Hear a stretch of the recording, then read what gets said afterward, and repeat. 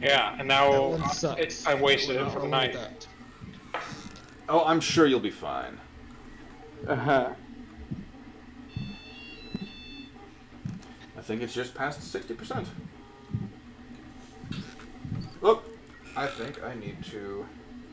Move it, move it. He likes to move it, move it. They like to move it.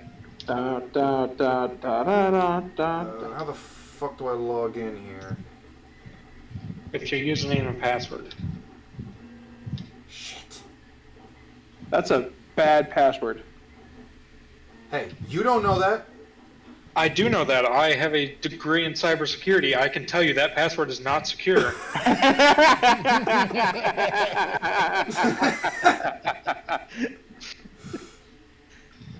Okay, because on mobile, you've got browse, you've got open an app, and you got search and shit. You can't actually log in on mobile. You have to use a...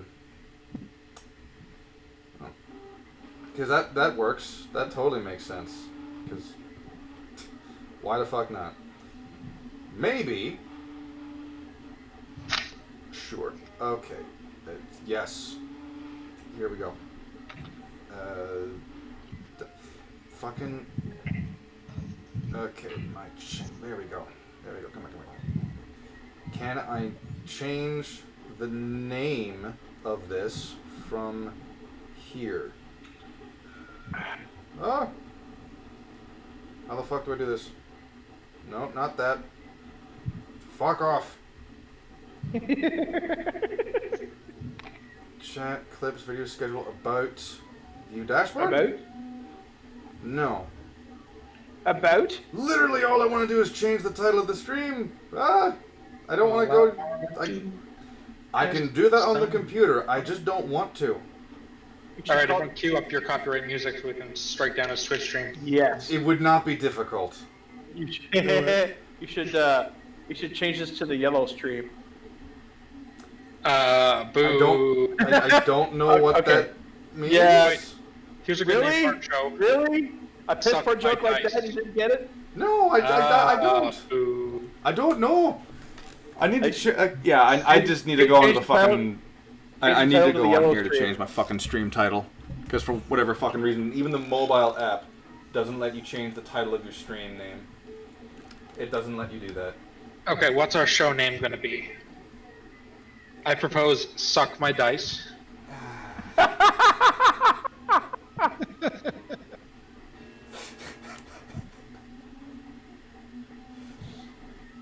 Maybe Stream Manager? No. Taskbar, activity feed. Yellow stream. Golden Strain.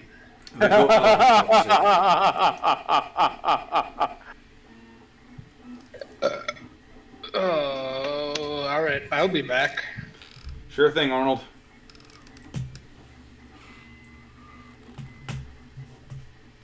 Come on, load, you slow piece of shit. Bear down, man. It'll go faster.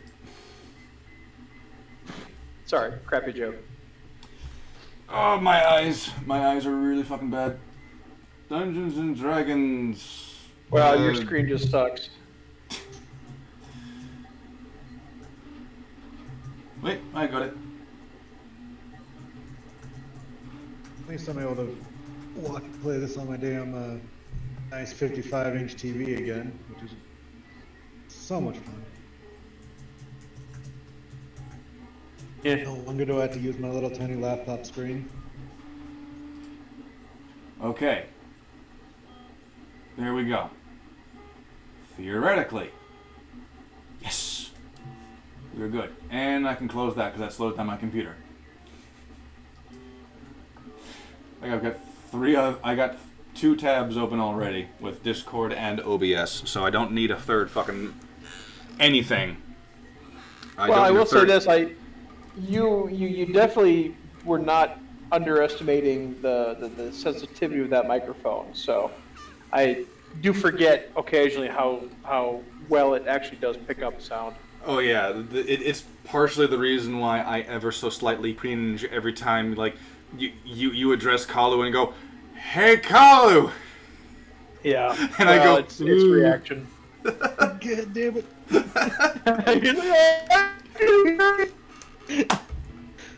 I don't know how many times I've had to turn down your guys' volume. I'm like, fuck, I just blew up my eardrums. Like, it's not my fault. It's not my fault. I know. You know I can't control this druid. Can I actually... There we go. If you guys can... Yeah, because I'm pointing to the druid right now. Let's see if it... For me, he's up there. See, interesting, because Brendan, you're to that side of me, and then Matt, you're down there, and then Ed's right. Actually, I have it in the focus. So that's what I've got it Matt, in. you're down here, and then Brendan, you're over here. Yep. So yeah, I've got Ian, Brendan there. You're up there, and then Matt down there. Yep. Ed's down below. Yep. That's how it's set up for me. For clarification, we've got two TV, Matts so in the fucking campaign, huge. so one of them goes by his middle name, because that makes things so much simpler. Yes. So much simpler. I'm actually pleasantly Just tell people surprised. by the last time, like we did with the mics at. No, you weren't. Were you? Yeah, no, you weren't there. You weren't there, Matt, when we had like 4 mics working at Papa John's. No, but I mean, the only one that worked at Swanson. Yeah, I mean, well, I was there when we had the 3 Kaylas. Yep. Mm-hmm. 3. And then I was there. Yep. Yeah. Yep, we had Mini Kayla, little Kayla, and big Kayla. Yep. Well, it was Mick Kayla technically. Yeah. And then there was driver Kayla, and then there was Figgy. Mm-hmm. So. Well, because she was the last one that came in, right? And we already had 2 Kaylas, and I turned to her and I was like, "All right, I'm sorry, but we can't have another Kayla here. So No. you're gonna have to think up some kind of a nickname. No, seriously, you're gonna have to think up some kind of a nickname that we can call you." She goes, "Well, I suppose you can call me Figgy because my last name is Newton." I'm like, "All right, that works." The irony of it is I think I've even though like Big Kayla was like she was I think she was like an opener or something like that for years, and she worked I think Monday through Friday, but I never ever actually worked even an overlapping shift with her until like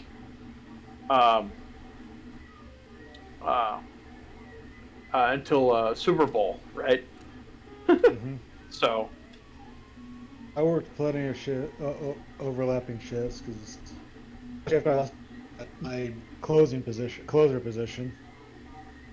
Because I ended up as that. Yeah, we'll just stick you everywhere. Here's a day shift. Here's a lunch rush. Here's a dinner rush. Here's a closing shift. Here's this. Here's that. Well, it had to be at least not too bad to not have to freaking close every night, though. That was nice, not having to. Yeah, it was nice not closing every single night because closing got boring some days when. When you hit like 10 o'clock and there would be nothing. Yeah. Like, yep. Yeah, well, because that happens during the It's week. 10 o'clock, there's 3 of us here, and yeah, we haven't had a delivery in 2 hours. This is awesome. Yep. Mm-hmm. Oh, yeah. No, there were there's a couple of nights where it was just like, this is bullshit. Then you had a few of the nights where it was like well, it was great when you had the nights where it was like, yeah, it's 11 o'clock. We'll let our late driver go, and then about like 20 minutes later, hey, here's like 5 40 pie orders. Just like, oh my god. Yeah. Please come back now. Right. Yeah, I'm actually convinced that every single time that happens, I'm convinced that it's because every single one who's making that order genuinely feels like we're constantly busy up until that point, and they're like, Yes. I'm going to wait. I'm going to give them some time to work on whatever orders they've got, and then I'm gonna order my stuff. Meanwhile, there's like 4 other people thinking the exact same fucking thing. Yeah. Well, no, I kid you not. Listen, we've had orders that come in at like, was it closings do what they do? I don't know how many we've ordered, like 7 or 8 orders. 2 on Friday and Saturday. It's like midnight during the rest rest orders of the will come in like 5 to 10 minutes before closing. And it's like, yep. That is the panic. That is the, oh my god, they're about to close. I better order pizza now. Rush. Yeah, it's like, I better order pizza for the next 3 days. Like, no. Yeah. Well, and this is why I say the people in Roseville are sharks, right? Because as soon as you're down a driver or you're down an in-store, boom, that's when things just blow up. As soon as... So, fun fact, that was actually my nickname until I was about 18 years old. You what? My nickname was Shark until I was about 18 years old. Many people still know me by that name, actually. Like Jacob, yeah. Jacob would call me by Shark. He never called me Brennan. I didn't care because it was my fucking name for a very long fucking time. Well, it's a cool nickname. Thank you. It was given to me by my sister when she made the prediction that I was going to be a boy. What does that have to do with sharks? It doesn't. Okay. My mother just approached my 2 sisters and went like, you're gonna have a sibling. It could be a boy or it could be a girl. My eldest sister, without any hesitation, just stood up and went, it's a boy and his name's gonna be Shark Henderson.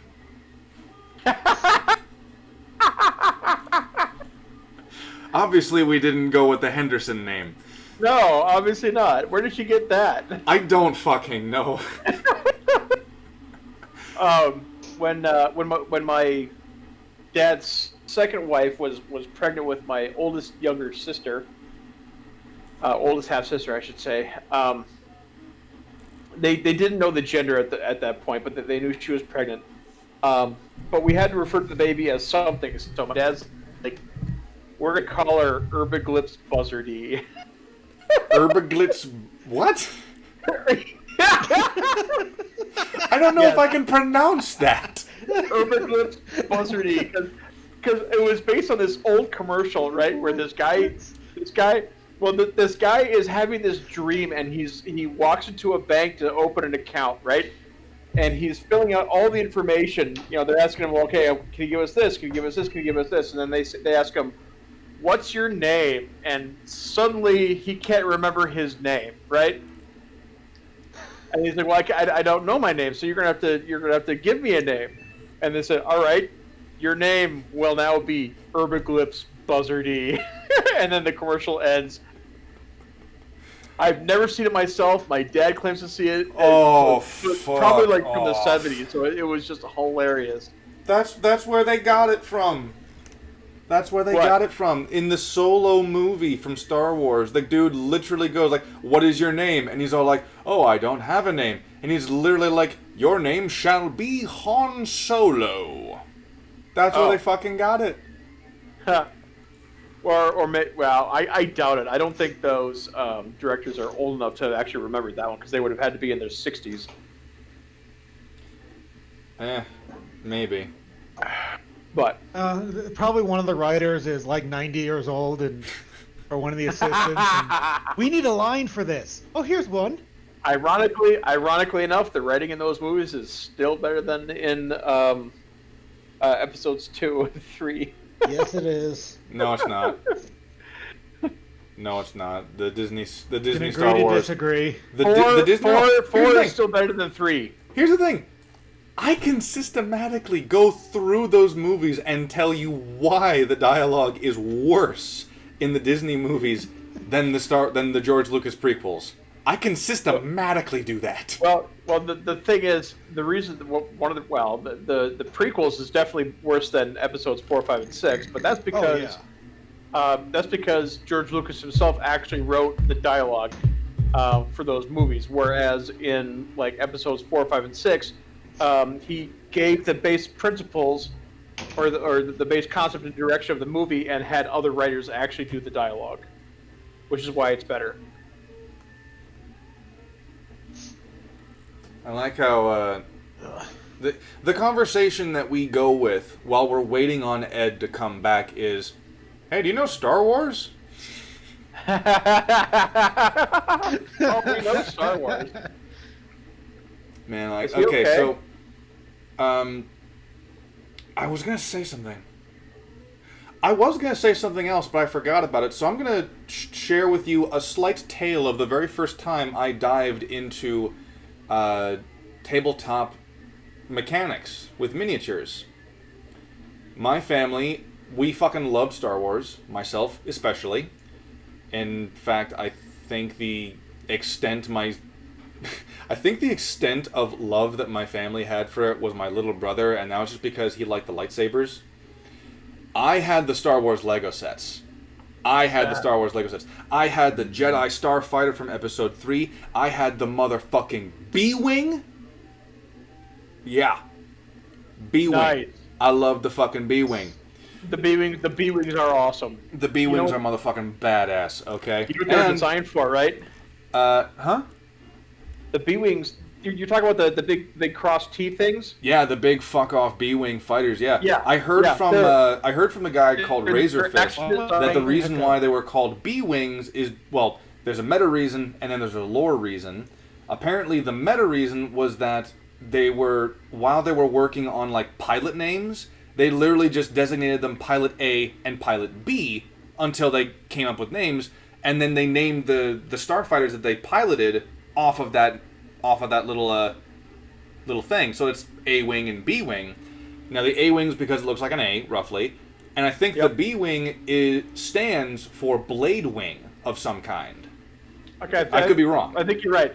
But the thing is with the B-Wings, though, is that the B-Wing is a heavy assault fighter. They're actually designed to take out capital ships, which is, because basically But let's just forget about the B-Wings and have these really shitty, slow-moving bombers that look like they designed in a fucking scrapyard. Thank you, Ruin Johnson. Yeah, seriously. Plus, a bomber's bombs fall with gravity. Guess what? There is none of outside of planetary influence. I think they were trying to replicate the A-10 Warthog and failed so miserably. Well, first off, the frickin' tank buster. Okay, that's one of its roles, and it doesn't actually do any. Well, it can bomb, but that's not its primary role. Its primary role. The Last Jedi bombed, all right. Huh? Well, yeah. Yeah, no kidding.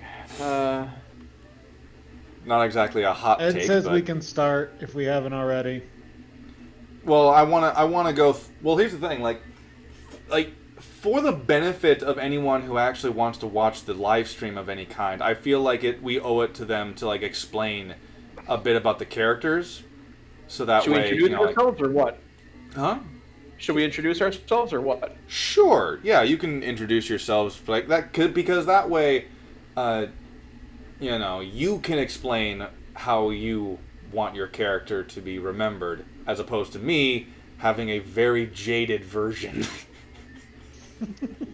Yes, and here is the Druid Man. He's an asshole. He's the blue deck of D&D. Kill him, please. Jeez. Yes, I am the half-orc that somehow is a barbarian and a rogue. Not a rogue. And y'all can fuck off. No, the sun's out. The sun's out, Right. man. He's a rogue while the sun is out. Right. So when Ed comes back, he can introduce his character. All right then. I suppose I can start. My name is Carl. I play Roland Evanwood. He is a half-elf druid. He is currently on kind of a training walkabout to gain druidic powers and be more suited to his role in guarding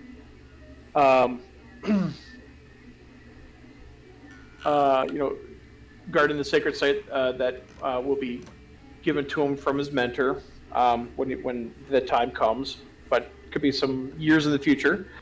Let's see. He is a Circle of the Land Arctic, if that means anything to anyone, but basically he does not specialize in shapeshifting. He specializes in spellcasting of the type of lot of cold spells and stuff like that. So, yeah, that's him. He is a druid. He's much more familiar with nature than he is with society. So that's what he is. Fair enough. And how old is he? 33, I believe. You believe you made the bastard. I know, yeah, but he's 33. I had to check. How old I made Yeah, I mean, come on. Once you hit about, 28, age doesn't matter a whole lot until you hit, freaking 50. Plus... Well, this is true, but keep in mind... But because the druid's main power is wisdom, I'm sorry, it's very unusual to come across a wise, 22-year-old. I mean, a very wise 22-year-old.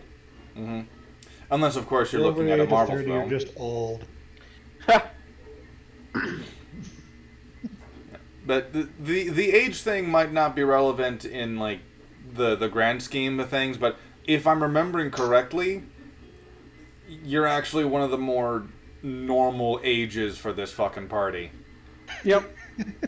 Moving right along to... Well, I mean, in all honesty, yeah,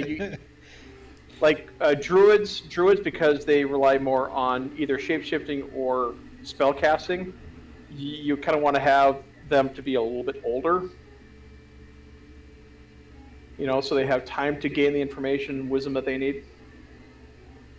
Now, if you're a barbarian or a ranger, well, if you're a barbarian or a fighter or a monk, you probably want to be in the early 20s, late teens. So that's when you're at your physical peak. Well, speaking of that, name's Matthew. I play Kalu. He is a half-orc barbarian with a little bit of art in there. He is, as far as he knows, the last of his clan. So yeah, he's bent on revenge at this point. He is at the ripe old age of 19. Mm-hmm. Yeah. Well, I mean, to be honest, don't half orcs reach physical maturity at 16? 15. 15? Yeah. So yeah. I mean, so. Yeah, when the sun is out, he is the best thief in the group. Unintentionally, interestingly enough. Somehow. Yeah. Right.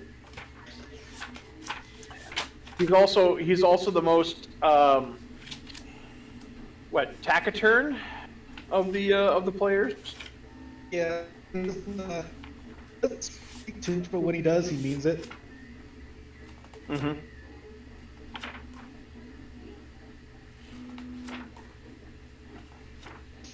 Yeah, I'm trying to find the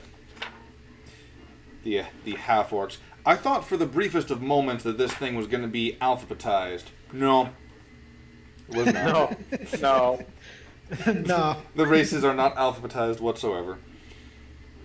They reach adulthood at around the age of 14. Oh, okay. So yeah, he's kind of the orcish equivalent of 27, 28. Granted, I mean, at the age of 14, he kind of nearly died and lost everybody that he knows and loves, and yeah, so he a little messed up. Well, rage fuel. Yes. Makes sense. If I could metagame just a little bit in the Pathfinder First Edition guide, it actually has the ideal ages for each character class.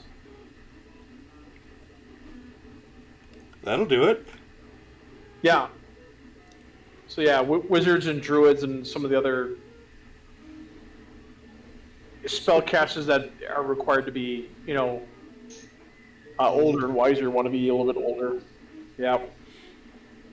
I was not aware that you gained proficiency in the intimidation skill just for being a half-orc. Yep. He's a scary mofo. Mm-hmm. right? Pretty sure that's how he manages to steal from everybody. It's just it's the death glare of, you don't see me. Hold on. Oh, was that? I'll smash you if you see me. So real quick, I was under the impression that half-orcs had a negative modifier on one of those things. Was I confusing them for Goliaths? I honestly don't think that any. No, half-orc. It's the only one. No, kobolds have a negative 2 in strength. Kobolds. Well, yeah, because they're tiny. Mm-hmm. There's like one or two other. I think there's one or two others that have a negative modifier, but they're. Like I think it's kobolds, and there's like one of the Aquian races has one. Perhaps. I think. Not Tritons. No, but I thought there was one that does. There's another one that does.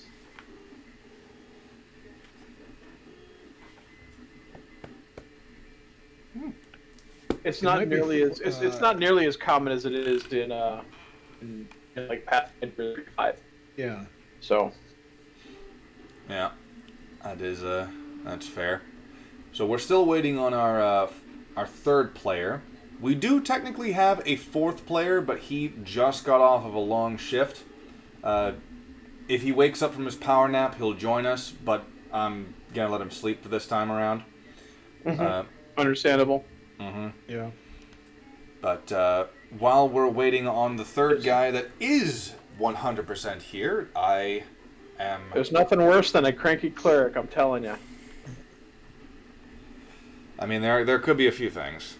A cranky cleric who took paths in Barbarian. Right? But I'm Anvil, and I'm the DM. I play everyone. Currently, the character that you're going to see most often is a little fucker named Lord Sir Frylob Slugu de Grisniak III. You don't want to know what happened in the first two. You just don't. He is a goblin of about 4'4". He is 58 years old. Tall. And at the moment, he is their employer. He is the purveyor of the Golden Goblin goods.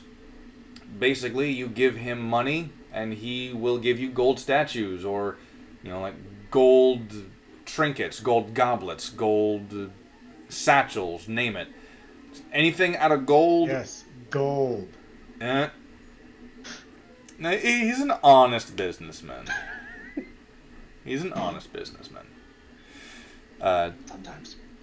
At the moment... How many ranks in Thief does he have? He is level 8. He's got 4 and 4.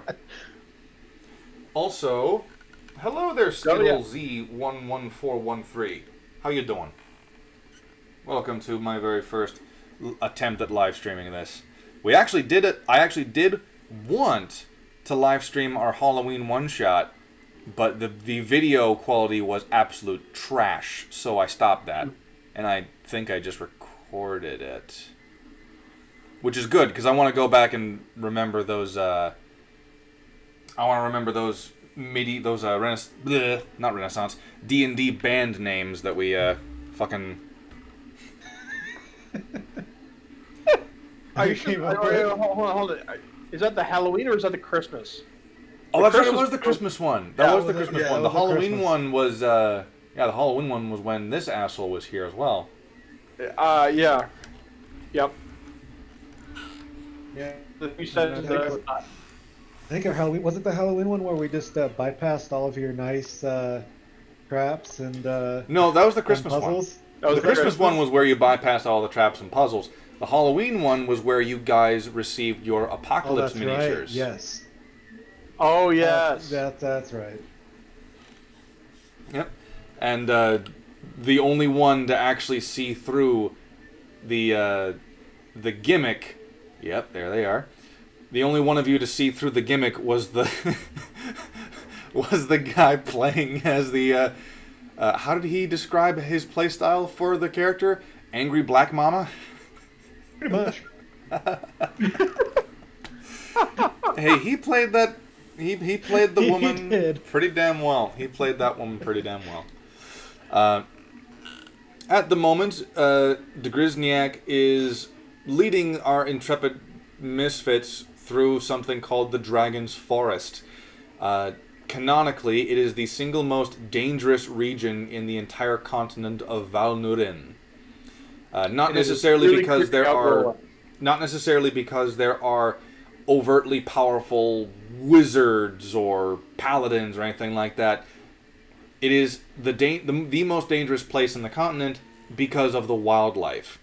This particular part of the area is, quite frankly, jam-packed with creatures that, for all intents and purposes, should not be that big or bloodthirsty. But they are, and they will fight to kill you. They're not that big and scary. Uh-huh. This is true, actually. I mean, I did grow up in this. My character did grow up in this area, so this is true. Scary. And it's also like it's about wrong because he's realizing that how unbalanced the ecosystem is here. Yep, it is true that for the most part the heroes haven't had too much of an issue with the actual wildlife yet. And it was only in the previous session that was not actually live streamed that they more or less confirmed that the reason for that is because an external force has been finding ways to basically round them up. As to what end, they don't really know. But I'm sorry for the pain. The pain will pass in time. No, it won't. Oh, actually, I don't know why I thought of this because of the word pain, but there might be a reason. There might be a reason for it. You want to tell us something there? I do, actually. Something paining you that shouldn't be? Sam gave birth the other day. You what? Sam gave birth the other day. She. I was just about to ask you about her. Mm-hmm. Yeah, yep, I was Sam. gonna ask. Yep, Sam has her baby boy Maximus. He is a strong, healthy baby boy, and nice. And that is all I'm going to say at that point. I'm going to let her tell you the rest of it next time she shows up. Which she doing okay? I mean, she'll be there until about Friday, the hospital. But other than that, she's fine, as far as I'm aware. All right. Good. Sorry, yesterday. Yesterday she gave birth, not today. She gave birth yesterday. But, so yeah, mark it on the calendar that March 23rd is when Maximus came into this world. And, yeah. He's not any part Spanish, is he? I don't think so. We might have to start calling him the Spaniard. No good. I've known too many Spaniards. My name is Maximus Aurelius. Commander of the Legions of the North, father to a murdered son, husband to a murdered wife, and I will have my revenge.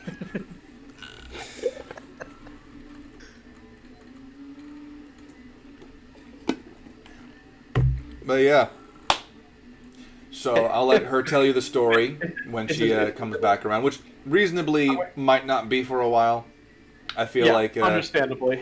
I feel like she'll want to spend a bit more time adjusting to the new schedule, shall we say? Mm-hmm. But I wonder if saying this live on stream, she is more than welcome to continue coming back here on Wednesdays, play or no. You know, welcome to come back. Here we are, Ed. Did you miss the news? What's the news? He did. Sam gave birth to Max the other day. Oh, congratulations, Sam. Max is who's now not in the room, I realized. Max is a healthy boy. He is doing nice. He looks very squishy. Did you just assume his gender? I did. Go fuck yourself. It's pretty clear, actually. I'm just saying. Bigots. That is true. You can always video Sam. That is inherently true. But yes. while we're here, you have returned. We are doing this thing where we're introducing the characters we play for the benefit of the people who are tuning into the video or the VOD after the stream. So, tell us, Ed, who are you in this game? My name is Alvin, and I'm sorry, Mike Dan. I'm a gnome rogue artificer, rogue 5 artificer 2. See, I'm I from. mean, go ahead. I pronounce it different every time. That's half a bit and half because I don't know how it's actually done.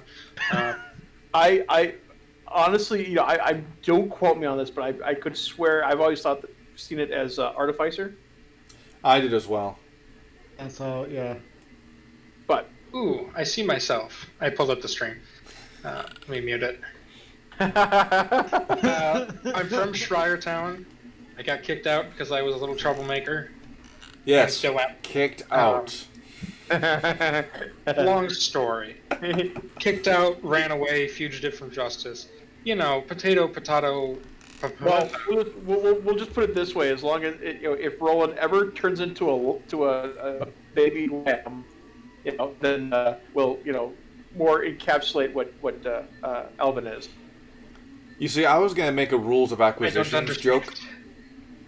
When you're running from the law, you're on the lamb. Oh, boo. See, I thought that was just gonna be a bestiality joke. No. But I know the knife. Fuck wildlife. But I do admit I feel rather sheepish for making it.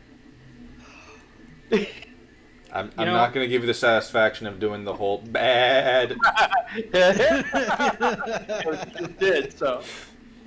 Alright, I'm from Schreiertown. I like to stab things and steal the things I stab and stab the things I steal. And that's me, Mr. McStabby Steele, allegedly. And, oh yeah, you also make things that go boom. I'm new to that. This is also true. This is true. Anyway, that's my character. Yeah. So I can go a little bit into detail as to the lore of the world overall. Essentially, these ragtag group of characters came together primarily as a result of players coming and going. The two binding forces that led to these characters actually teaming up is Degrizniak himself, their employer, and an organization called the Silver Bear Guild.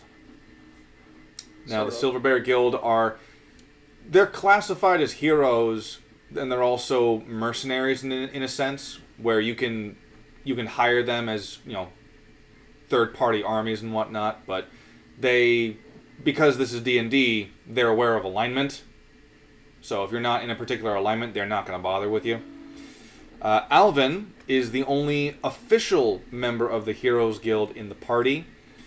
He was brought on by an NPC known as Orion, somewhat against the better judgment of other members in the Heroes Guild, because Orion is one of the very few people who actually sees Alvin for what he is and goes, "You being able to stab the right people is useful to me."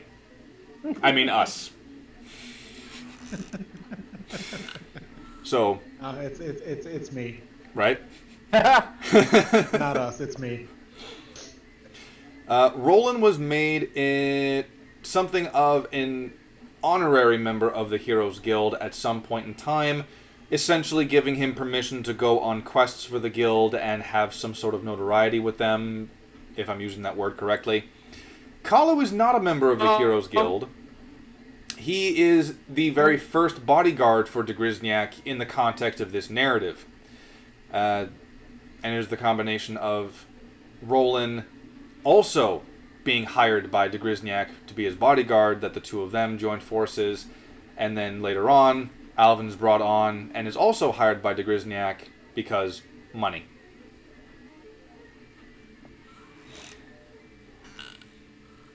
Now, this guy right over here, whom the camera can't actually pick up because this is an old webcam, that is the fourth actual player, whom I'll let him introduce himself when he comes back. But if well, when he comes back, yeah. Yeah, when in the context of like not necessarily this stream, but like next one. Right. Alrighty then. So now that we're back, bit of a recap because I actually have to do this now to set the tone. Should I just do this straight-faced, or should I actually try to put on a voice for the recap? It's up to you. It's your stream. This is also true.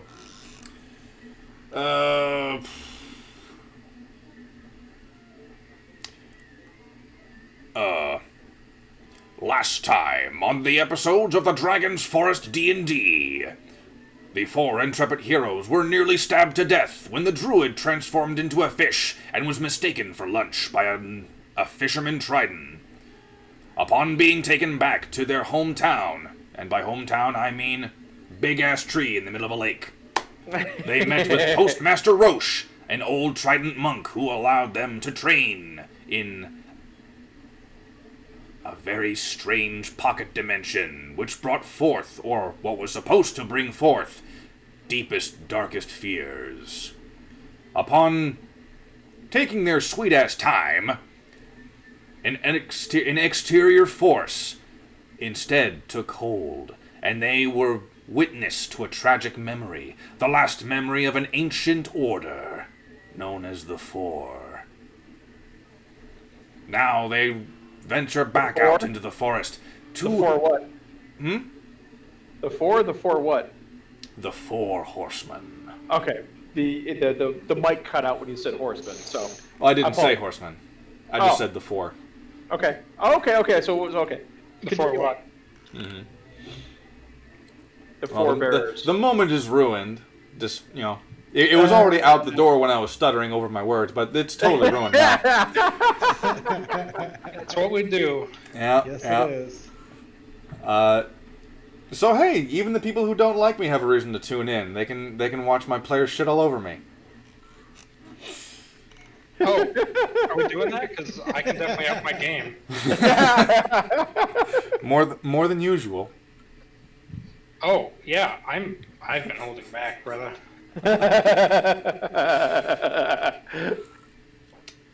Long story short, de Grisniak lost his daughter some odd years ago and has been searching for her ever since.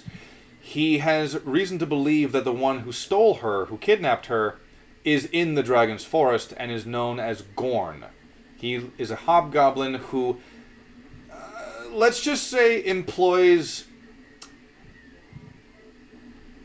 Goblin Slayer-esque goblins into his rankings, as well as hobgoblins and other fancy beasts. Yeah, they're a nasty, disgusting bunch. Mm-hmm. Now, Kalu, originally being from this place, also suffered from a massacre of his people, and it was recently revealed to him that Gorn also had a hand in that massacre, although as to how big of a hand he had in it, he doesn't quite know yet. Well, it was Gorn's hand, so, you know. Gorn's Hand is the name of his army, of course. Gorn's Hand. He has a hand in a lot of things. He does. But, Hashtag me too. Oh! It happened to me too, okay? Hey, you guys, you set that. Never mind. Oh, man. Finally getting started and we're already in hot water. Oh, where else did you think we were going to end up? I don't know, the sewers, maybe? Oh, that's where we're headed next. Say Light is young. I mean, we should have reversed that. We should have gone to the sewers first and then gone to the hot water so we can at least clean ourselves off, but, you know. Yeah, if it's just boiled, you know, it's not really clean. So apparently, anyone who's watching the stream right now can see this. Apparently, we are great background noise for feeding Tumin. Hey, at least we're good for something. Hold on, let me put the chat up. I didn't see it. Yeah, I can see it now. I can see it because I've got. Okay, how many people do we actually have watching? I'm curious now. Well, for sure, at least one. One of whom is me. This is a freaking Ouroboros stream, man. It turns out Ed has been masquerading as Sam the whole time. Oh yeah, and Sam. So that makes two, right? Yeah, that shows two on my screen. Here, let me just fire up all my virtual machines and VMs, and we'll get you a lot of views. 1.2 million views. Twitch, that's a joke. Don't ban the stream. I mean, the strangest thing is, like full-on strange thing is, on the app, it says I've got 2K followers. If I open it up on a web browser, it says I've got like less than half of that. And I can't remember the third browser, but if I open up it on a third browser, it tells me a third separate number, and I'm like, which one is it? Doesn't matter. I mean, I really don't think I'm 2,000. I really fucking don't. As long as those numbers are all above 50, that means you qualify to be a affiliate or whatever it is. I should know I am one and don't ever stream. Right. Well, I shouldn't say don't ever. I just haven't in many years. Zach actually got himself a new tower, so he lent me his old one. So I'm actually planning on setting that up and live streaming the diorama building at some point. Oh, thank God you don't have to use a Mac anymore. I'm using the Mac right now because I couldn't figure out how to set that up to the TV. No wonder you're having all those problems with it. Yeah. Welcome to the Bashing Apple product stream. I'm your host, Blue Ox. So I mean, I'm going to be honest if we're with you. bashing apples, that means that we'll just call ourselves the applesauce stream. Oh, great. I actually am thinking of getting myself a new phone this year. Don't know exactly when, because the phone I've got right now, this thing should not be functioning right now. I've had this phone for about maybe 4 years. I have dropped it. It still works. There's not a crack on the screen. So I don't want to get rid of this thing, but at the same time, I kind of want to upgrade. That's weak sauce. My phone is 6 years old. I've dropped it so much that my OtterBox has actually broken. Oh, that takes a lot to break an OtterBox. When I was the IT guy for a construction company, we'd have OtterBoxes fall multiple stories, be fine. Yep. Go down into septic tanks, through multiple feet of human waste, and come out fine. Oh, fucking indestructible. Hashtag not sponsored.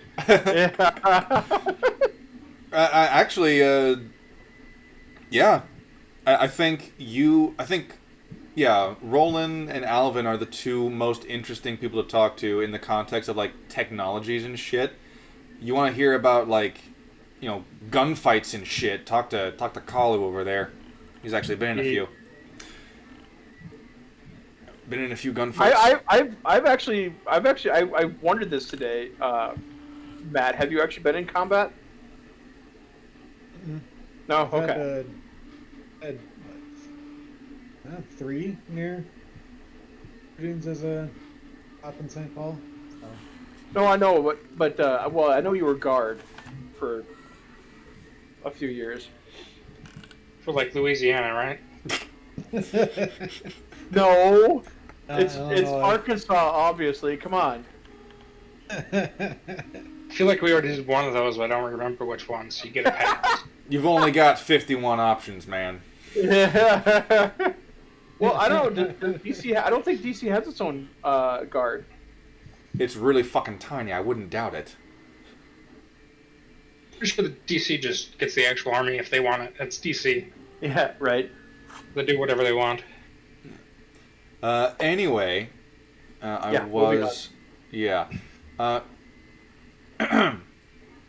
another reason why I was wanting to update and, like, switch phones was because I found, this is no news to anyone, there are certain apps that you can't get on Apple, and there are certain apps that you can't get on other mobile devices, but the ones that I specifically want to use, you can get on other phones. Nice.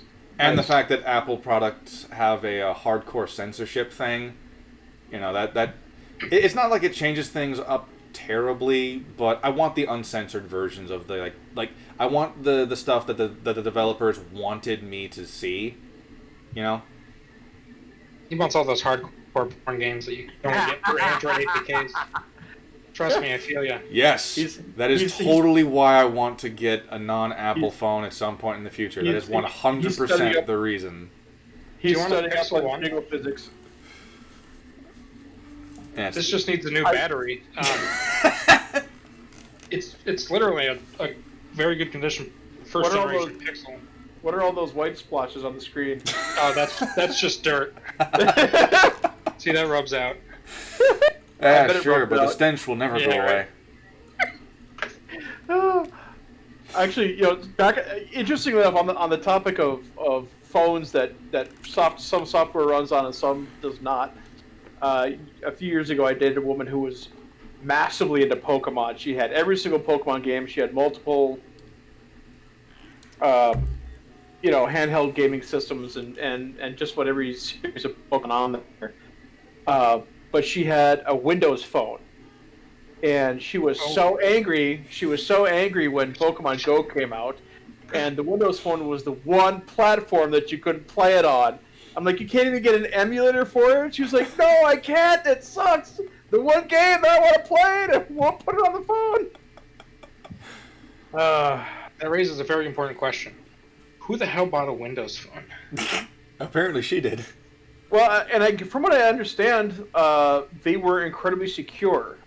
So in the phone OS rankings as far as security, relatively at the time, sure. Yes, yeah. So the Android OS was it was the most open source, but it was also the least secure, relatively speaking. And then you had the iPhone, which is more secure, but a little more open, and then you had the very, very secure. But they tried it, from what I understand, they tried doing what Apple does and relying only on their own software developers to make software for it, and it kind of backfired on them because, they couldn't. There was a lot of software and programs and games that were very popular that just were not on that particular phone because, yeah. At any rate. But, yeah. So, the very last thing that you guys heard in the previous session that we had was after being led away from the Triton... clarification. The Tritons in this world, their primary source of income in recognition and for justification for them being able to go from, where they are in their ocean or aquatic homes to pop up almost anywhere that there is a river for them. They are a non-magical postal delivery service, basically. Which actually gives them rites of passage to go through territory that would otherwise be unable to traverse because of national boundaries and stuff like that. So what they do is they will.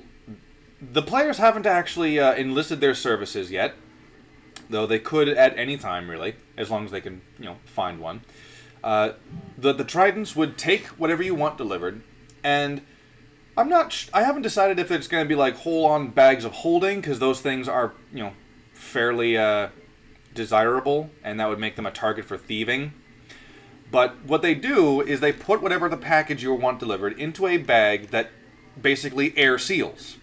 And then they go under the water and they use their superior swimming techniques to go wherever they need to and deliver up the package. It turns out one of their bases of operations is deep within the Dragon's Forest, in an offshoot far away from most wildlife, and the wildlife that does come around, they can typically just hide in the waters themselves. So they're fairly well protected. Except when a plesiosaur comes by, but Yeah. Then they can just gang up on it. Pretty much. I will say that there's only... I'm going to say canonically right now that there are only 3 ways by water to that location. And 2 of those ways just leads to the ocean. And all of them are, I'm going to say, just narrow enough for maybe like one what do you say? Plesiosaur? Yeah, plesiosaur. Yeah. I think they're large though, so it's one of those instances where like it would you could make an argument that you could get 2 swimming up at one time, but it would be awkward for them. Well, but then there's also the question is if it's a saltwater creature, a freshwater creature, or a that is also true. What do they call it? Brackish water. Okay, so which one of you 3 knows more about like rivers and lakes, and specifically rivers and lakes that connect to the ocean? The size of a plesiosaur, I would imagine, probably dictates that it would probably be an ocean creature. Well, the point to my question was like, at what point would the rivers become saltwater versus clear water? At the delta. At the delta? Okay. What does that mean? I don't know. I just know that's a word. The delta is the mouth of the ocean. Is the mouth of the river that pours into the ocean. Oh, so it, like literally, as soon as it's no longer in the bulk of the ocean, it starts being clear water. Well, typically the ocean is downstream, so yeah, the fresh water is pushing outward. Yep. Okay. So the salt water is not exactly coming back. But there's a point where the salt water and the fresh water mix, and it has like a lower salt content. But of course, there's also all the sediment and other crap that's coming from the river itself, which I think they call that type of water brackish, but don't quote me on that. There are some sharks that can survive in both fresh and salt water. I know the bull shark, which is if you read the book Jaws. The Jaws shark is actually a bull shark. He's not a great white. Great whites cannot swim upstream, but they have found bull sharks as far north as St. Louis. Man, that's a way call when you're out just fucking fishing on the Mississippi and a bull shark rolls up on you. You know, right? Comes up, hey, motherfucker. Just rocks your boat, and like it would be even worse if you were alone. But even if you were alone, you see that thing and you just kind of mutter to yourself, "You're gonna need a bigger boat." Yeah, right. Well, bull sharks are actually far aggressive than great whites, and they have far more. Bull sharks are more aggressive than great whites, and they're also more indiscriminate in their palate. So they're actually statistically more likely to actually eat you than a great white. So it literally was Jaws then. Yeah. Mm-hmm. Oh yeah, very much so. Wait, okay, I never watched the movies beyond the first Jaws. Is it true that Jaws pretty much just got bigger and bigger with each movie? I know it's only one Jaws movie. I could be speaking though. I think there's like 5 or something. Really? Like all straight to VHS. There's one real Jaws movie. Okay. Yeah, and then you got the freaking Sharknado. And... Much like how there's only 6 real Star Wars movies. Right. 7 if you include the Clone Wars animated feature film. I don't, not because it's not good, but because I haven't seen it. Oh. I haven't seen it, and I don't remember if that was made during or before Disney takeover. Before Disney. It predated the TV series. Gotcha. Of the same name and style. I will say this, though. 2D Grievous is way better than Clone Wars Grievous. Oh, he hella spooky. Because better. They actually made him intimidating as fuck. Well, because it was the same like art design that they used on Samurai Jack. Mm-hmm. Plus, there's the fact weren't there a number of scenes where he just like mowed through Jedi like a freaking weed whacker? In the 2D debut for Grievous, there were 2 scenes where that happened. There was the first scene where he introduced himself and he legitimately just mowed down Jedi with 2 arms. And then the second time was when he was kidnapping... Sorry, they were trying to take the Chancellor away, and he was chasing them, and they knew how dangerous this motherfucker was, so they were more or less just like fleeing from him. And they feel like they've got him in the bind, and then all of a sudden... Hello there, I've got 4 arms. Die. Yeah. Alright, so. Then the last thing you heard after being relieved and being transported back into the forest was the familiar blowing of a horn. The same horn that you heard earlier before you were attacked by wargs. It's off in the distance. You know more or less the direction it is. Question. Answer. I apologize. Are we still on the island? No. Okay.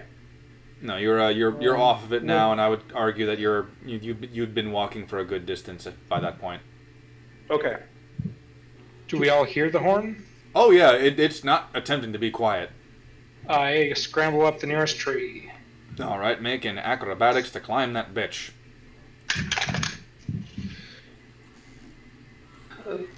Okay, that's a 16. Yeah, you can climb that bitch, no problem.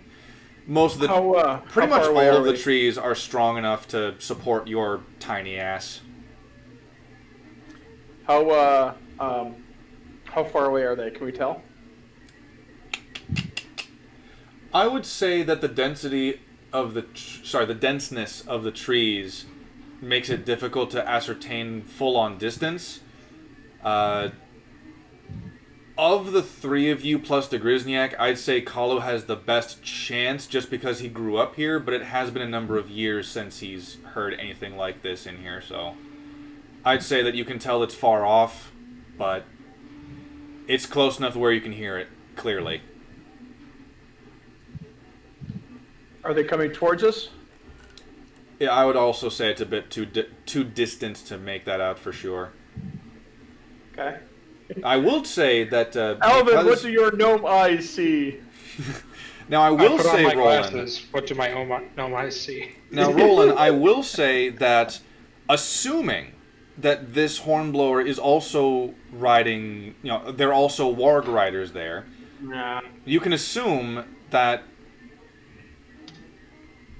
Oh, I was gonna say this. You would assume, yeah, you would be able to assume that you'd be able to know that wargs going through the trees would take them more time and energy than needed, so they would need to go by trail of some kind. Are we on a trail? You would, yeah, they would need to go through some kind of trail, whether it's makeshift or orc made. It would be far less of a hassle for them to ride by trail versus passing through the forest itself. Are we on a trail? I would say that it constitutes a trail because you're by the river itself. I'd say you're about maybe 50, 60 feet from the river itself because not a lot of trees immediately by the river itself. You got a few of them, but there's a glorified trail. Can we see the Emperor tree from where we are? From where you are? Hell no. Hell no. Emperor tree is a bit deeper in. Now going back to the gnome, what was your question? Because you can't quite see anything from where you are due to the thicket of the branches and the leaves. Well, go climb over to the thicket then. Alright, I climb over to the thicket. Oh, the thicket. As opposed to the thicket, yes. Yeah, I'm not convinced that's a fucking word. I'm not convinced the thinnest is a fucking word, okay? It is in the course of D&D. Get over it.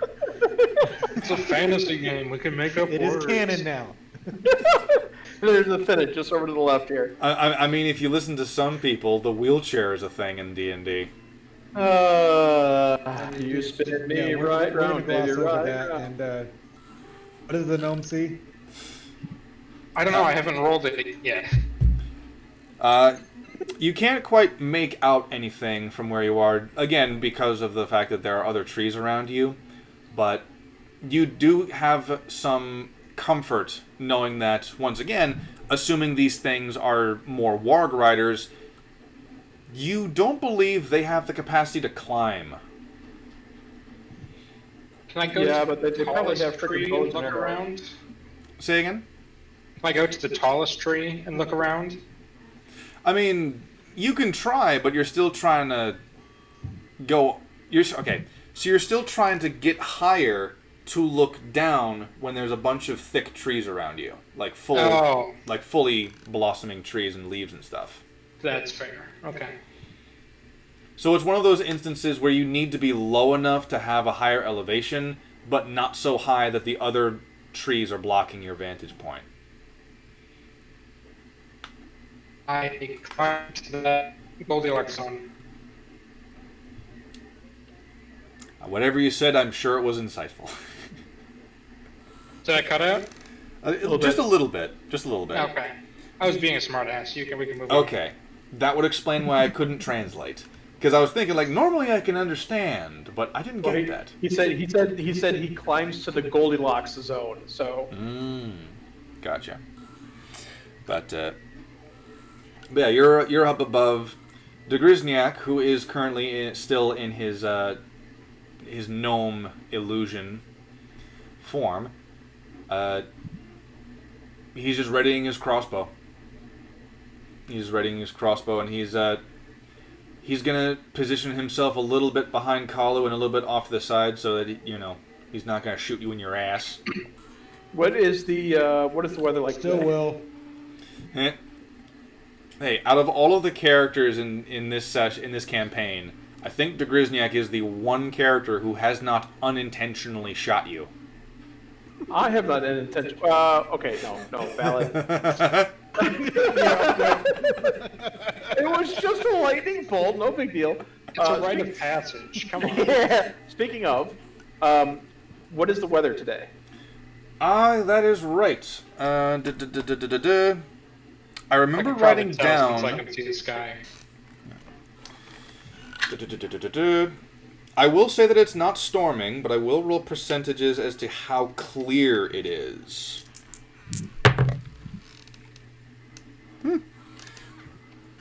It's about 28% cloudy. Okay. So it's actually mostly blue skies, but okay. Cloudy with clouds meatballs. So I don't. Yeah. Well, only if they blow you out of the sky. That is a possibility. Yeah. All right. I'm going to cast Call Lightning. Okay. And then I'm going to hide myself in the bushes. All right. Make a stealth check, please. Ha! Nope. Okay, fine. I rolled a 3. Okay. So because you gotta keep in mind, I can't see your rolls from here this time. Yeah. I yelled down, "Get good, scrub." Now, I imagine, Roland, that upon casting your lightning, you feel this urge to be like the praying mantis that you've heard so much about and lie in wait until something passes by. And you kind of forgot that a praying mantis can stay so still it looks like a stick. So I'm just imagining you like shuffling into the brush and just kind of like going like this. Like not actually hiding yourself. Yeah, You're just and not realizing that my purple armor kind of stands out against the green background. A little bit. You're just kind of thinking to yourself, I will master the art of the praying mantis, where I move so slowly no one can see me. I'm gonna just whip a ball bearing at his head. Upon seeing this, Kalu's gonna try to hide, to move off to the side and hide. All right, roll stealth. Or at least conceal himself. And of course, I gotta roll it with disadvantage because of my stupid armor. You can take your armor off. There's nothing stopping you. Fuck no. Yeah, take your armor off before the fight, Colin. Yeah, that's brilliant. Yeah. That's a great decision. And it'll work well for me.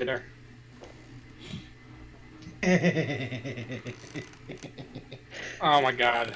Now Did you mind. or did you fuck? No, it's more of a. One of them's a yeah, and the other's an 18. So it's gonna be you. Yeah. So a running joke that we have with Kalu here is that at some point in time, he wanted to pickpocket from his coworkers, from his party members, As you do. Too drunk. It was it started when we were in the bar, and it was when our rogue was pickpocketing from one of our others. Yep. So he tried to pickpocket the rogue. He was picking the pocket of our cleric. He wasn't a... Yeah, he was... No, he was a ranger. Yeah, I was going to say, that wasn't me. He was a ranger. He was picking the pocket. He wasn't a rogue. He was a ranger. He was pickpocketing the cleric. Yeah. Either way. Before I was there. Yep. And it worked. I think he got a natural 20 to pickpocket the ranger. And pretty much every subsequent time that he went to pickpocket something, I forget when I made the joke, but I made the joke at some point that a shining ray of light casts down upon the orc as he realizes he can pickpocket anybody.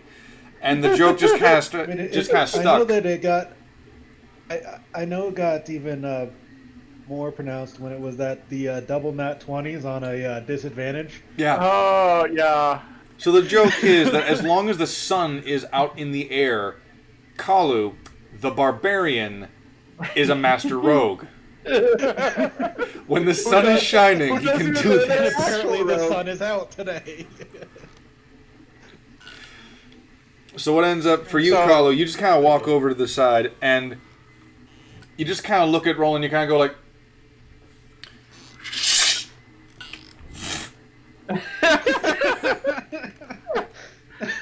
You rip some of the shrubbery out. You'd kind of take the spot in the shrubbery and just put it down.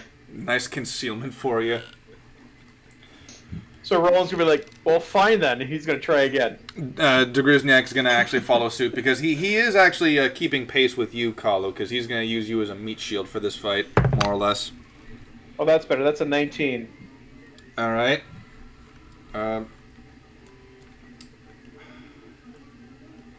I don't actually see how I can give Degrizniak advantage on this, because I don't think goblins have that.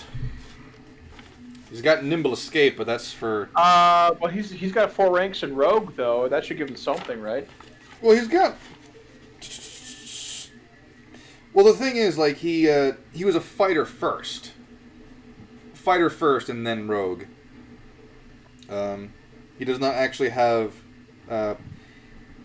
proficiency in stealth.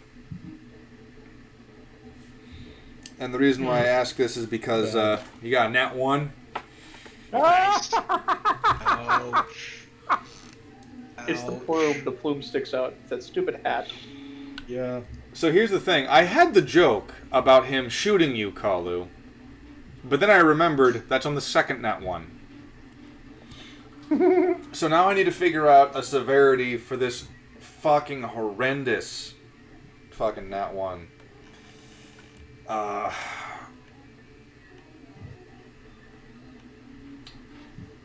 You know what? Most rivers and streams typically are lower than the tree line itself. So I'm going to say that while he's moving up, he's not really paying attention to where his foot is. So his foot slips on a slippery root, and he tumbles down. He drops his crossbow, and he rolls down. Does it hit water? No, he's not that close enough to the water itself. Like, he's not going to roll 50 fucking feet.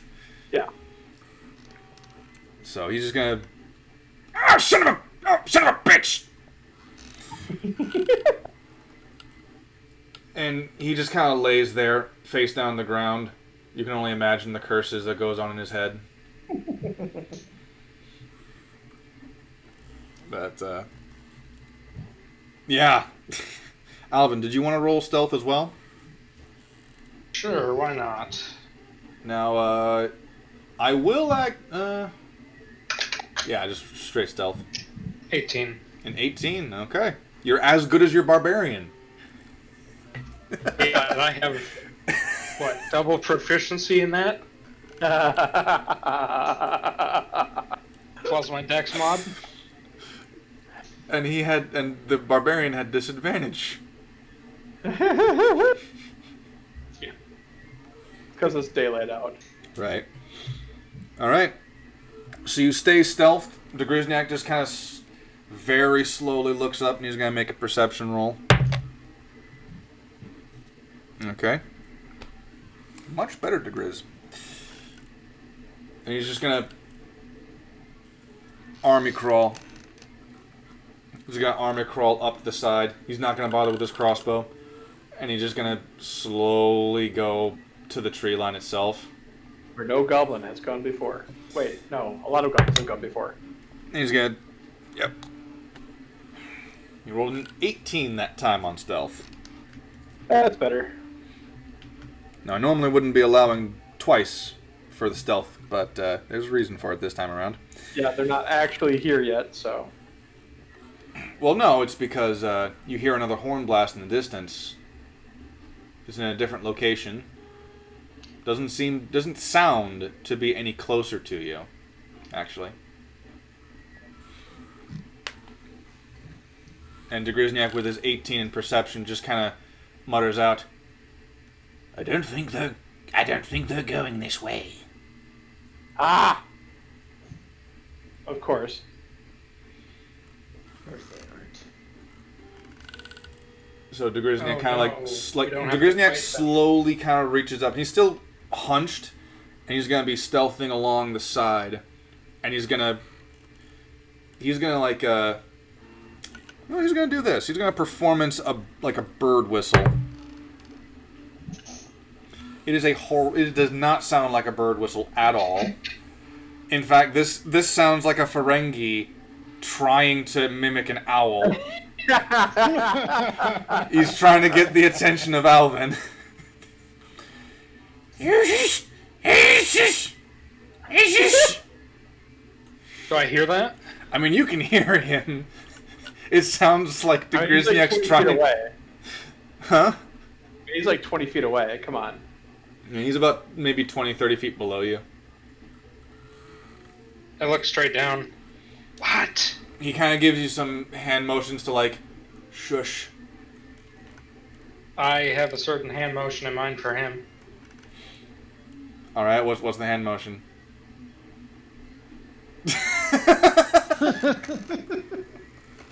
Don't tell me to shush.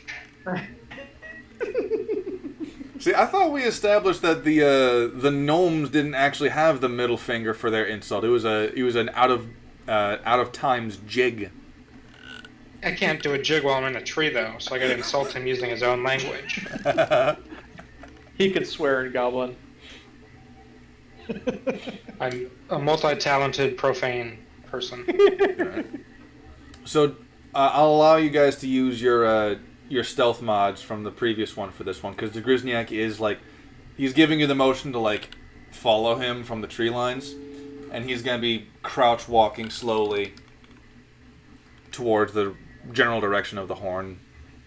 I'm just gonna start Tarzaning my way through the trees. Roland will. Whoosh. Roland will. Well, hold on. Where's his hand? It's like the cartoons. And just start moving. The walking shrubbery from that one Muppets movie. Mm-hmm. Every so often, stop. Crouch down. You gotta plant your roots sometimes. So, well, what's the? Hang on a sec. I gotta check and see what the range is on this spell. 20 feet. You might not be wrong. Oh shit. So, Carlo, I'm assuming that you are... Actually, you're close. You're close. It's 30 feet. 30 feet, okay.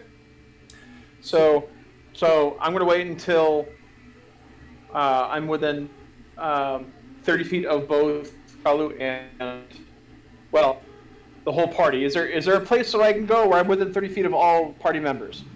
Probably not, because if I remember correctly, de Grisniak is ahead. Alvin is about...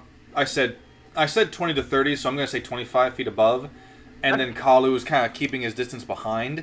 I don't think you'd be able to hit everyone with a 30-foot sphere. Well, I'll get within. Well, it's 30-foot radius, thankfully. So, I'm going to get within 30 feet of Kalu and de Grisniak. Okay. And I'm going to cast Pass Without Trace. Okay. Good. Good call. So now we all get plus 10. Plus 10 to all of our stealth checks. All right.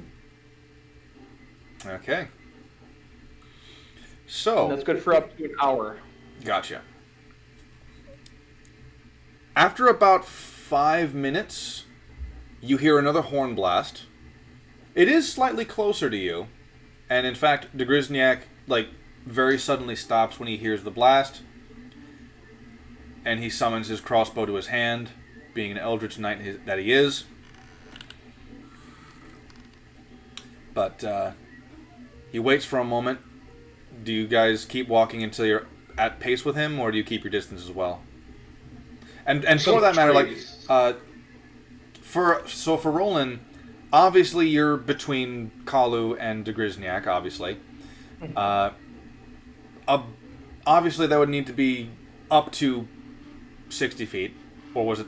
Or sorry, what was it? 30 feet out or 30 feet sphere?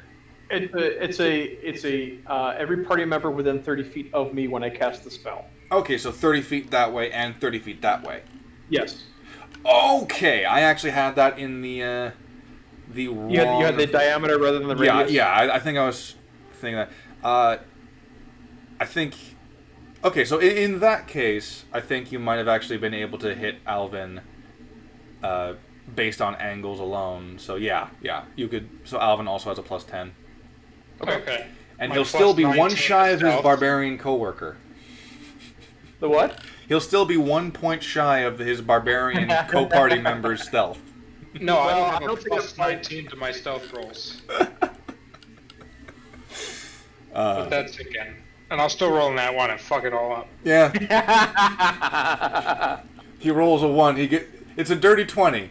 Oh, that means you rolled pretty good, right? No, that means I got a nat fucking 1.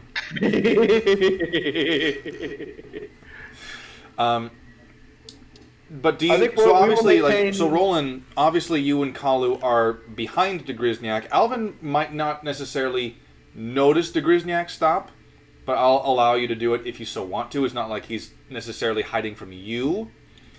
Do you keep moving to catch up to him, or do you more or less keep a distance behind him?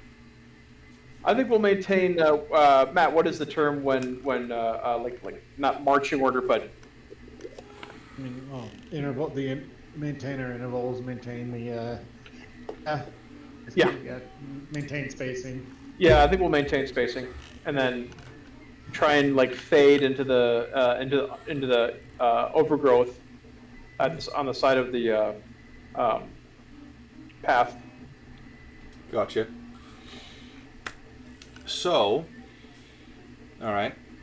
After a couple of seconds of waiting, and again, I don't know if Alvin, if you're going to be progressing forward, or if you're going to stop and wait with de Grisniak, albeit 25 feet above. I'm just chilling where I am in the tree. Gotcha. After a couple moments of waiting, de Grisniak starts moving a bit. You hear another horn blast, and then a second one off in a different location. This time, de Grisniak doesn't actually stop. He just progresses in a slower fashion. And it's a very strange thing. You thought only halflings could be this quiet, but apparently Pass Without a Trace works fucking wonders. It does. It really does. Also, real quick, just a quick aside. Do we want to just call them hobbits, the halflings? Fine by me. I don't care. Come on. Double gnomes. I mean, the reason why it's up to you because halfling is the D&D term, and the reason that they did that is because the Tolkien estate actually did say you can't use this term because it's coined by. And that's more or less why I kind of want to ask you guys. I wanted to ask you guys if you wanted to just skip the formalities of the book and just go they were designed to be hobbits. Pretty much every trait they have is hobbit. I mean, I'm fine with either, actually, so... You're the one who actually has to play a halfling / hobbit in the villain campaign, so I'll let you be the deciding vote on this one. I'm fine with either. I don't care. Okay. That makes it hard to be the deciding vote. Yeah, a little bit. Be the deciding vote. I abstain. Yes. Oh man. Well, I don't know. I mean, I suppose just because you probably don't want to get a copyright strike or anything like that, we could just call them halflings. Well, we can't even get fucking copyright strike because we're not owning anything. Yeah, he already doesn't make any money. Striking's not converted. Yeah. It'd be different if he were an affiliate. Right? Maybe. I don't know. I didn't read the affiliate terms I signed. Well, I don't think anyone actually does. So yeah, because the reason why I'm leaning towards the yes is because it just doesn't make a whole lot of sense that a race would call themselves halfling. Yeah. Doesn't make a lot of sense. I can actually read. I can read the Silmarillion again because in the Silmarillion it talks about the different. No, that's is that in the Hobbit or is that in the Fellowship of the Ring where they talk about like Stoors and Harfoots and stuff like that?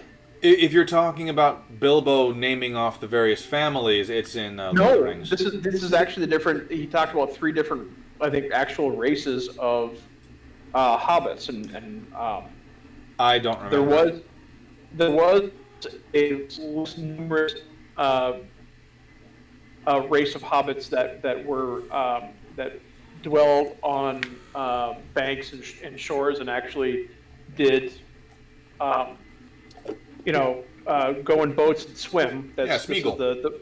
Yeah, but I mean, that particular race of hobbits is actually like dying out, according to the lore. But anyway, so yeah, I'm gonna say yes. We're gonna call them hobbits instead of halflings because no fucking race would call themselves a halfling. That doesn't make sense at all. And it's kind of degrading when you think about it. A little bit. It's like halfling, half of what? Right. A holding. Right? I know. So, right? Seriously. Or so you yeah. can just call them what? Pecs? Mm-hmm. Are you the only one that actually got that reference? No, I didn't know it was a reference. I just thought it was funny.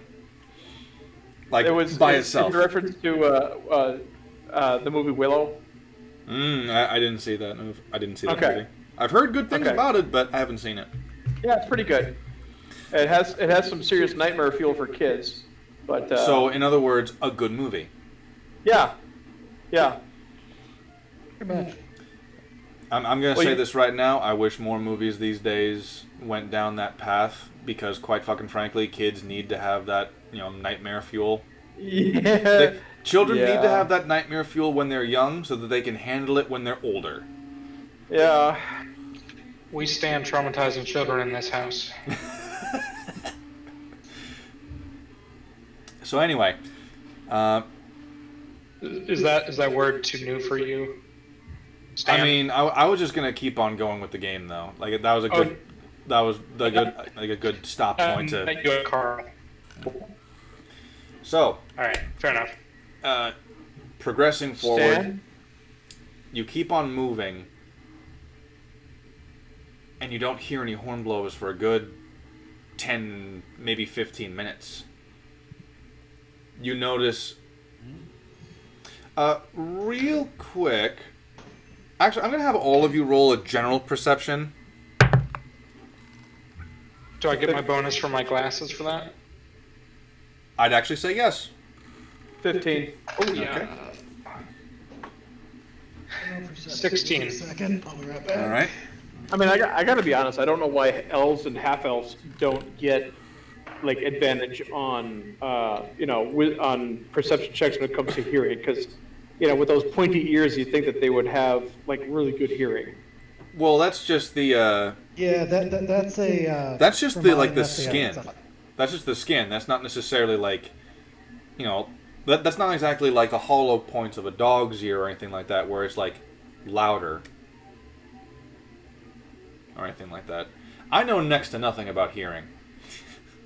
But I do know that just adding a point to the end of your ears would not necessarily increase your fucking hearing. I know that. True, but if they are actually like larger, like the anime perception of elves, like the anime perception of elves, where their ears like come out to hear. Yeah, it catches the sound and funnels it.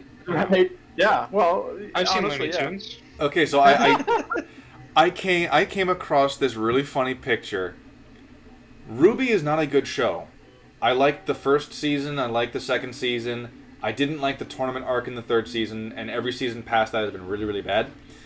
Well, why? But here's the thing. In the first, right? Within the first 2 seasons, there was a character who was a bunny girl. She was a faunus, and she had these little bunny ears, and she does get picked on by the stereotype bully character from the show. Yep. And I stumbled upon this really fucking funny picture of the bully bullying this bunny girl, and then there's Doom Guy with a shotgun standing behind him like shh. And for those of you who don't get the reference, in the original Doom game, the motivation for Doom Guy fighting the demons of hell is because the demons killed his pet rabbit. It was the original John Wick story, yeah. Yes. So that is the reason why Doom Guy went to kill the demons, because they killed his pet rabbit, Daisy. So I found that picture particularly funny as fuck, because I'm like, oh.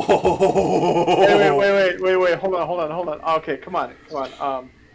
Are you telling me that he's so powerful because the demons pissed off Andraste? I couldn't hear a word you said, Mr. Robot. Yeah. I said, are you telling me that the Doom Guy is so effective because the demons pissed off Andraste? I don't know who Andraste is, but sure.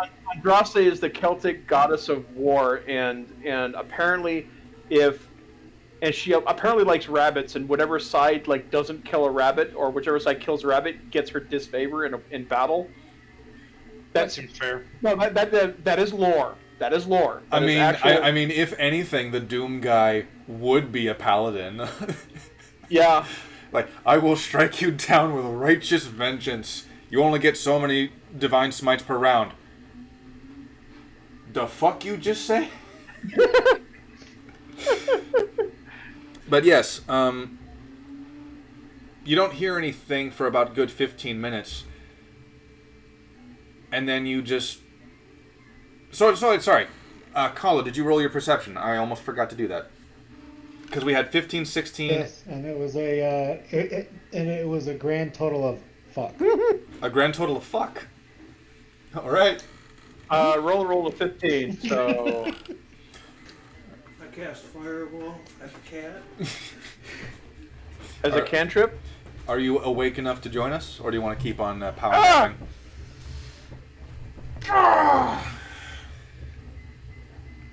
Don't hurt yourself, man. I do what I want. It's a baby. And we are live on Twitch. And, yes, we have our golden streams that we're running here. So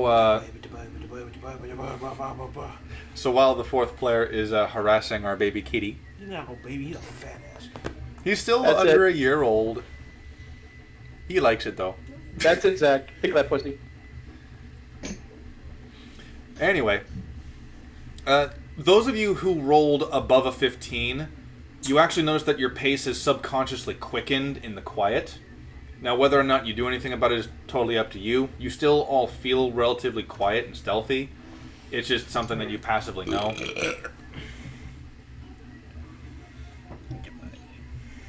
Oh no! Attack of the killer kitty! The cat has entered the arena. When the Doom music hits. Get out of there! It's Mr. Quackers.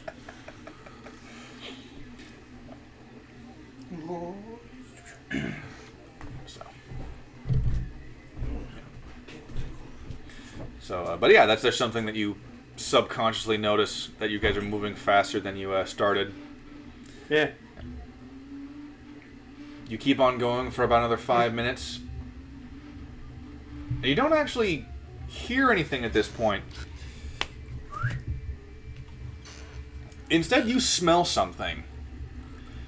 Now, this is a scent that you are all familiar with, because you've all killed things. You know the stench of death, fresh death. You essentially smell the iron of blood in the air. You smell a very distant Not glimpse. What's the smell equivalent to glimpse? Waft? A whiff. A whiff? Whiff. Yeah. It's that smell, that smelly smell. Yes, the smelly smell. Yes. You catch a distant whiff of sweat, and the stench of open bowels and Yes. filled and yes. Smell of clapping or Fear and loathing, shame. I'm listen, trying to listen, sneak listen, up on Gorn. I'm trying to sneak up on Fierce actually Gorn's has hand. a distinct smell.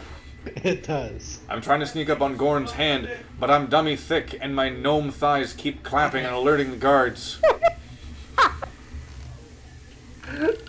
If anyone has dummy thick thighs, it's the half-orc. That is true. Although, he doesn't alert anyone, apparently. Here's he the is, question. yeah. Is he still wearing the cleric's pants? No, that was swapped back a long time ago. We swapped back. Like, that was for one session. So, you're continuing along. You catch this this mixture. Clearly something happened. Whether or not it was a battle, you're not quite sure.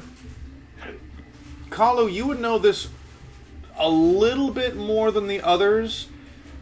That if a skirmish took place in the context of the remaining tribes or anything like that, especially with Gorn's hand confirmed to be in the forest, if it were a clash between bipedals, you would have heard more yelling. You would have heard some kind of clash of metal on metal of some kind. You don't get the feeling that it was.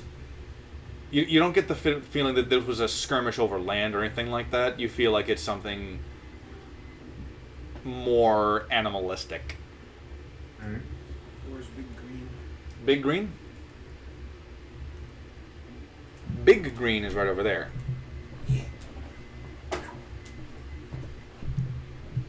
The white primer is right up next to the hallway mirror, by the way. Why's it gotta be white, though?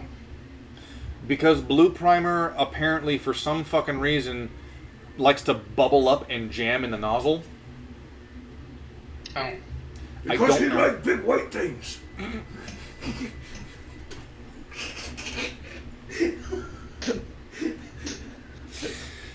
Yeah, he decided to max out the settings on our resin printer.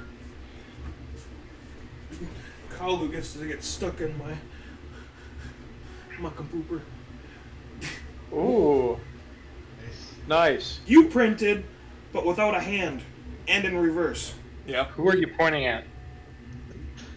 Well, Roland. not the bald one, so. I'm guessing the one. I'm guessing Roland. Yeah.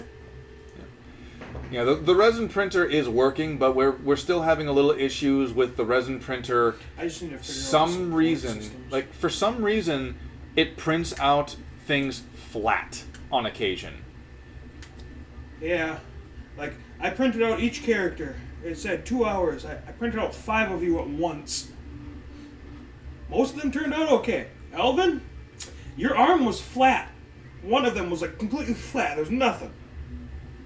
It was funny. Yeah, and then part of I my dropped character. you and you disappeared somewhere in my room and I have no fucking clue where you are.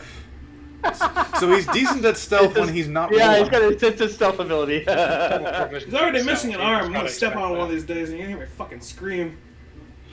Elvin, you son of a bitch! I get that sneak attack damage, though. Extra bleed damage. Freaking 1d4 damage.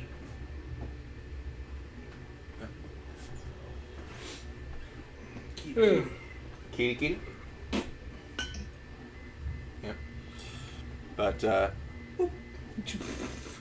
you eventually reach a point in time where you can actually kind of like make out shadows in the distance, and by shadows I mean like. How do you make out with shadows? Well, it's a Carefully. dark. That's kind of a dark subject. With their consent. You could say it's a shady business. Yeah. Okay, I need to stop. Oh man. 63%. 63%? Nice! That means it should be done tomorrow. And by shadows in the distance, I mean like you can make out figures in the distance in between gaps in the trees, and they're a bit too far away to make out or discern colors and shapes. You just know that there are figures moving off in the distance. And there is a slight trace of that iron smell following them. But is that what that smell is? Sure. But you are still smelling the aftermath of whatever it was a bit further ahead of you.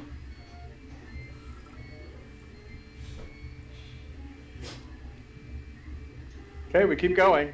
Mm-hmm. I assume Dingersniak keeps going. Oh, he does. Yep. Now, at some point, he transitions from a something of like a... I don't even know what you would call this. A slow progression to like a brisk walk, but he's still kind of crouched down. Eventually, at that point, of course. Double time? Maybe. I'm sure there's a military term for it. There is. I'm just too ignorant to know about it. And eventually, I would say about 25 minutes into the 1 hour of Pass Without Trace, you come across... Well, you come across the aftermath. You see before you dead animals. Large, scaled animals, not dissimilar to the Triceratops that you saw in the near the Hunter's Hall. Down, kitty. Oh, sorry, kitty. He couldn't get his leg out in time. But despite landing on his side, he just decided to lay there. He just looked around a little bit. Thanks for the pose. What kind of dinosaurs are these now? The dinosaurs themselves, I would probably say that... let me look them up. They're the smaller ones. I don't want to say they're raptors, but they might actually have to be.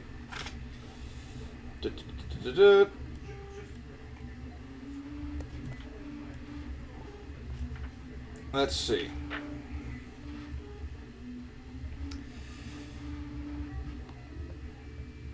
Okay. We'll go with... Oh, what the fuck? Off of the mouse, kitty. There we go.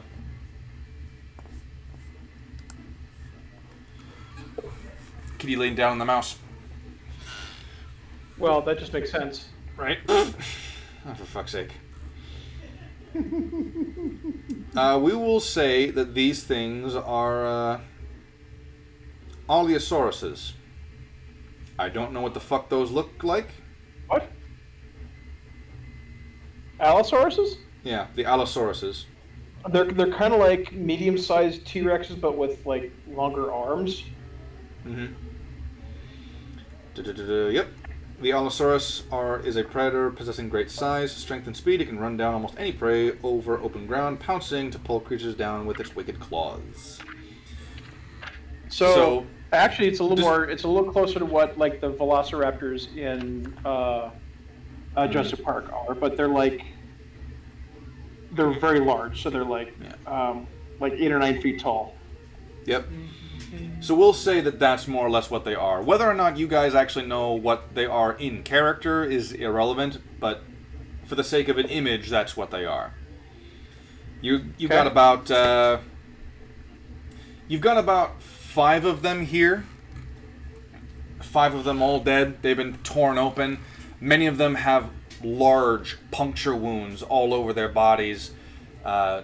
Too large to be wielded by anything shy of like, I don't know. Triceratops? I mean... Like a Triceratops? If you'd like to, you can make a nature check to determine that. Okay, so that is a 26. Sorry, 23, my bad. It's not necessarily the size that gives it away, because yes, they were created by Triceratops. So size doesn't matter? It's the positioning. The positioning of the horns is more or less what gives it away. In my cat's doing something. sorry, the alignment. That's what it was. The alignment of the horns themselves, caving into the sides and the underbellies and even the heads of these Allosauruses gives it away. These things were killed by Triceratops. A disturbing element is that that all of them also have large bite wounds, as in whole portions of their cavities have been bitten and torn off. Now, whether or not these were made by the same Triceratops or by like wargs, it's a little difficult to tell, considering like how. Well, like, the Triceratops has like a triangular, almost bird-like beak, whereas the wargs have, obviously muscles and mouths. So of course, it was more in reference to the fact that like it was more in reference to how much has been bitten off and out. Mm-hmm. It was more a reference of that. Okay. So, like, they were recently killed by the Triceratops, and then the wargs came in and kind of feasted. And that's what you can assume. Because, do any of you want to make a survival check to look for traps? Not traps, tracks? Yes. Sure. 10. Okay. 15. All right. The Grizznyak's actually not going to do that. He's just going to make a perception check for the area around you, kind of like a pseudo-standing watch. 22. Good idea. 22 in survival, Kalu? Mm-hmm. All right. Alvin. Natural 20. Oh, shit. Nice. Alvin, you obviously notice the larger Triceratops footprints around. Exactly how many of them there, you can't quite tell. The actual ground around you is fairly well trampled. At least more than one. So, at least two of them, but you can't quite be sure. You do see some warg prints here and there. You actually do see a couple of claw marks from wargs, you can assume, in the Allosauruses, over their bodies here and there, but that more or less just confirms that they were both here at some point. Roland, you can't quite see shit. Mm-hmm. You do notice the larger things. Of course, you notice the fact that there clearly were Triceratops here. You can see the footprints and whatnot. You can't quite see the paw prints of wargs or anything like that. Kalu, you are able to ascertain, not from the area where it took place, but where it went. 4 and 4. There are 4 sets of warg prints and 4 sets of Triceratops prints. And they seem to be heading in the same direction. But there is a slight there's a slight difference in the context of maybe a 0.5 degree variant in the context of going this way versus going that way type of thing. So whether or not they're actually in the same pack, can't quite tell. They both look to be about the same age in the context of they were clearly both here at similar times. Mm-hmm. And off in the same direction where you're following these tracks, you hear a similar horn blow. Seeing the direction of the tracks, he'll point that direction, and of course with the horn, he'll inform the party of what's going on, so that there's at least 8 of them. 4 of them are wargs, 4 of them are whatever those things are, and they're yes, the 3 horns. And that they're heading in the same general direction. The Grizzniak, who actually got a dirty 19, he's only got a +1 in perception, my bad. He's actually a fairly keen eye in that direction as well. Not necessarily because he noticed anything on the ground, but, after being pointed out, that's where they went. He's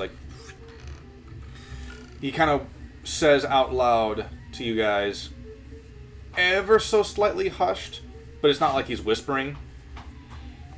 He says, do you think we should follow them? No way that could go wrong. We could We could use the meat. We could also sneak by. If we Use need another couple Triceratops horns for something. I know someone needs a skull. Yeah, we need to replace that one too. Well, might I suggest waiting until the battle's over and then taking care of the combatants, whoever's left. Real quick, my cat's on the bed frame again, but the bed frame is leaning up against something with glass on it, so I'm gonna change that real quick. Adri, move this over here. Well, I suppose if you really want to, go for it.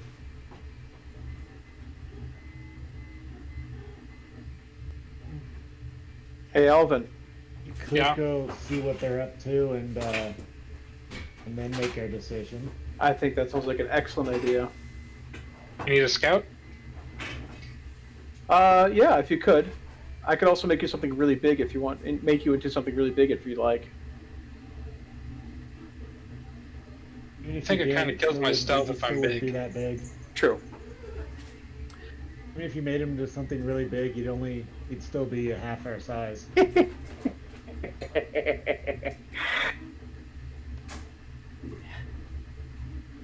I think I'll just scout ahead, just Tarzaning through the trees. Okay. Stealthily, Tarzan. Well, I was gonna say, yeah, right. Well, you could, in theory, you know. So I was, you know, what, roll acrobatics, and then stealth. When he as soon as he gets back. I'm gonna wait for the DM, otherwise I'm gonna roll really well, and he's gonna say, "Nope." Yeah, that didn't happen, and we'll be like, "We attest, we saw it." You heard him say it. Yeah, watch this. You're gonna get one of your nat 20s of the night. Had to re-angle it so that instead of leaning potentially into that thing, it's leaning against the wall, like hardcore. So hopefully, little kitties can't knock over everything in there. Alvin's going to attempt. Okay, good. So Alvin is apparently going to attempt to stealthily Tarzan ahead, kind of scout ahead. All right. Yep. The Grisniak, with his 19, is going to notice this, and he was here for the conversation of that, so he's also going to use his roguelike abilities to, follow along with you. Now, am I rolling just a sneak or like acrobatics while I'm in the tree? Just a sneak is cool. I will say roll an acrobatics to stay in the tree line. And if you can stay in the tree line, we can allow you to use the same stealth that you had before. 10? 10? I'm going to say that that's not quite enough to make it. You go to traverse from one tree to the other, and it's not like you fall down or anything like that, but it's one of those instances where you just kind of it's a good example like this. It's those brief moments where you go to do something, and at the last possible second, there's that slight hesitation, and your skill at doing what you do recognizes that if you proceed with that slight hesitation, things will get fucked. So you stop right there, and there's a slight momentum where you're just you kind of jerk forward. Now Wait, do I fall to the ground? You're going to the ground now? No, I said, do I fall to the ground? No. Like I said, it's not like you just flat out fall. You just stop. This, of course, just means that if you want to continue using the tree lines, you'll just need to try again and then redo your stealth roll. Alright. I'd like to try again. Alright. The Grisniak's just marching forward with his 15 stealth. It's the same roll. Alright. Yeah, you don't feel, you don't quite feel confident making that jump. Alright, I'm going to take some sand and powder up my hands so I can grab on better, and I'm going to do it again. Alright, this will be the third and final attempt. Can you get from one tree to the other? So I had a 10, and now I have an 8. Total? Yes. Those are after my modifier, which is really high for acrobatics. So, what ends up happening is that you take some sand, you makeshift powder your hands up, and you don't fall so much as you make your way to the other branch, and you just kind of like, what?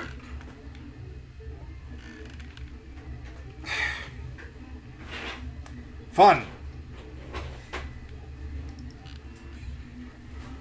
So you're just you're just hanging by your hands. You didn't actually move from one tree to the other, by the way. Meanwhile, Degrizniak is just kind of like, he's getting ahead of you. Is there any way for me to gracefully climb down? Yes. Get me an acrobatics check to fall down. Oh, jeez. Well, there we go. 23. You managed to successfully, gracefully, get down from the tree. Alright. Well, now that I'm down, I want to be stealthy. Roll stealth. 39. You feel stealthy. At 39, I better fucking feel stealthy. Vanishes like a smoke. Smoke in the wind, just whoosh, gone. So, Roland, Kalu, you guys are having a nice, pleasant conversation with Alvin, and you're talking about everything under the sun, and then about 30 minutes later you realize that the Alvin you were speaking to was just a figment of your imagination the entire time. He was that damn good.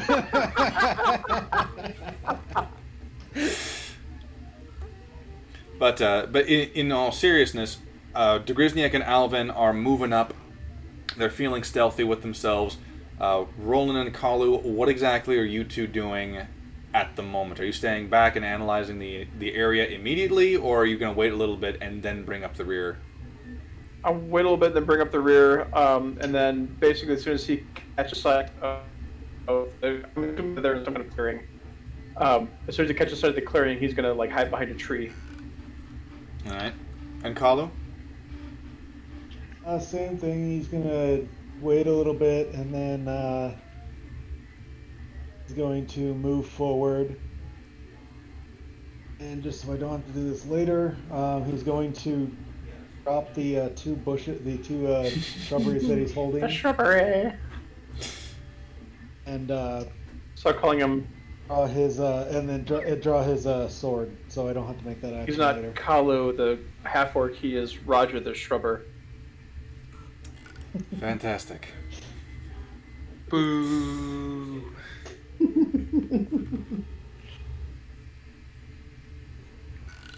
All right. After waiting a couple minutes, you progress. It's a little difficult to actually know if you're going the right way, not without making a successful perception check to find Degrizniak, and a 5% chance to spot Alvin. Mm-hmm. But you feel like you're going in the right way. Alvin, you and Degrizniak, you continue on. You follow these tracks the best you can. It's more the smell that you're following, though, if I'm being honest. And after about 10 more minutes of following, you hear a horn blow, and this one's much closer than you'd probably feel comfortable with. And then all of a sudden you feel tremors of heavy footfalls just kind of like in unison dashing towards something. You hear an animalistic shriek, a cry, and you hear distantly, because it's not nearly as loud as metal on metal, but you're able to hear the commotion of animals fighting each other. Fun. Including snarls. Snarling. I'm gonna go ahead and get up in a tree now. Make an acrobatics check. Oh dear. Okay, 25. You climb that tree. You climb that tree. You make it up. The Grizzniak's staying ground level, but he is going to slow his pace down a bit. Understandable. He's going to keep to the trees a little bit. Eventually, he is the gnome and he keeps to the trees. Yeah. Eventually, you do kind of, not necessarily a clearing. You more or less stumble upon a couple of orc-made paths. Nothing fancy, nothing so well kept as like laid in stone or wood or anything like that. It's just well trodden and moderately groomed. And along this path, and into that kind of leading into a larger area, a larger clearing. You find what you've been chasing. You find what you've been following around. You see 4 Triceratops being ridden by bipedal creatures. Alvin, I want you to make a history check. Wait, no. Never mind. You've already fought a hobgoblin at one point. So you recognize the hobgoblins riding on top of these Triceratops. And these hobgoblins, the hobgoblins themselves are wearing these, they're wearing armor, of course. They've got these elongated spears, clearly for mounted combat of some kind, but they don't seem to be using them. They seem to be 4 of them. They seem to more or less be directing these Triceratops to other creatures in front of them. These ones will not be dinosaurs. Let's say what's a nice... Beholders.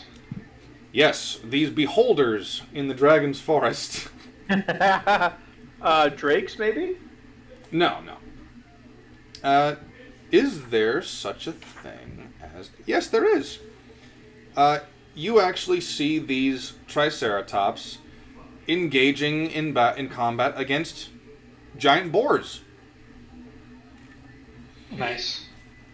And these Triceratops just lay into these fucking things. Just piercing through them, and they're moving in a cavalry-esque way in the context that they're moving in a formation, but it's not a hit and run. Even from where you are recognizing that this thing is a hit and bite tactic, where one of them will kind of stay back a little bit as another one will kind of go forward off to the side a little, and then the first one will charge in and gore one of the boars as the other one kind of flanks to the side and bites into it, and then will like pull back.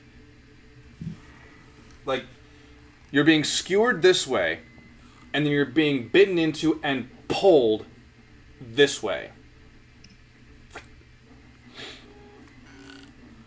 And it's a fairly gruesome sight as the boars are attempting to fight back, but for like these Triceratops, I forgot to add that into the character sheets. Oh well, I'm just gonna go with it. They look to be a bit armored. Whether it's hide or metal, you can't quite make out from this distance because it's not shiny.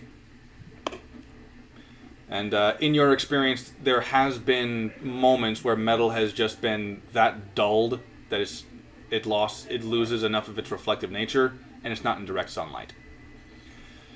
But these Triceratops are straight up eating boars. That's weird. You're not there, Roland. Are herbivores. You're not there, Roland. Not yet. But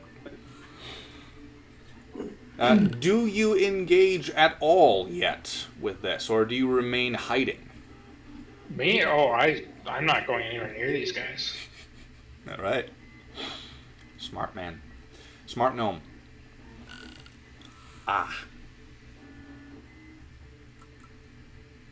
You okay? I'm fine. I just pulled a muscle in my right jaw. It might have just been the tendon, actually. Might have pulled a tendon suddenly. Oh. Not pleasant. No. Griznak is hiding on the ground, and I would say that about 10 minutes before the Pass Without Trace wears off, Kalu and Roland are capable of catching up to you guys. And Roland, Kalu, you are able to see the aftermath of this. You get there just in time to see the last of the boars literally be ran down, and like about 2 of the Triceratops are go forward and start tearing out flesh from this boar and eat them. Okay, Roland is horrified. Mm-hmm. So, these guys some Triceratops are herbivores. Scared and fascinated at the same time. Yeah. So Roland's gonna go to Kalu, who's gonna be like, do these things normally eat meat? I can You can choose between history and nature, Kalu, because on the one hand, you probably would. Nature check. Yeah, like on the one hand, you probably wouldn't have hunted them, given the fact that you didn't. Like, you just became an adult by half-orc years when the Splintered Shield was massacred, so you probably weren't old enough to hunt them. But you may or may not have heard a couple stories from the elders or your parents. So it's possible, but you wouldn't have known firsthand. Actually, that's an 18. All right. You would know that they are hunted. Yeah, they are hunted because they are herbivores. They are less dangerous to the overall tribe's survival than, say, a T-Rex or anything that's, eats meat and will fight to eat you back. And, okay, so I have never hunted before. Have you guys hunted? No, but, I mean, I know animals. But yes. Okay, because I don't want to say something that's inherently false. I am under the impression that herbivores are far easier to hunt than carnivores. I'm willing to place money on that.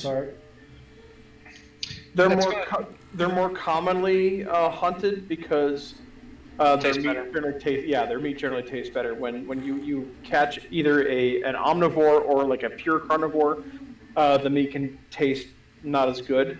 Mm-hmm. So actually, the reason an herbivore might be harder is because they're not meant to fight other creatures. They tend to be more skittish and they run, and they've evolved to run faster and further.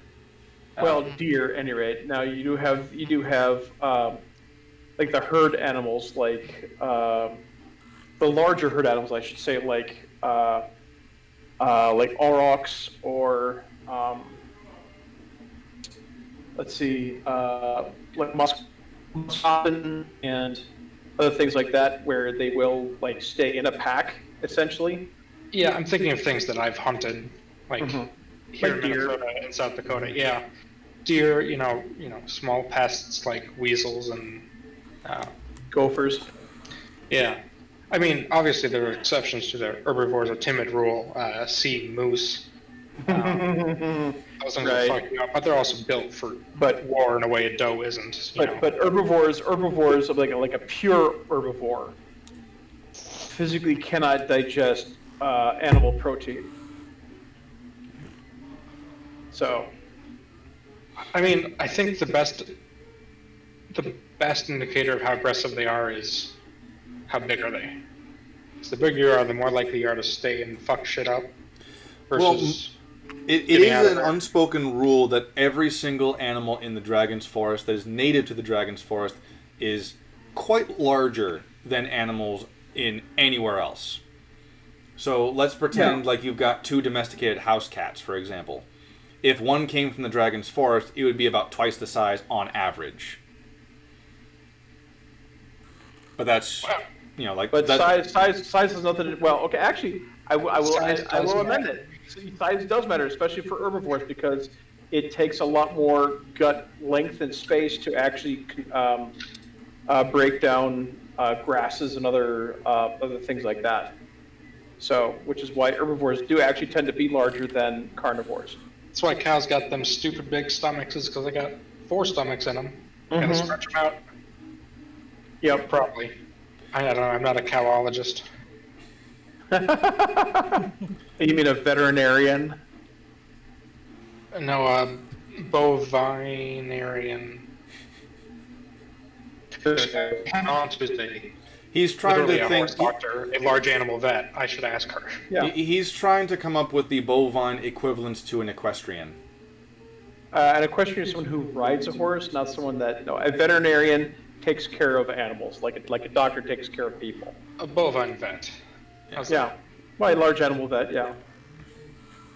So anyway, but Kahlo, you would know that they do not eat meat. These things do not eat meat on a, like... Are they actually eating these things, or are they just like... They're eating small chunks, but they are actually consuming these boars. Oh, that's just weird. Just having a snack. Mm-hmm. Okay, well, could you imagine, like, walking onto a farm, right, and then seeing some cows eating another dead cow? I mean... I could see pigs doing that. Well, yeah, but pigs are omnivores. They're not... Yeah, they're not carnivores. Well, they're not herbivores. You know, I'd like to take that back. I've seen a pig eat a man. I've seen many pig eat many men. Always Sunny, when they're on the Family Feud, and it's like, name an animal we eat but doesn't eat us. And Danny DeVito said a pig, and then afterwards he comes back. I've seen many pigs eat many men. Oh man. You guys should watch that show if you haven't. It is just the best. I'm still trying to find time to work on the dioramas and shit, man. Like, Fair. Okay. So when I'm making the dioramas, and I mean like actually like designing them, which I actually have more foam because the diorama that you guys are going to be going for in the villain campaign needs to be a tad thicker. Ooh. So you're saying that the foam for the diorama in the campaign is going to have to be dummy thick? Sure. And who did you break this time? Because you did actually knock Roland off. I did. How dare you? How dare you? Well, Roland's a fucking piece of shit blue deck. I don't care what happens to him. Jealousy is an ugly, ugly thing. Wait, are we talking about Roland the character or Roland the player?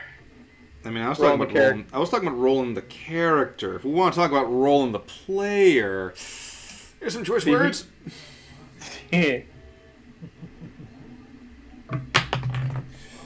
Well, Omen is a resin print, so he's going to be a bit stronger. Not because resin in itself is a more durable material, it's because it's bendier. Mm-hmm. There's going to be a bit more of a bounce to him. Flexion helps. Fun fact, the exact same reason why many blades, the good ones, have bend to them. Yep.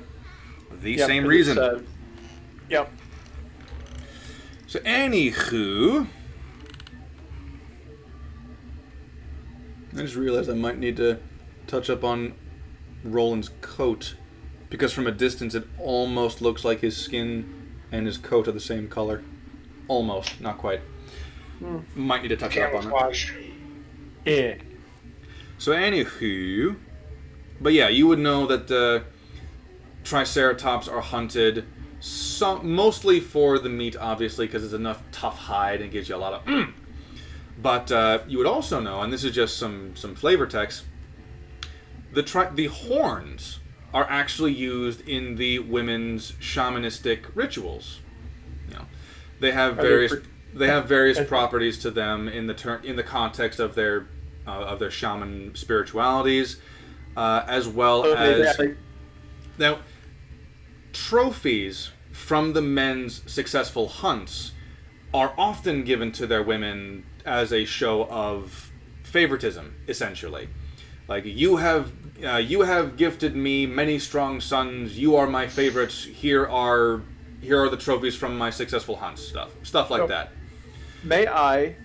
Yes. Have Roland also climb one of the trees? while they're busy fighting, while the Triceratops are busy fighting the boars? Oh, they've finished fighting them. It's more or less cleanup at this point. But you can most certainly try. I will ask you this, though. Alvin has his pickets, and he's got, like in-universe rogue abilities to, like, climb up trees. Mm-hmm. What does Roland have that would allow you, that would help you actually climb this thing? He's a druid. Spends a lot of time in forests. You spend a lot of time in the mountains. Yeah, and? Not a lot of call for climbing trees in the mountain. Depends on how high up you go. All the way up, home dog. All the way up high. Well, are there any evergreen trees around here? Not in the Dragon's Forest, no. Dragon's Forest probably wouldn't have evergreens. Is there anything with branches close to the ground? Oh, this is distracting. I can hear my echo. Echo. That's weird. It shouldn't be that loud. Or maybe it's... I don't know. Maybe it's the position of the mic. I can't tell. But in any case, I would say that for the Dragon's Forest, probably not in the context of, like, low-hanging branches. Like, I'm not saying you can't try. I'm just saying that, like, depending on what you have to help you, it will affect how easy it is to accomplish. Without, of course, like, beast shaping or, like, asking for assistance from someone to help you up or something like that.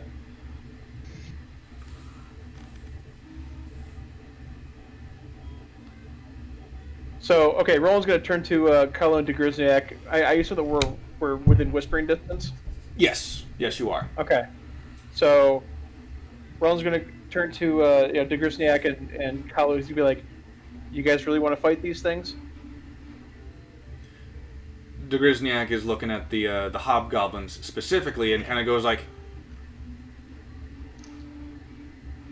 little bit.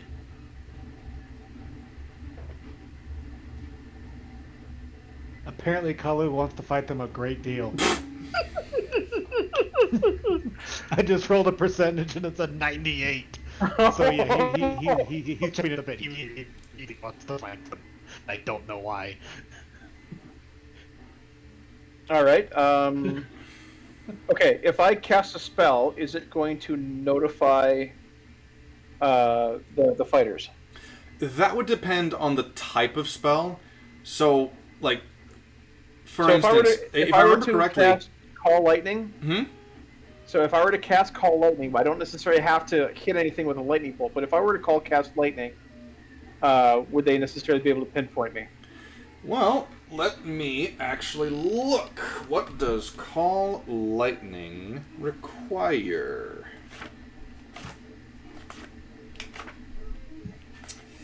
Almost there.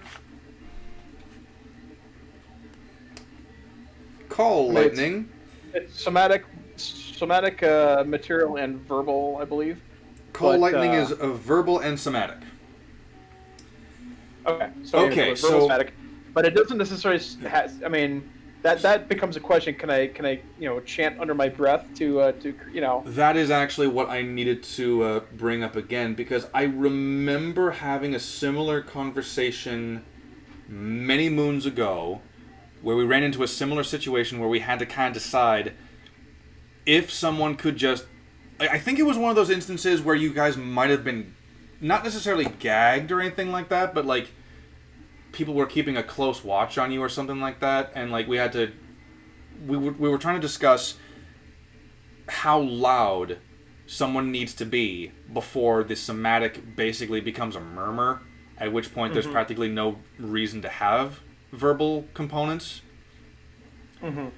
So, but then you get then you get into, like, silence and other stuff like that, which negate verbal components. So okay, if we're probably going to be now I can tell you that I see nothing wrong with saying it in, like, a whisper. I can tell you I see nothing wrong with it being like a whisper, like, Call Lightning. Okay. Like, just hushed tones. Like, it's still very audible in the context of, like, if someone's paying attention to that general area, might hear something. But it's not like we have to do the whole anime coding or anything like that. Yep. Okay, so because all right. the one thing that, like, obviously you guys know because we've been playing this for a while, but obviously the big decision to keep in mind here is that everything that applies to you guys also applies to any enemies I put in that can also do this. So, for example, being able to cast the verbal components very quietly to the point where no one outside of, like, spitballing a number 30 feet out. If no one outside of that 30-foot range can hear you because you're just that quiet, that adds a huge amount of danger when I put in spell slingers and they're lying in wait for you. Mm-hmm. So the boons of yore are the boons of me. Yes. All right, then. So, now, I will say that for now, I think this affects you and Ed the most because you two also play spellcasters in the villain campaign. So this affects you guys more than it does Matt currently. I'll let you guys decide. Yeah, because barbarians can always rage quietly. It's a quiet riot. Let's. It's like raging in a movie theater while trying to be respectful. Like, what the fuck? What? Like if you're paying attention, you can see someone like violently shake. You're just gonna see steam coming out of his ears and then just flames out of his eyes. Just. Well, I think we should say that yes, they don't have to be. Spells don't necessarily have to be shouted at full volume, but they might have to be spoken. So in that case, do we want to include a stealth roll to this then? Like, do we want to have like a spell, like not necessarily a spell save DC, but like a certain DC stealth roll to ensure that you actually can get away with verbal components in a quiet manner? Or you can make it so like the NPC does a perception check with disadvantage because of the quietness. I probably wouldn't go disadvantage, but I mean that's just an idea. Well, we can put this particular decision off till later because he can always just beast shape, climb the tree, and then do it. I mean, don't you have rope?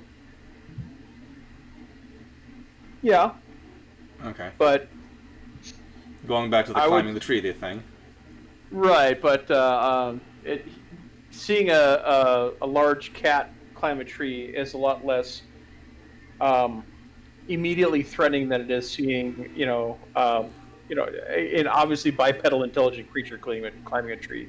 So, so yeah, he's gonna blow his first B shape, turn into a cat, and then climb up the tree. Okay. All right, so you do that. Degrizniak is. He's gonna go up about 30. Okay, so how long are those pole arms? The pole arms, I'd probably say, are about 10 feet long. It's a little difficult to say from this distance, but meta reasons, they give the riders about a 10-foot reach. Right. Well, because they have to be able to get to the ground, right? Yeah. So, and considering that these guys are riding Triceratops, they need to be a little bit longer to compensate for the extra height. Mm-hmm. Okay. So he's going to climb up about 25 or 30 feet, so they can't get it with the pole arms, and then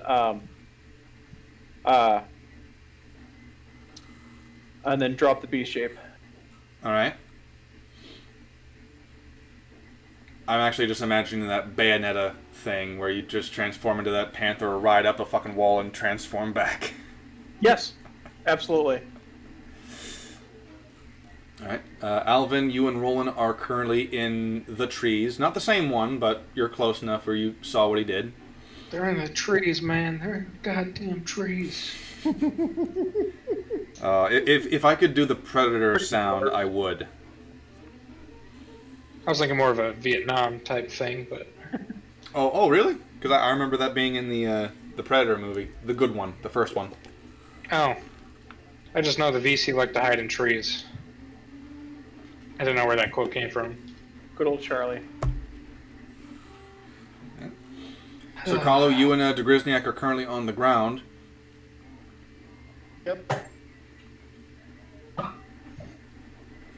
I mean, there's not much he can do besides he's not really in a position to rage at this point. To do what I was gonna try to do, he's got to be a lot closer than he is. The Grisniak is gonna. Sure. That's fair. Oh yeah, he's just gonna kind of stand there and trying to not draw attention to himself. The Grisniak is going to give you what he's attempting to give you a reassuring pat on the hip because he's only 4 foot tall. But he's gonna give you a reassuring pat, like.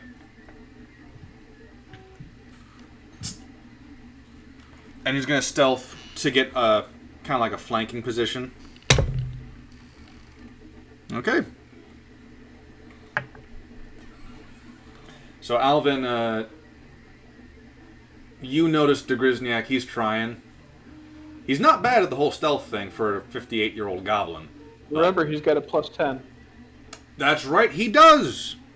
It's actually a 26 instead of a 16. Ooh. Yeah, so, remembering that, he's Kalu's going to try to what's that? Stealthily? To get into a position where he could attack, but not too close that he's like right on top of him. Are you seriously all the javelins? I have very few left. He's only got 30 javelins, man. That's low javelins for him. The only other weapons I have are don't have that large of a range, and I mean, besides his longbow, he doesn't have much array of ranged weapons. Not that long of a range, except the longbow. He's got a freaking longbow. He doesn't want to for all intents and purposes, Kalu's got way too many fucking weapons to not have a huge stealth penalty. But we allow him to have that. Just all over. we allow him to have it because he's a fucking 7-foot orc. And if we don't, then he gets cranky. Right. He's gonna sneak up. Let's see, within. We'll go 30 feet. All right. Oh, within 30 feet of them? Mm-hmm. Within 30 feet of the enemies? Mm-hmm. Okay. Roll your stealth with disadvantage, you heavily armored fuck. Something tells me that was the wrong answer after he twice tried to give you a chance to back out. I just didn't hear him the first time. Oh. Wow, I really love. That's a. Remember the +10. 27. Okay. Oh, he remembered. All right, you feel stealthy as you make your way. At this point, it's not necessarily staying out of sight, as there are no trees in between you and them. It's more along the lines of picking a good spot where you know that they're less likely to look at, and kind of staying in the blind spot brought on by these massive Triceratops. Yeah, and I will say that you are able to get within 30 feet. Obviously, your allies can see you because they're looking right at you. But you're within 30 feet. I'm going to assume you've got the action plan. And before you did that, I believe, Roland, you wanted to do that thing. I will wait until someone actually attacks before casting. So. Okay. All right. Now, just for the sake of it. Just for the sake of it. Yep. Diet Coke. All right. Nothing happens from that. Old. Wait, have I used the You're So Old one already tonight? I feel like I have. You really did. Alright. It gets the night off.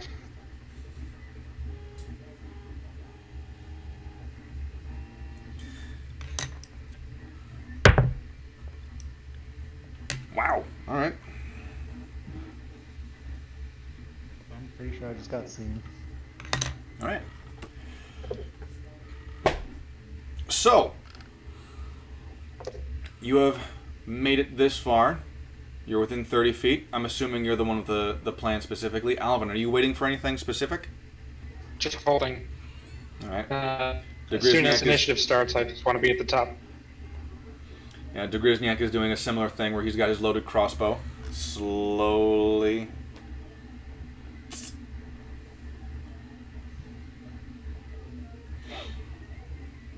All right. I'd like you all to roll perception checks, please. All of us? Yes, please. Now, Kahlo, I will say you have disadvantage just based on where you are location-wise. Okay. I'll reroll. Natural 20. Natural 20 for the Alvster. All right. 19. Oh, shit. No, well, no. I rolled a 15, but I get a +4, so it's 19. Excellent. And Kalu? That is a...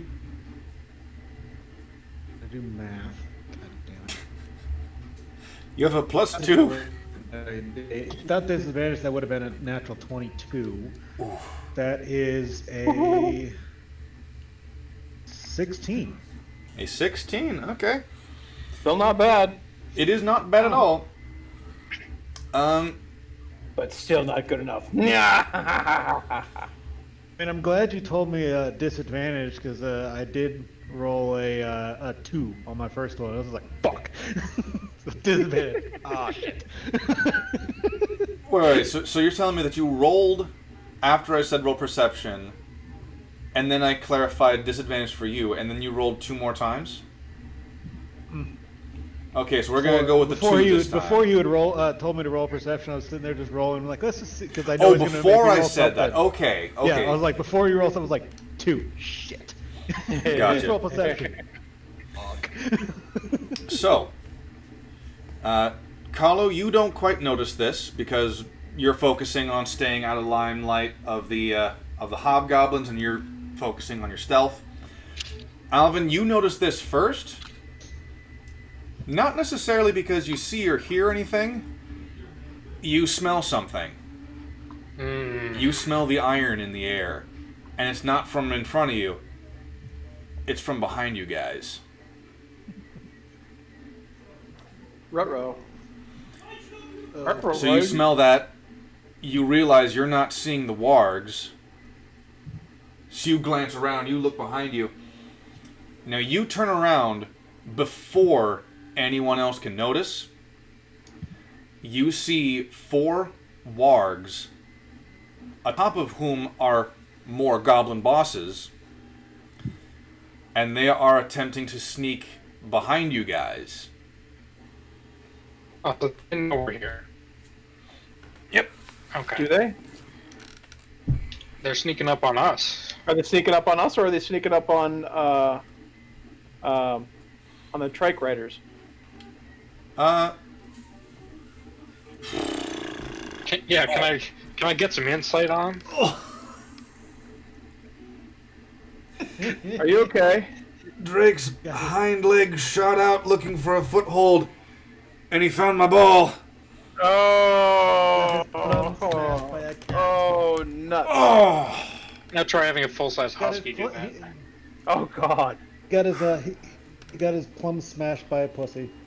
Yeah. Didn't know I'd have my ball smacked by pussy live on Twitch. Demonetized. Yeah, I would say, and banned. I've heard worse. It was a good run, hold on, 2 hours, 34 minutes, and 24 seconds. Ouch. I think it's worse because it was a graze on one testicle specifically. So there's no balance to the force. There's no balance to this force whatsoever. Well, did you really want him to hit both? I think it would feel less painful. Because one's fine, the other's in agony. not even agony. It's just like an itch, like the equivalent, like it's the blunt force equivalent to an itch on one of them. I think that's called an ache. Sure, let's go with that. Anywho, fuck, where was I before I got battered? So we were about to see if we could figure out if they were following us. Yes. Or if they're following the trike riders. Oh yeah, was I supposed to insight check them? I would say, because you don't need to, because of your natural 20. Nice. You would notice that both of the goblins and the hobgoblins have Gorn's hand on their armor. So if these things aren't, sneaking up on them, and you guys didn't see anything else as you were following the Triceratops, you can only guess that you're the only others. Now, whether or not they've noticed you, you got a fucking natural 20. I'm gonna allow you an insight check with advantage because of your natural 20. Alright. Okay. A 4 and an 18, and then insight, so I had a 22. Alright. It's a little difficult to see from this distance because goblins are fairly small creatures. In fact, most of them obviously are smaller than Degrizniak as a whole. I think the tallest one you've seen that isn't Degrizniak is about 3'8". But even so, you can kind of tell that they're trying to not give away, like the four of them are trying to not give away that they're looking ever so slightly with their heads and eyes. So they're clearly looking for you guys. They haven't seen you. Or at least you don't think that you have. And you kind of see one off to the side who's not turning his head. And you can ascertain that one guy who's not turning his head, he's got complete line of sight on Kalu's back. And you can also tell that these guys have crossbows slung on the side of the wargs. And they've got their own spears, right? They got some scimitars and shit. And the one that's got eyes on Kalu is slowly reaching down to the crossbow on the side of the warg, picking it up, and is still slowly riding forward. How far away is this one from me? That one would be about 15 feet. No, not 15 feet, because you're 20 feet up. 20 feet down, about 15 feet away. Yeah, 20 foot down, 15 feet away. Mathematicians, you do the math. Something about a hypotenuse. Yeah. I'm going to say that because I can't remember the mathematical equation from 20 feet down and 30 feet this way. It's within 60 feet. That's what I need. It is within 60 feet, and it is beyond 20 feet away from you, yes. I'm going to shoot at it with my short bow. All right. All right, go ahead, and I will say that this one, I will allow you your advantage for being the first in initiative. I am assassinating. Yes. All right. Okay. That is significantly better. The second one was a natural 20. All right. Second one's a natural 20 on assassinate. And you get sneak attack damage. You're fucking right, I do. You double all that damage. Okay, let me do this on D&D Beyond, because I literally do not have this many fucking dice. You want me to We're roll not for you? sponsored by D&D Beyond. And quite frankly, I don't want to be. I have that for you. 2d8 and 66. I can do that. Do you actually want Roland to roll your damage, Alvin, or do you want Kalu to roll your damage? I got a 35 so far. Or okay. are we saying that digital doesn't count?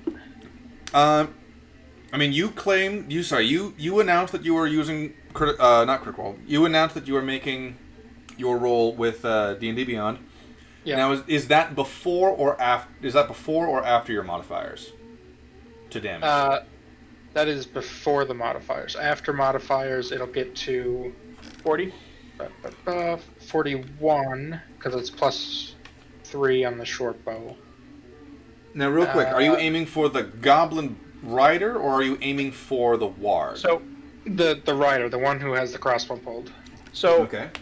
So when you crit, you double the dice, but all the other modifiers are not affected. Oh, okay. So I only get the +3 one time. Yes. Okay, so 38 points of damage.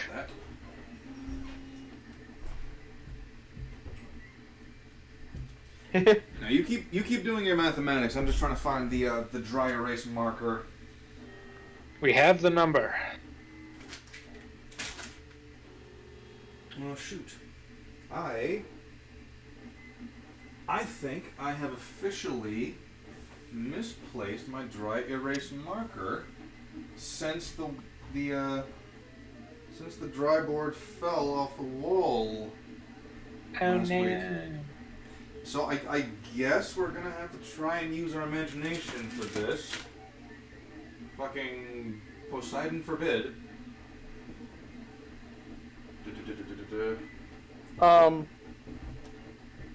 Gosh, bet I'm not there because I have a wet erase marker here. Wet erase marker? Yeah. Doesn't exactly help me too much over here. I was gonna say. That still writes on a dry erase board. You just have to wet erase it. Yeah. I mean, yeah, but I'm here. I follow. I'm there. Yes, I follow. Yeah. I'm trying to explain to him. Means it'll come off when you spit on it. Gonna just leave that. Good. That's. Yep. Yep. Mm-hmm. Yep. That's gonna go. Yeah. Piss off. Bye bye, little Sebastian. Wow. I really nailed it, right? No, I'm admiring the lens cover on his digital camera. Oh, yeah, that is nice.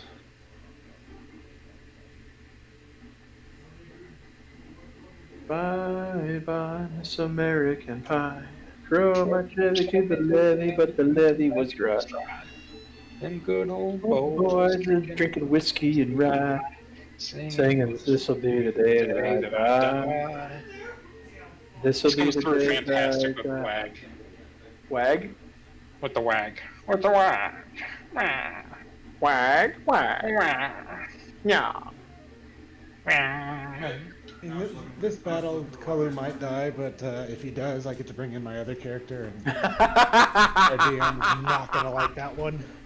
So I'm definitely gonna need to get another dry erase marker or a wet erase marker for this, because I actually, because our whiteboard fell down, sometime last week, and the dry erase marker was on it, so it flew off somewhere, and we don't know where it landed. Well, don't you have the I was gonna say you have the battle mat right there. You could at least set up the dice and stuff like that. I know. It's just one of those instances where if I had the dry erase marker, I could mark out where the actual tree line was, so that you guys could have a better indication for where you could potentially hide or what you could potentially climb and stuff like that. But it is whatever. We do technically have acetone. So if I really fucking wanted to, I could just use marker and then fucking acetone that shit. Oh yeah, there you go. I could potentially do that, but I'd rather not. Actually, well, interestingly enough, with permanent marker, rubbing alcohol actually works better. We do also have that. Couldn't you also just cover up with scraps of paper to represent what's, an obstacle or whatever? You assume I actually have stray paper laying around. How do you not? Notepad right there. I actually don't. I don't have stray paper lying around. I definitely should. But, What about paper towels? Those get shredded pretty well by your cats. I do. I do have paper towels. That's using your thingy. Brain. I typically use the paper towels for the minifig paintings because I can use them to dry the paintbrushes off and stuff, which I also live stream on occasion. I did not live stream the Omen painting, mostly because I was painting him in between shifts. But let's see. You could have done that. It doesn't matter. I know I could have. And I actually have gotten to the idea where I am planning... I might, probably not, but I might choose to... I'll use the marker to mark down the tree lines for these things, and then I'll tear them up as is. I might set up my phone to live stream while I'm on duty at the warehouse where nothing happens for 12 hours straight. Hey, be happy that nothing happens for 12 hours straight. All right. A quiet shift is a good shift when you're a security guard. Right, Matt? Yep. Shift that you're able to do nothing in, great shift. I get bored. Apparently there's this, there is a Reddit out there where people talk about the different security jobs that they've had. And one of the stories that was out there, so apparently this particular poster, he's an Aussie security guard, or he was an Aussie security guard in the 90s. And he got paid to guard an ore processing rig that was like way the hell in the outback. That was, it had been threatened by some environmentalists, so that's who he was guarding against, right? But the thing is, this is way the hell out in the outback, and there are no lights on this rig because they want to keep it secret, right? So he literally does a 12-hour shift in the pitch black darkness. Fantastic. Do they give him night vision goggles or something so he can tell when people are approaching? No, because he's not using his flashlight. Yeah, well, he's not using his flashlight or any kind of light source. The rig has no light source that they have on at night, right? So it is completely black out there. So anyone walking up with a flashlight or a car just shines out like a beacon. I suppose, yeah. Flare gun. I shouldn't be putting this much effort into the exposed roots, but I am, and I'm sticking with it. Go bold. I mean, I already fucked up by losing track of my dry erase marker, so I'm making up for it now. Plus, story time. Would you like a 20-pack of them for Christmas? Fuck no. Let me put it to you this way. Get him a 60-pack. Let me put it to you this way. I despise getting tools or equipment for gifts of any kind. In the context of, special days. Because, quite frankly, if I need them, I'm going to get them myself. Valid.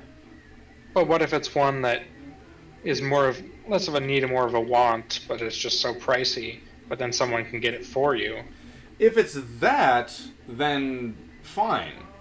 But because if someone wants to give me an angle grinder, I don't need an angle grinder, but I'm going to take an angle grinder. Oh, come on. Who doesn't need an angle grinder? I mean, I don't currently need one. I would definitely like one. It would allow me to do so many cool things.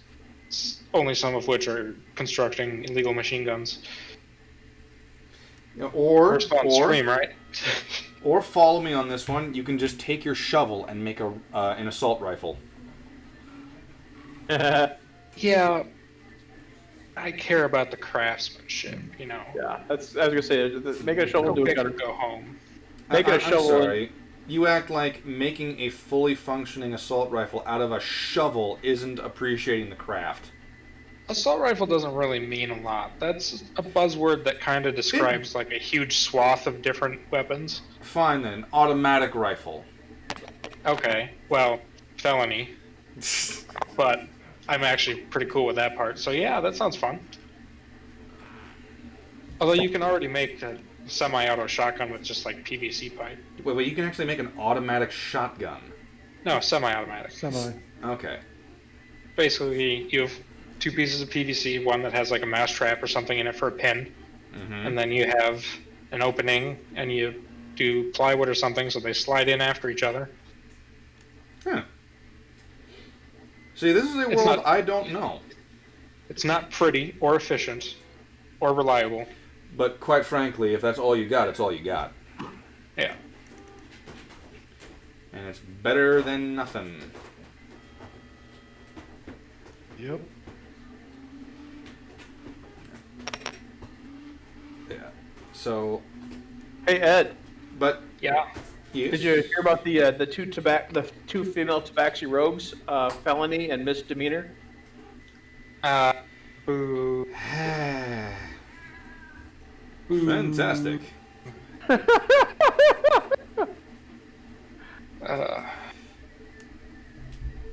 Why? Speaking of. Of what? Sebastian got on the table. Oh.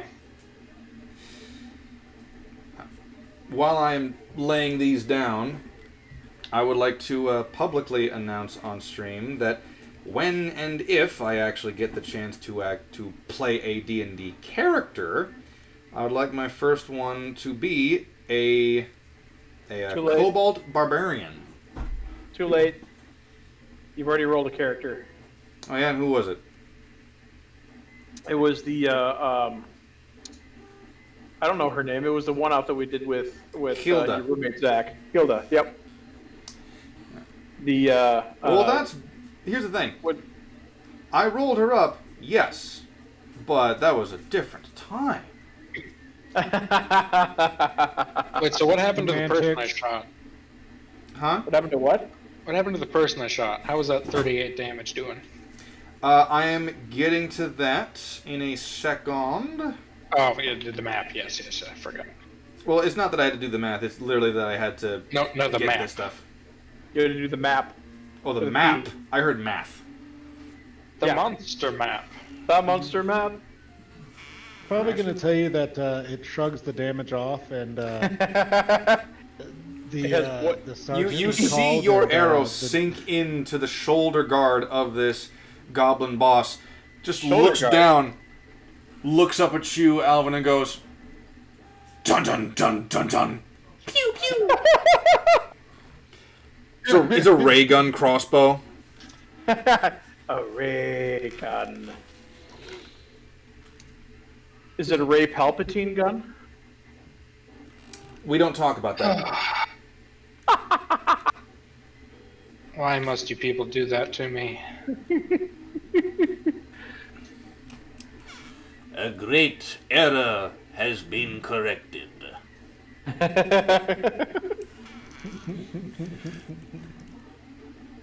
Anakin, Alvinkin. Did the Silverbeard Guild ever teach you the story of Darth Omen the Wise? Oh, you mean Solomon? Ah, so you do know a bit of the legend. Darth Omen was a dark lord of the Edge. So powerful and so mighty. He would... What?! Sorry, my other kitty cat is meowing up a storm. Because right meow? He wants some attention. He wants some attention, right meow. He wants some attention, and he found out that if he meows enough, he might get food. Haha. See, you're reinforcing bad behavior. Well, the thing is, he's not getting any until it's time. You get fed once a day. Unless I actually notice that Drake has been stealing his food, at which point you get some food. I feel like that probably happens a lot. Well, Sebastian doesn't eat quite as much. It is interesting how... More specifically, Sebastian doesn't eat as fast as Drake does. Oh, now they're getting along. No, Drake interestingly enough, it seems like Sebastian is the more aggressive of the two. but Drake is the pushier one when it comes to food. We can go with that. At least this way, that's what it seems to me. Now, I realize that this thing is actually a bit too small, but that works out for me because I can simply extend the map a little bit. Are you going to shift the camera so we can see the map? Yes, I will be doing that in just a momento. See the map. Be the map. I'm aware. Yes, what is it, Sebastian? Your daddy's boy. Bye, little Sebastian. Yeah, Sebastian. Sebastian's a total daddy's boy. He will follow me into whatever room I am in if he's not sleeping. If he's not sleeping or eating or trying to fight with his brother, he follows me around. Like whenever I'm playing video games out here, he will come out here and he will sit right there. Or he will sit right here. Drake will sit on that chair. Alright, what did I have set up for these things? That's right. Okay, so we will go with things like this for reference. Okay, so keep in mind that I've only got the one Triceratops mini. So I'm going to have to make do with numbered dice, obviously. You want me to order more? I mean, if you want to, you can. I don't know how many times I'm going to have you guys fight more Triceratops. Well, we only need the one for the times that Roland turns Kahlo into a Triceratops, so... Yeah. Because I do have access to polymorph. Yep. Okay.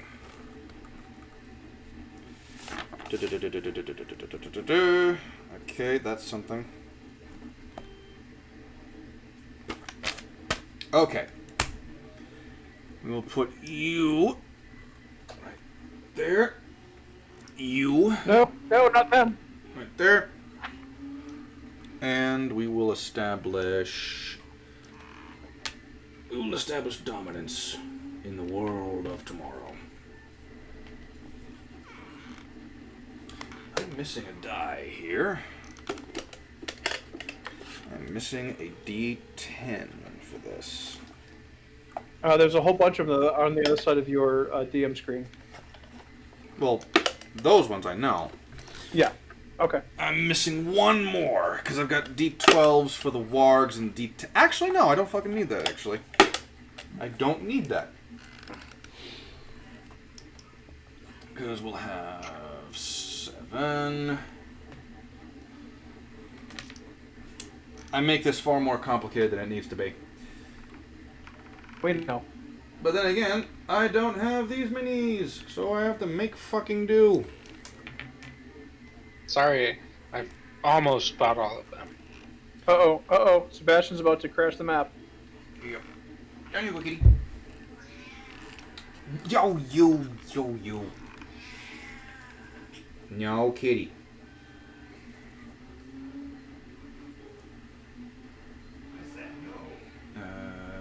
Where the fuck is the 8 on this damn die? There it is.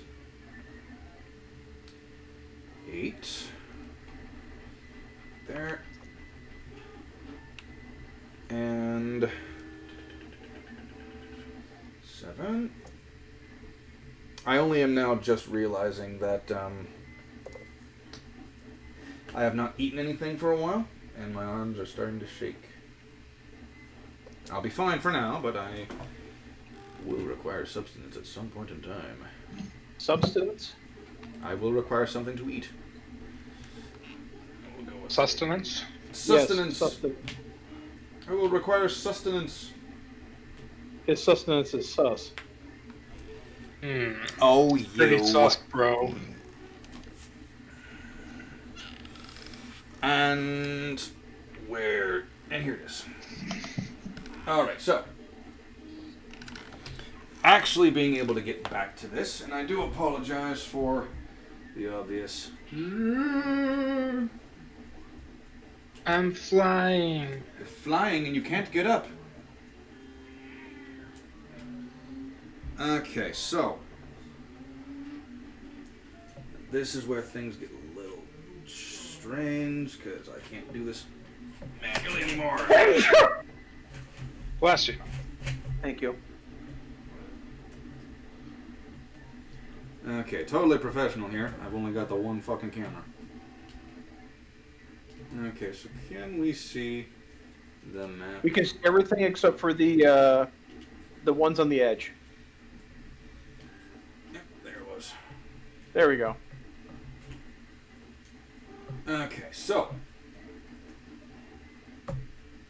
out of the way of the light. And nice and bright. Alright, so for clarification's sake and for those who can't quite make things out properly, obviously this is a Triceratops. The D6s, here, here, and here, are Triceratops and Hobgoblins. This right there is Kalu. That one is Alvin. Roland the Grisniak over here. Oh, he's way over there. He is, yes. Oh, okay. In all fairness, I put him there before I remembered I need there to be something of a break in the tree line for the for these things to make it through. So Question. Yes. Does that mean that he gets flanking attacks and everything because we are in fact No. on the other side? Because remember, we established this last week or the week before. The definition for flanking means that an individual needs to be, you need to be next to someone, and someone else needs to be engaging them. Right. But, yeah. Hi, your kitty. Hi there, kitty. Hi. Yes, kitty. Yes, kitty. Oh, who's your little baby? You want some love, Sebastian? You want some love, Sebastian? Okay, I'm here to play the game. So, Alvin, what ends up happening is that you see this goblin boss attempting to. You don't know exactly what he's trying to do with that crossbow. For all you know, this motherfucker is just trying to kill your friend. He's trying to kill your meat shield. You can't have that. So you swing back. You pull your bow. You pull the string of your bow. You let loose that thing, and loose the familiar twang. And essentially, what ends up happening is that your arrow finds itself nice and neatly nestled right in the center of that goblin's neck. A little bit low. Let's just say that this goblin essentially suffocates to death because you've completely punctured and then sealed its windpipe. And the goblin falls off the saddle, making some noise. The other goblin bosses over on here react to that noise, and they now see that the goblin boss on the warg is now quite off of it. And they are going to double their efforts. They're going to make another collection of perception rolls to try and spot you guys, which I'm only going to roll with advantage for the lot of them. The highest was 16. Don't think they actually gain all that much in perception, but we'll double check anyway. That is the Dow, that's the Hobgoblins. I went too far. Go back. Here we are. Perception. That is a 15 for them, so Alvin, you obviously pass. Roland, real quick, were you attempting to hide in the tree line or no? Yes. Alright, make a stealth roll for me real quick in opposition for the goblins. It's not likely at all that you'll fail this because you've still got pass without trace currently. Right. But is that 5% chance? Okay, 26? 26? Alright. You feel stealthy. Yeah. They don't necessarily see you guys, at least you don't think they do. But because of the fact that they were looking around specifically for the rest of you, a couple of them, this one right here specifically, actually does have a rough line of sight on Kalu, whom once again, it's not that you can't be seen, it's just that you rolled so well in stealth that you weren't heard. Mm-hmm. But this goblin does pull out a horn and blows a couple of toots, signaling a direction. You can only assume. What I was going to, but it's not what I'm gonna be. But you can still roll initiative now, everyone. And depending on how quick you are, you might actually still be able to do what you wanted to do. Okay. All right, here we go. Now I will say, wow, 15. 15 for rolling. Natural 21. Woohoo! All right then. Do you seriously have a +1 on Dex? Yep. Oh wow. Okay. Sun is up. Send him to the orc.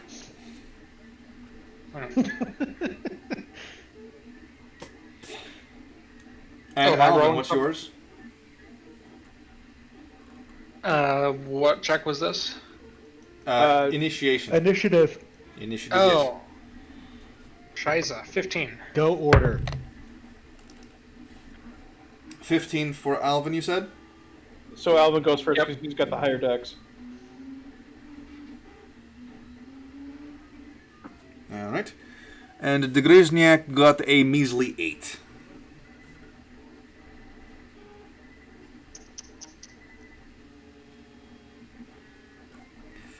Okay, then. So, I will say this.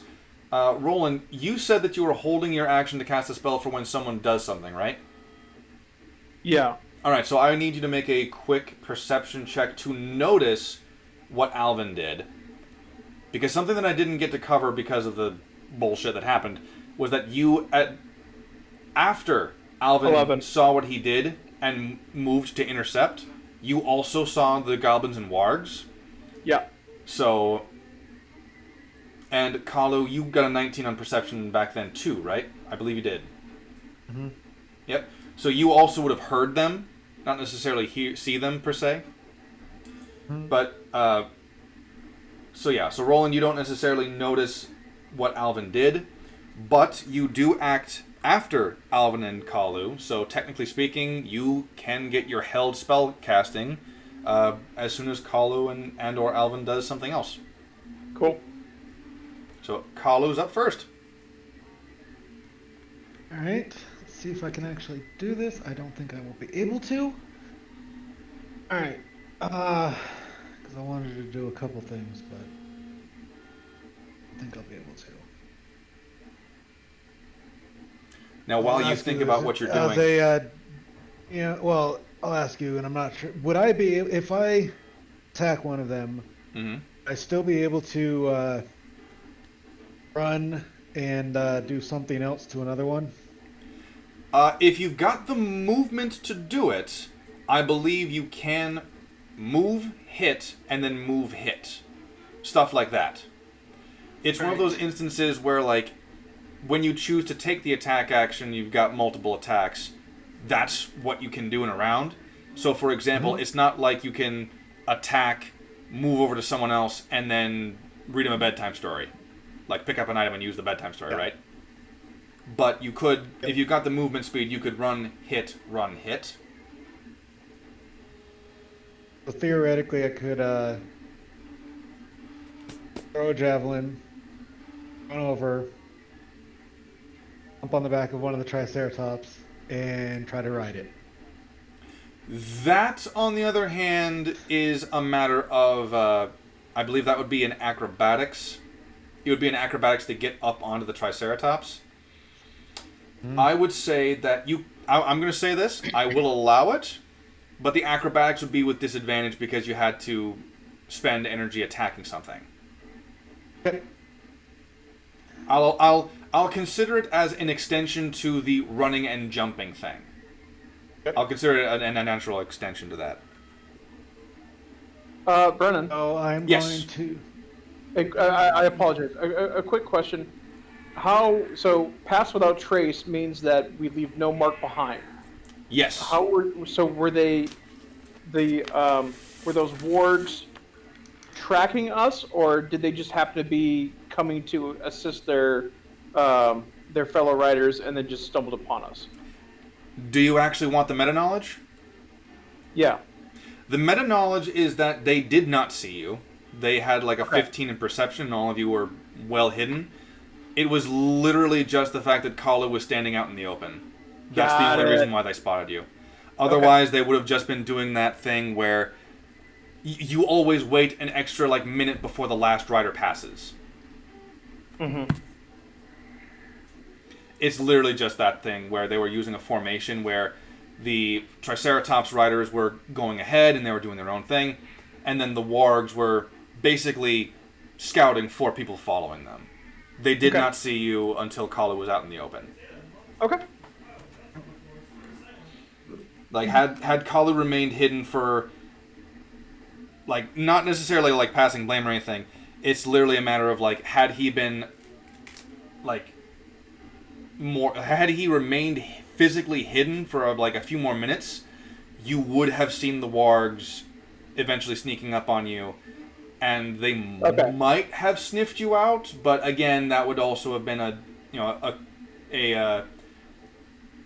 challenge against your stealth, which was fucking really high, so it was very unlikely that they would have spotted you. Okay, I just want to make sure that he didn't like miscast or it wasn't counter or anything like that. So No. It was literally just big green 7-foot ass walking towards their allies. All right. But yes, so Kalu, your turn. Yes, I'm going to chuck a javelin at the rider of the Triceratops figurine.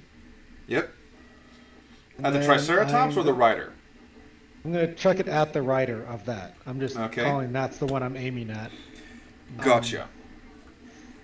So it's rider number 1, it looks like. Yeah, I think that's... Yep, rider number 1. The lighting doesn't quite work all that well with the black D6s, but we've got 1, 2, 3, and 4. Right.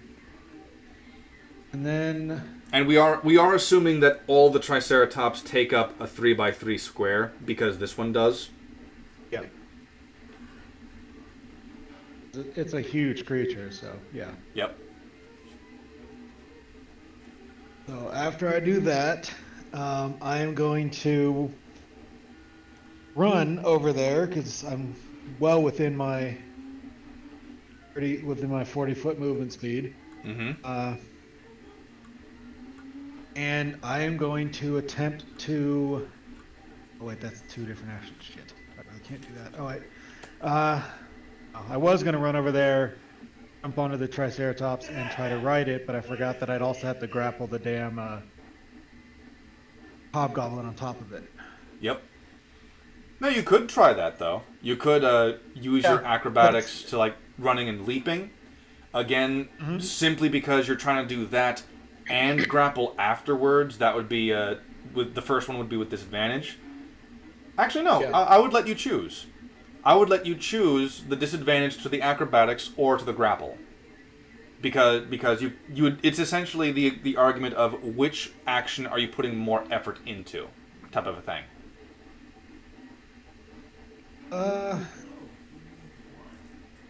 Take the disadvantage on the grapple. All right. So for the attack roll with the javelin. You're actually attacking with the javelin, as well as that. I was gonna run over and jump. Okay. So yeah, you can't grapple after. That's what I was like. I can't. Yeah, I thought you were dropping without the javelin. He's just gonna run over there and do that. Okay, so without the javelin, 5, 10, 15, 20, 25, 30, leap! Make that acrobatics check, you tall bastard. That is an 18. An 18? All right. Yeah, I'd say that that's good enough for the angle that you're going for here. You have successfully. And then of course, as a bonus action, if I can do it, I'll allow the bonus action. All right. Are you gonna rage and then attack? I'm going to go. Well, he's grappling, so he's gonna. Yeah, of course. As he's jumping, he's gonna rage and. I think you get because you're raging. Don't you get like advantage on grapple checks and stuff like that? No, no, I don't think he does. Okay. Oh, he doesn't. It's just he's just gonna use his rage, and then that's wow. Yeah, that's gonna be disadvantage on a grapple. Yep. Which is going to be athletics.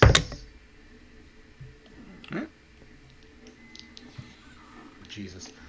Yes. Yeah, that is a 22. A 22. Yeah. Rolled a 19 and a 15 with +7. So. Wait, does your rage actually give you the modifier to just basic strength rolls? Oh, it's strength. Whoops. Then that is a 19. That's a 19. Yeah, I was adding athletics. That's a 19. I mean, yeah, you do add the athletics because it's a grapple check. Sorry, my bad.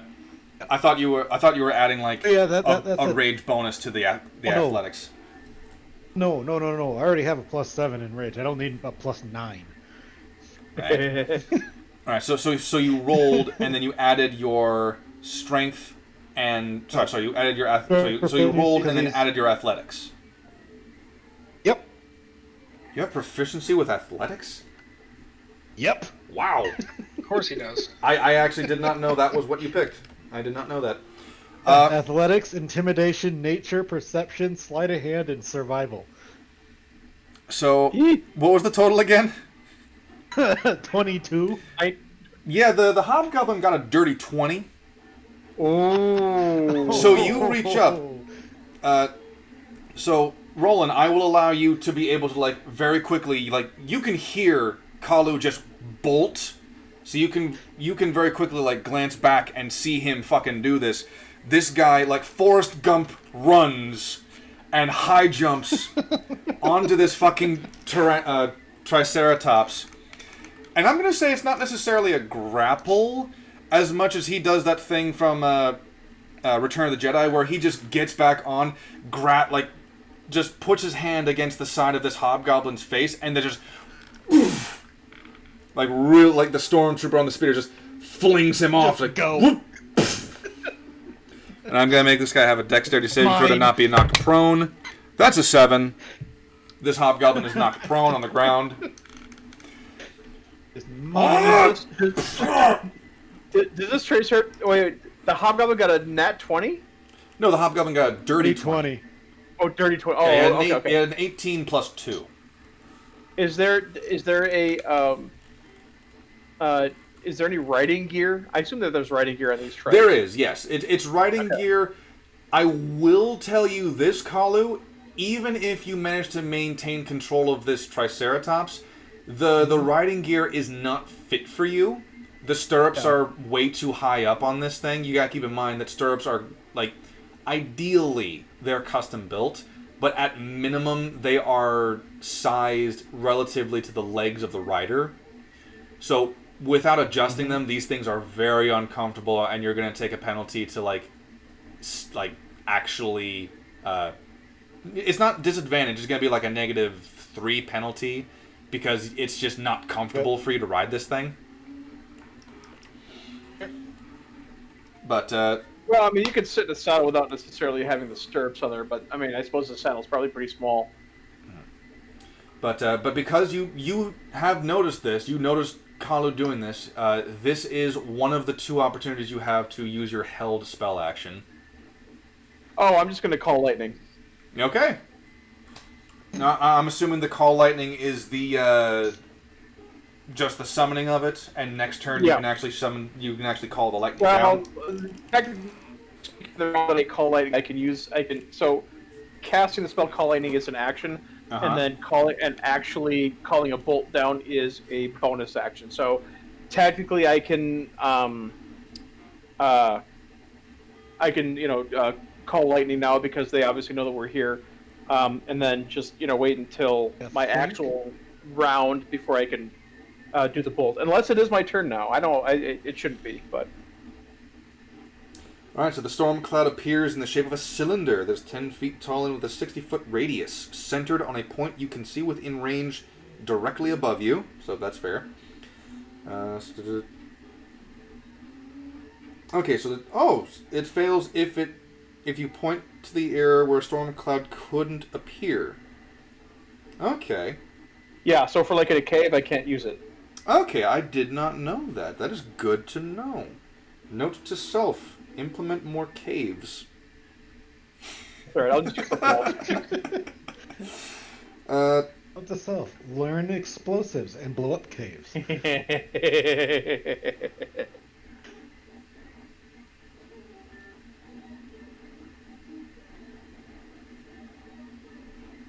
Okay, so when you cast the spell, you can choose a point you can see under the cloud within range, and that casts a bolt of lightning down. And then on each of your turns until the spell ends, you can use your action to call down lightning in this way again. Yep. Spell efficiency. Yep. So it's not necessarily a bonus action, but you basically are just playing fucking Sorcerer's Apprentice over here. It is a bonus action to call down the lightning. And I've got the book open here. 220, right? Yeah, it's 220 in the player's handbook. When you cast the spell, choose a point you can see under the cloud. A bolt of lightning flashes down from the cloud at that point. Each creature within 5 feet of that point must make a dexterity saving throw. And on each of your turns until the spell ends, you can use your action to call down lightning in this way again, targeting the same point or a different one. If you are outdoors in stormy conditions when you cast the spell gives you control over the existing storm instead of creating a new one. Under such conditions, the spell's damage increases by 1d10. Fucking hell.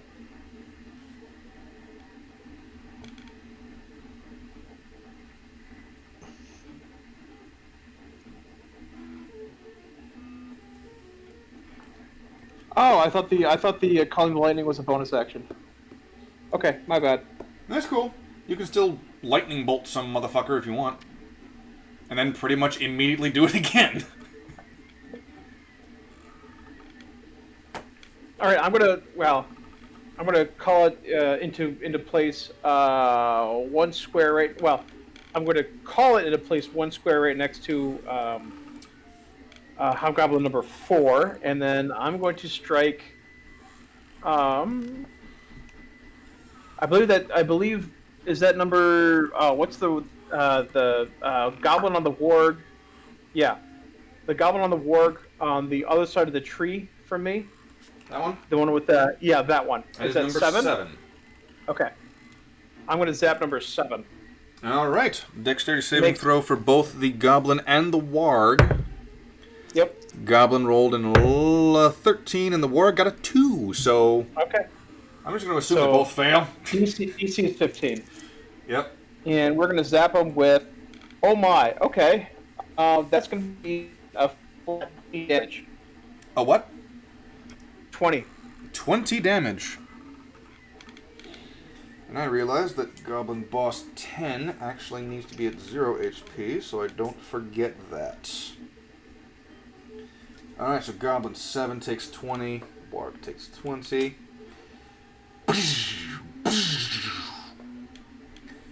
Well, it's the same hit, so it hits it hits the rider, the warg, and then grounds.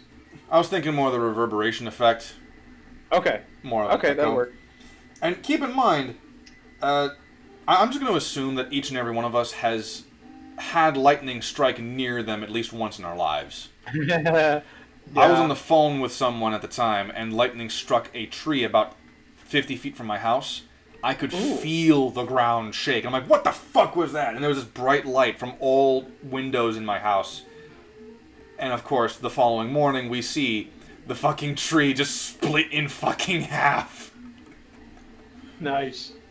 Indeed. I believe they call that Thor-kissed. Thor-kissed? Thor. Oh, Thor-kissed. Yes. Yeah, maybe. Alright, so that was your held action. It is Alvin's turn. You have managed to do your, well... Well, you could still assassinate when, Unfortunately, no, because Hold on, actually. He might... Yeah, because assassination happens when someone hasn't taken their order in initiative. Right. Yes, and that's more or less what I want to double check real quick, because it does make sense that you could do that. You did have the sneak attack round. So he still has right, so if I get a sneak round, I can only do it once per round, but if I have a sneak round and a higher initiative round, then I could do both. Okay. Now, I'm just going to look at it like word for word to see if this doesn't contradict what we're going with here. Starting at 3rd level, you are at your deadliest when you get the when you get the drop on your enemies. You have advantage on attack rolls against any creature that hasn't taken a turn in the combat yet. In addition, any hit you score against a creature that is surprised is a critical hit. So yes, you can auto crit. Yes, any hit you score against a creature that is surprised. Now, I will say this. They're not surprised anymore because they already know someone's shooting at them. That first one might have been, if I hadn't already critted. Yes, that first one would have definitely been an auto-crit. But because they haven't taken an initiative, he can assassinate still. Yes, and when he does get the auto-crit. Yeah, he doesn't get the auto-crit because they're no longer... Well, they're still technically like surprised in the sense that they're like, oh shit, Bob just got killed! But it's not to the point where like they... Still? Huh? Yeah, it's still sneak attack. Yeah, but he still gets the advantage. Okay. Yes, thank you. I was about to say it. I was getting to it. What is my +6? 25 to hit one of the riders. You fail. The sergeant was called. You fail horribly. You shoot down at one of the goblins. The goblin rips out a badge from his coat and holds up a 7-point star. The arrow bounces off the sheriff's badge. But yes, did you want to attack number 8 or number 7? Because you can't hit the goblin from over here. That's on the other side of the tree lines. Lucky number 7. Okay, you hit number 7. Roll damage. Oh, that's not great. 3 of those were 1s. Ooh! So that's 11 total. Which didn't get back. Should be enough to massacre the bastard.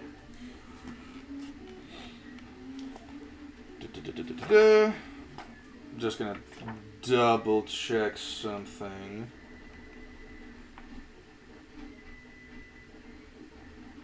Okay, yeah. Just want to double check that there wasn't any other like additional criteria before getting the sneak attack. But what was the total damage? You were a little robot. 11. 11 total. 11 on lucky number 7. Yeah, not that lucky to get triple 1s on my sneak attack. I consider it lucky. So you should have let me roll for it. I would have rolled 13 just on the sneak attack damage. But, so anyway, do you have an extra attack at this level, Alvin? Negative. Gotcha. In that case, you've got your bonus action and your movement action left. What are you doing? Bonus action, hide. Roll stealth. Now, we no longer get the bonus from the pass without trace. Oh, I hadn't even accounted for that. Oh, no, I'm just 24 before that. Just so 24. You guys know, though. Just okay. Alright, I will get rid of that on my cutting sheet so I don't. Okay. Well, dude, you're riding a freaking Triceratops. I don't think you're gonna be able to stealth all that well. Oh, you can try. I can try. So, are these Triceratops actually wearing barding? Wearing what? Barding. Barding. Yes. Armor designed for animals. You would need to take another look at them to really tell. From the distance you're at, they could be... Now, in meta-knowledge, yes, they are wearing some level of armor to them, but it's not all that great, it's not all that thick or anything like that. It's literally just for, like, a little bit of extra protection against what they're hunting. But from the distance you're at, it could be, like, tattered dressings, so to speak. Okay. Still kind of a cool concept, though. Thank you. I really approve of what I was able to do with these things. I was really happy with them. So, Roland's turn is next. Okay. Zap again. And let's do...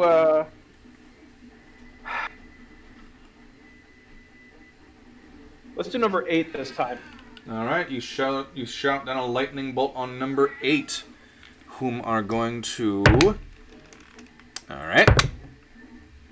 So the goblin got the first nat 1 from the D... Oh, no. Yeah, it was the first nat 1 for the DM in the context of enemies. So the Grizniak has 1, and the enemies have 1. But the warg got a 17 plus its dex. Okay. So the warg will be taking half. So I rolled 21 damage. 21 damage. Yep. 21. All right. Now, will you be doing anything else on your turn with your bonus or movement? No. All right. I mean, because a hide is a full round action, right? It is, yes. Unless you're rogue. Well, I will shift. I'll do a shift to impose the tree between Roland and Warg Rider number 7. All right. I'll be off camera. I'll still be able to hear you guys. So if I heard you correctly, you're basically like moving to the other side of the tree, right? Yep. Yeah. Okay. In an attempt to obscure yourself. Well, and that should give me like full cover for number 7 and then partial cover for number 8. Yeah. It does mean you're more in the line of sight for everyone else here, but still. Do they have ranged weapons? Roland wouldn't necessarily know. Meta knowledge, you do know that at least one of the goblins had crossbows, so it stands to reason that the others would have something like that. But meta knowledge, yes. Okay. Let's see. The Grizniak's turn is next, and I, really quick, need to find the rules on prone. Because if the Grizniak gets advantage on a proned enemy, or gains sneak attack on a proned enemy, take a wild fucking guess who he's shooting. I think you should, shouldn't you? No, actually, I think, well... That's the thing. Like, I know you gain advantage with melee weapons against prone enemies. I don't know if you get advantage against prone enemies with ranged weapons. Actually might get,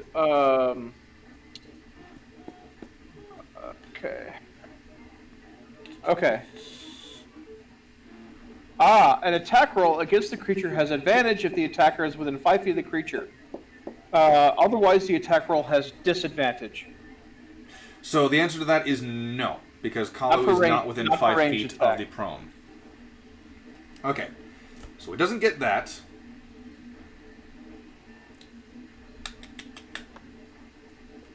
I actually don't remember. Okay, Fear of the Small Crossbow Expert. What did I bring in there? Ah, he's a swashbuckler. That's right. Is he? Yeah. The Grizniak is a swashbuckler. Who are you looking for? Yeah. Right.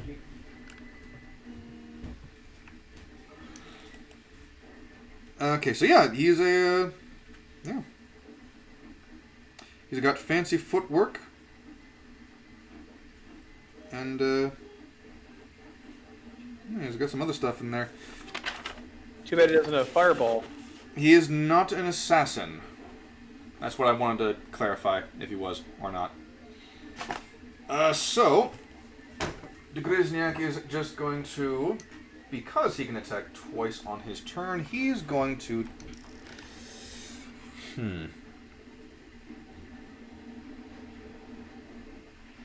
Yeah, he's just going to fire at number... He's going to fire at number 2 twice. He's going to take 2 pot shots at number 2. You're going to take a number 2 on number 2? Yep. And so that hits as a 19 plus fucking 11. And then an 8 plus 11 for the Grizniak. That will, if I remember correctly... Yes, that's a 19 to hit. Really? Yeah.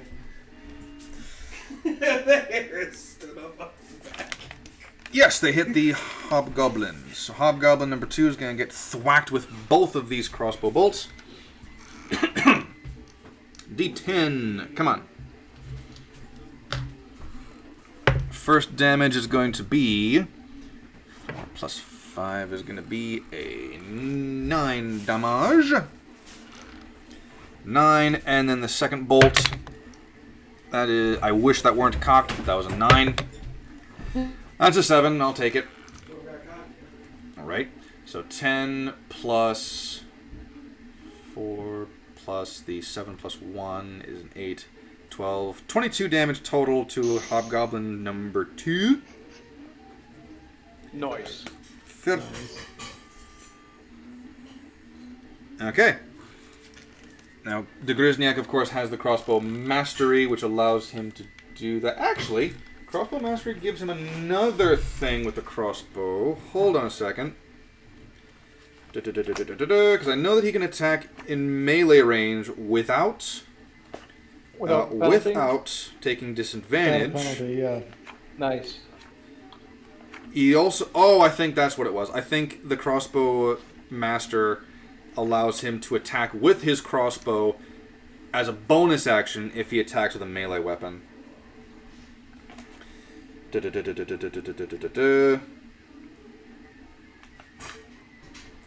Crossbow expert. You ignore the loading penalty for crossbows which you are proficient.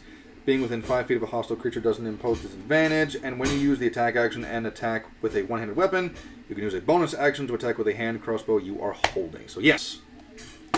Doesn't actually get his anything else that I thought he might have, so let's just do that. So that's that. He's actually going to use his roguish ability to bonus action hide. Alright. He's going to hide behind this tree. And that is a, for the record, that is a 19. Alright. That's to keep me honest. As if I'm not honest. That's the Gryzniak's turn. It is now time for the enemies. It is going to be the hobgobs and then the gobs. Hobgob number 1 is going to, of course, stand up. And he is going to, well, he's going to try to stab you, Kalu. Alright. He's got 2 attacks with this fucking thing. With a pole arm? Yep, he's well, elongated spear. So that's going to be a 12 to hit. Compensating for something. No. And he's going to attack a second time with a spear, which is going to be a 10. No. So he just stab, and you just kind of like shift your leg a little bit to like graze his blows. Now I am going to double check something real quick because he has an ability as a hobgoblin. But I need to double check if it's a ranged thing.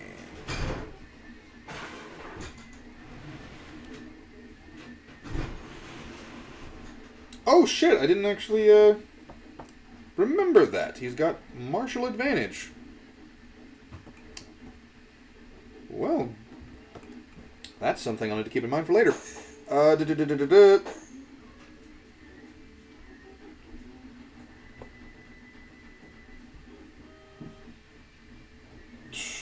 Okay, so yeah, the hobgoblin, number 1. Okay. Alright, so basically each hobgoblin is going to use the ability of leadership, which basic... Oh, wait. For 1 minute.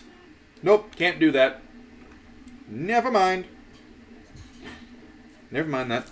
So instead, we are going to continue on with the number 1 Triceratops. The Triceratops does not like what's been done to it. So essentially what it's going to do is it's going to try and buck you off. Alright. Now this is going to be something of a grapple. but more or less like a dislodging you. So it's going to make a strength to get you the fuck off it. So that is going to be 15. Please make a, we'll say, your choice of saving throw, strength or dex saving throws to stay on top of the... The obvious is strength. All right, so go dex, I guess.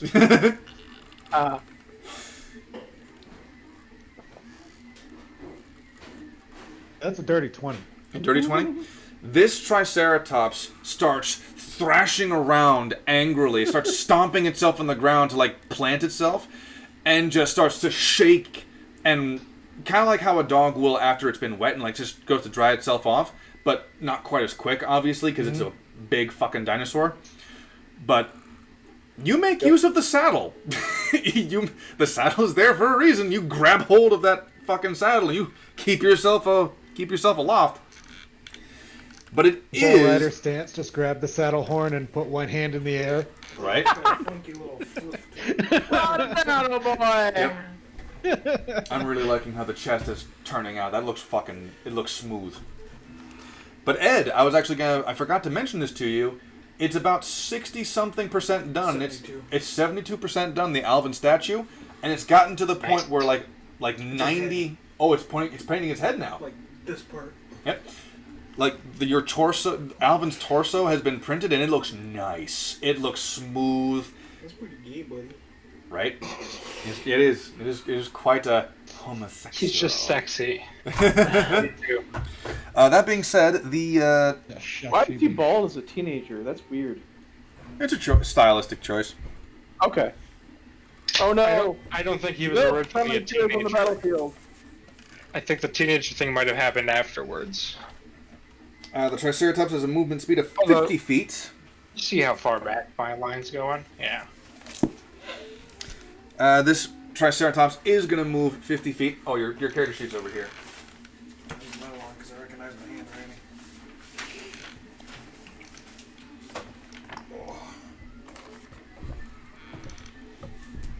So, this thing is actually going to pick a direction and fucking run towards it. So this thing is going to... Roll a d8. Roll a d8. 5, 10, 15, 20, 25, 30, 45, 50. I know it's not actually 50, but I'm going to fucking say it's going to pass to this point. Specifically, because it's running to things that it recognizes, and it's recognizing the Triceratops, it's recognizing the Hobgoblins, and this one is going to get an attack of opportunity against you, Kalu. This number 2 is going to try and hit you with its fuck-off spear. And that is going to be an 18 to hit. That'll hit. All right. Now I'm just Are going to... you raging? Yeah. Yes. Okay. Still gonna hit. Yeah.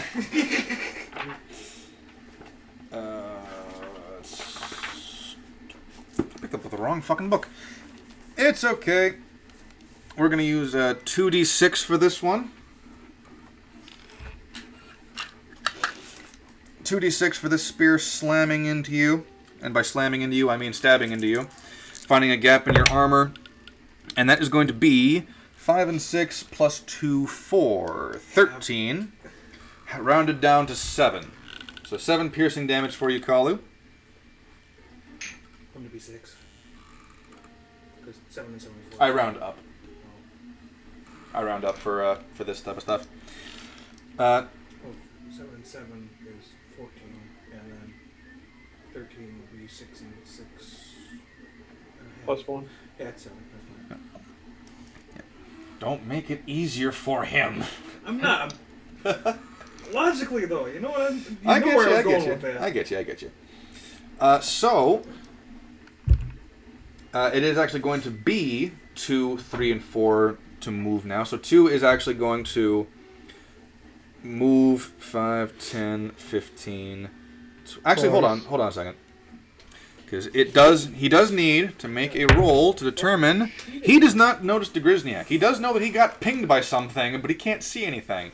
So he's going to move over here. I'm going to have to rewrite my main character sheet. What the fucker's got added, man? So it's going to come over here, and it's going to attack you. It looks wonky as fuck because they're two... looks wonky as fuck. Ow. There you go. Take 1d6 fall damage. Or just have him hold the other one up. Alright, so number 2 is going to take a pot shot at you with a spear. And it's going to be a 15 on the first one. No. And a second stab is going to be an 18 to hit. It's off. Piss off. Alright, so that's going to be 10 rounded down to 5 damage to you. Stabs into you real good. 3 is going to turn and is going to be gaining advantage against you because you're being flanked officially. And that's going to be... I'm going to assume a 12 don't hit. Oh, piss off. And his second strike, that's a 15, and the second one is a natural 20. So that's going to be 4d6 plus 2. Piss off. Ah. Actually, no, it'd be the lieutenant's been called. It was the sergeant. The sergeant was already called. He didn't do anything. So not called the lieutenant. So the first 2d6s are 9. That one's cocked. That one's 12 and 14, 16 points of damage rounded down to 8. Give the universe. Yep.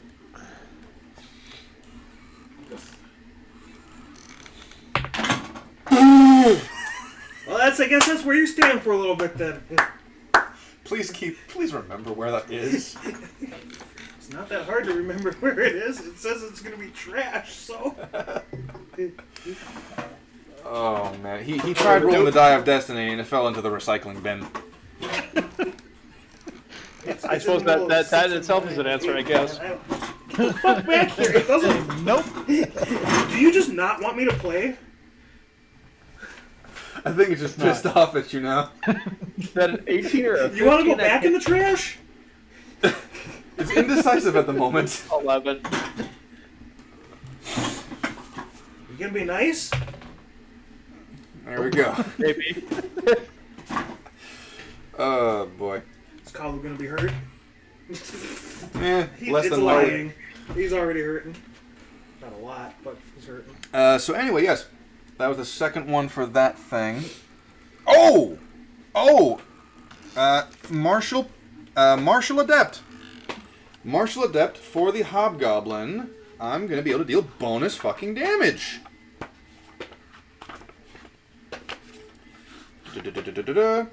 Once per turn, the Hobgoblin can deal an extra 10 3d6 damage to a creature it hits with a weapon attack. If the creature is within 5 feet of an ally of the Hobgoblin that isn't incapacitated. And for the sake of this, the Triceratops count. They're not within 5 feet. The Triceratops are allies to the Hobgoblins. Go fuck yourself. 5 and 8. So take an additional 4 damage. An additional 4 damage to that. You were muted, Matt. You should unmute your mic and say it again. No, he's mad. He had it muted I know for he's a mad. reason. That's why I want to hear it. It's still not within 5 feet of me because the Triceratops is fucking huge. That's huge, but So it can fuck off. Has someone called the sergeant yet? We called the sergeant and the lieutenant. I think the next is going to be the captain. Oh, you are? Then the chief. And I think finally God. Why the fuck not? It's big enough for a dinosaur, means I can fucking fly. So here's an eraser. Don't lose this. Bassy! Oh wait, no, it's Drakey! So, Bassy. alright, so number 4. Number 4 is going to try and make a perception roll against you, Roland, or just in general. Into the tray would be nice. That is a natural 20. Ooh. This Hobgoblin notices not only you, Roland, he also notices Alvin. Because you guys are right fucking here. Yeah, fair. Now, I'm going to have the Hobgoblin make an intelligence roll Because both of you are wearing armor, this hobgoblin is aware of magic, but he does not know. He doesn't recognize either of your armor sets. So I'm gonna make an intelligence roll, DC. 15. Yeah, we'll match it against your spell save to recognize if he suspects it's you. There's a 16. He's gonna recognize you, Roland, as the druid. So he's gonna shoot at you. Because he's squishy. More the fact that he summoned a bolt of lightning. And he's squishy. So he's gonna take his. I mean, in all honesty, I've got almost the same armor class as Kalu. So he's kind of squishy for a barbarian too, though. Well, a 5 plus no, it's gotta miss. Nope. Now these hobgoblins do not have crossbow mastery, so he's not gonna be able to reload and shoot at the same time. So he's just gonna shoot. Do I need to roll to see if I notice if he shot at me? The crossbow bolt embedding itself to the side of the tree is evident enough. Okay. Is that what those big things are? Yeah, I don't have the dry erase marker, so I had to use these. He looks hungry. They don't, but these are more like roots / branches. Yeah, he looks like he could stand to eat some lightning, I think. That one looks like somebody flattened a lizard. Flattened a lizard? Fuck you. Here's the head, there's the 4 legs, and the tail's just kind of poof. Denver, the last dinosaur. Alright, so, that being said... Where do I want them to move, per se? Because these two are obviously staying put. This guy already attacked. So this one is going to... Okay, this one's actually going to move 5, 10, 15, and just kind of like right over here. And it's going to be readjusting, like aiming at, well, sorry, this way. This way, because he's aiming at this tree. Is it a big eraser or something too?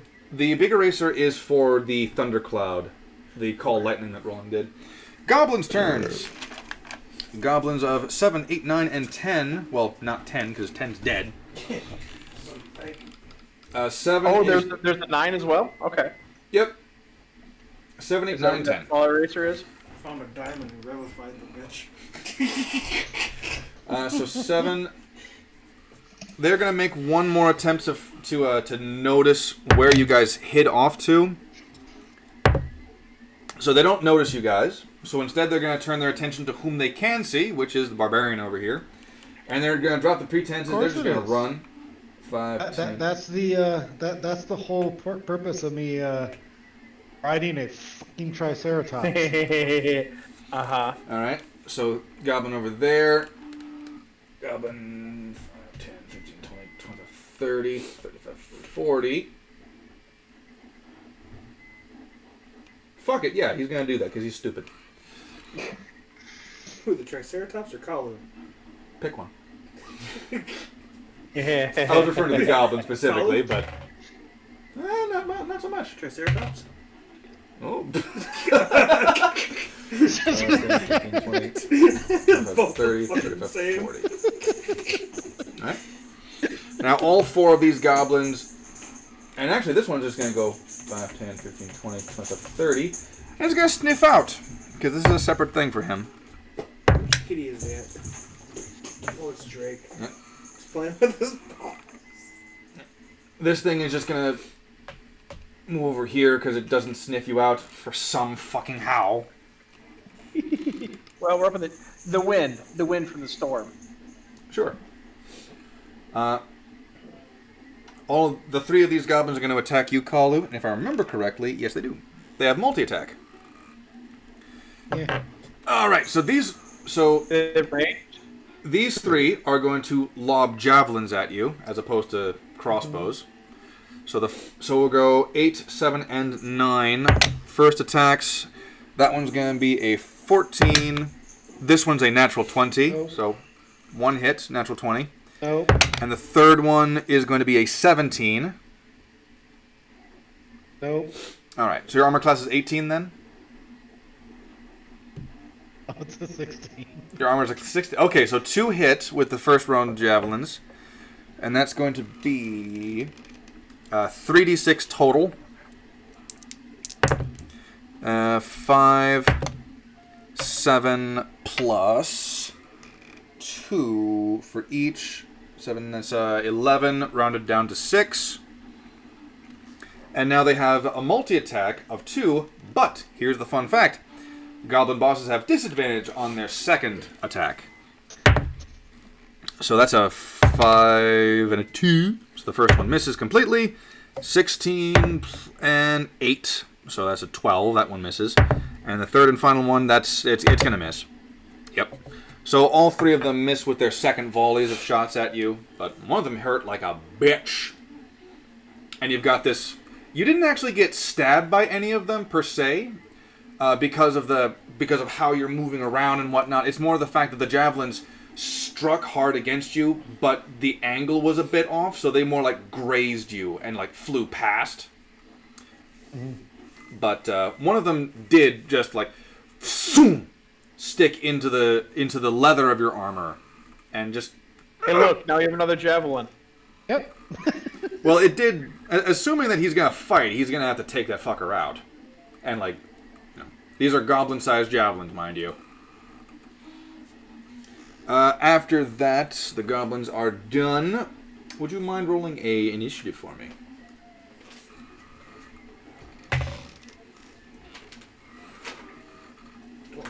$12. Okay. Okay. Kalu is up. Now, if you want to control where the Triceratops goes, you will need to take an action to animal handle. And for the sake of transparency, the DC for controlling a wild animal like this, who is more or less hostile to you, I believe is a 20. If it's aggressive towards you, you need a 20 to rein it in. If it's neutral, it's more like a 15, and if it's friendly to you, it's a 10. So if you want control of this thing specifically, if you just want it to ride out and, do its thing on its turn, you don't have to do that. Let's see, what am I going to do? Oh, it's just Triceratops hop. Triceratops hop? Ooh, yes, yes. All right. Now, I will say that would be an acrobatics with disadvantage, because you're moving from one very angry Triceratops to another Triceratops with a hobgoblin pointing a spear at you. I act as though you can't fucking pull this off. I know. Midas and Medusa, a very brief affair. Let me just... One turn, one to stone, the other turn, the this other would be to acrobatic. Do number 2, do number 2. So I missed it. What are you doing? Decide if I want to hit number 2 It's gonna smell like poo. or Oh, right.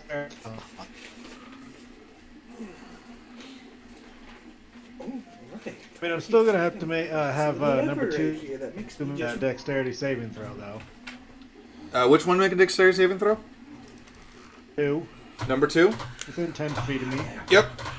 Number 2 is indeed. That is a 7? So I don't think his mods are strong enough to get that. Alright, so that takes it's a 9 total.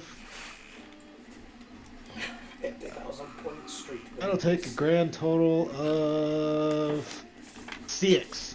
6? Yes, 6. 6.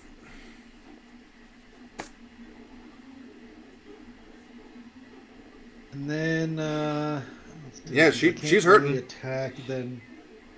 She's really hurt. attack, then. Yep. I forgot.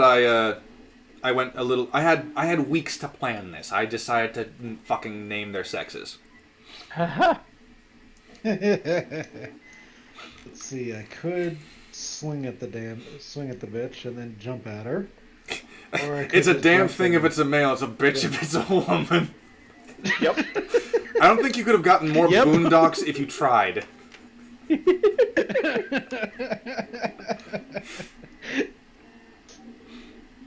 See, because yeah, that would take up my action. Did that.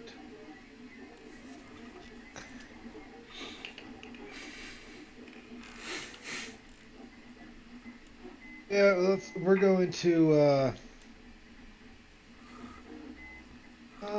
I really can't swing at it because it's a little far out of my range.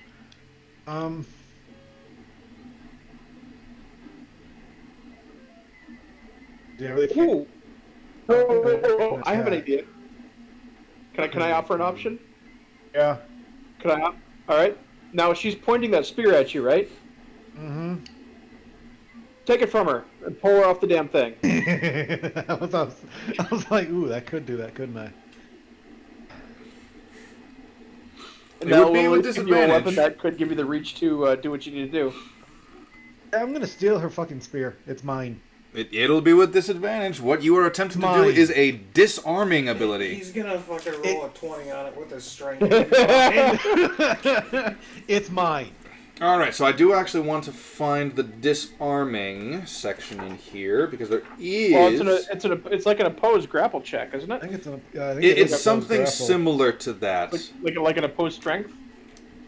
It goes a bit more into detail about that.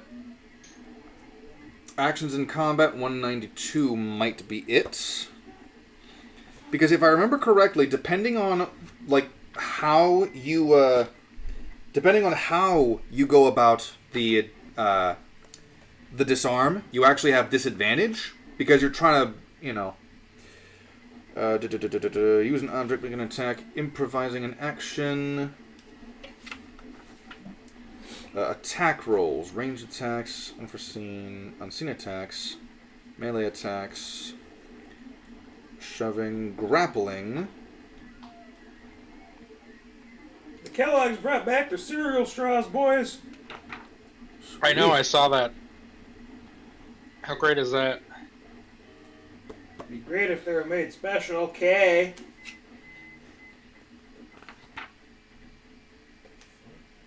Yeah, I don't know if there's a huge appeal to children for special K cereal straws. These ain't for children.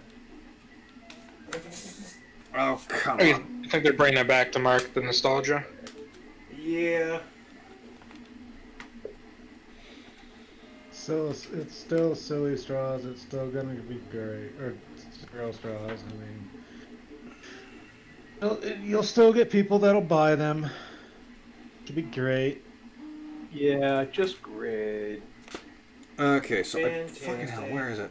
You remember when we used to have Kellogg straws? I remember. Oh, come on. I actually don't. Okay, being prone. You remember those unpoppable bubbles you could blow? They stink really bad and they give you a plastic straw? I remember. Where the fuck is it? I know I saw one in here. Because I built an entire NPC specifically around making disarming abilities and stuff like that. I know I fucking saw one. He built NPC.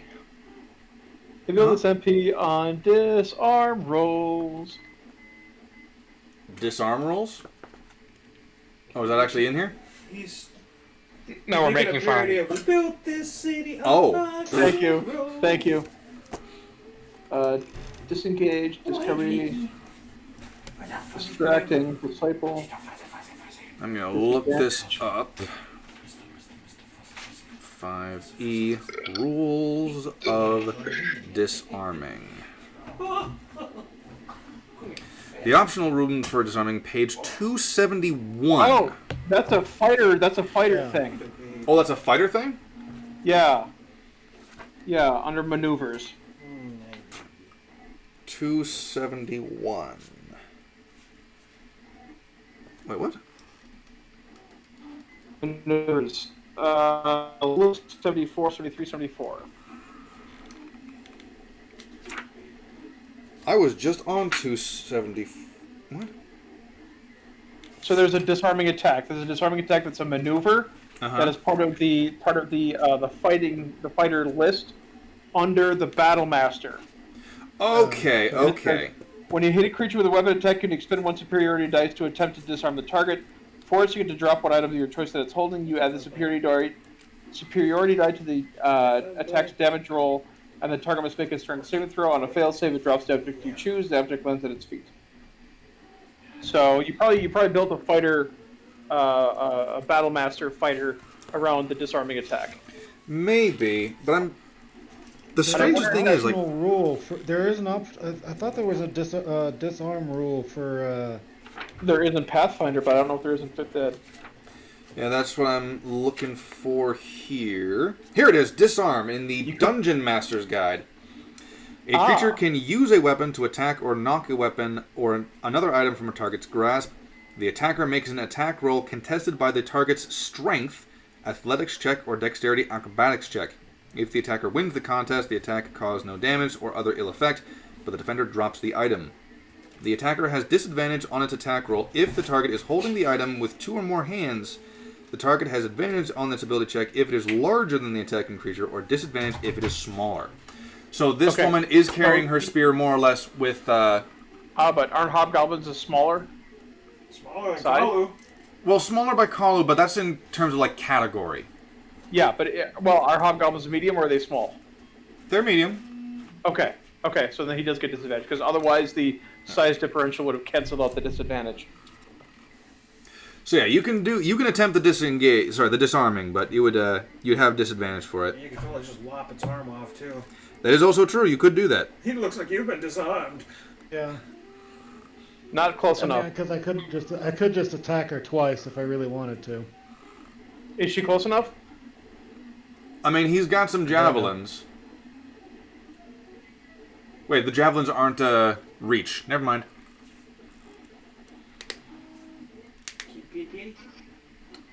He could go more the fact that a full Leroy Jenkins Conan leap attack off the. You're gonna slip because you don't have the dexterity for it. You're gonna faceplant right on the fucking floor. All right. So yeah. Hey, I managed to jump on this damn thing. All right, making the athletics the acrobatics. Make the acrobatics check to jump from Trihorn to Trihorn.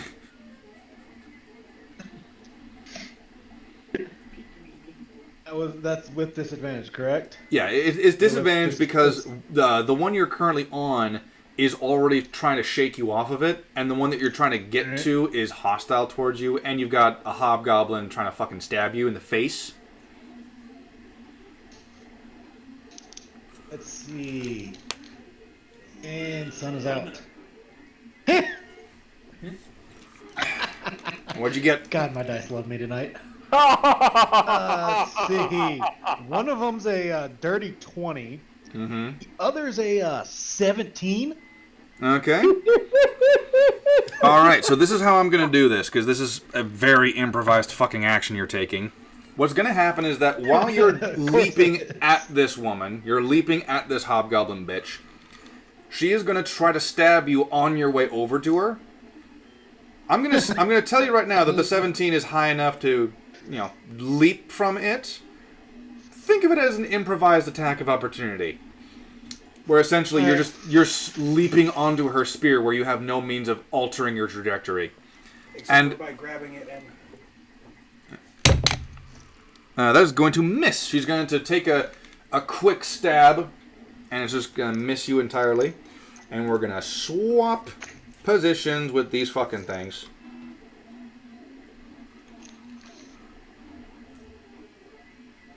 Ah! Ow. Ow.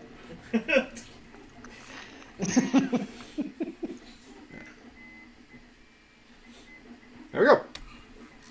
Oh, so that's 2, Just because and this you was have a 1. backup of Kalu doesn't mean you can throw him around. The backup of Kalu doesn't even look right yet. The base is all fucked up, remember? Well, if he dies, we'll just cut him off the feet and the other one on this one. Alright, you've successfully managed to land on this Triceratops and not get skewered. What are you doing? Alright. I'm gonna hit the bitch. Her. Kick the bitch. Of course, I'm gonna hit her. All right, roll a hit. Give me a 2.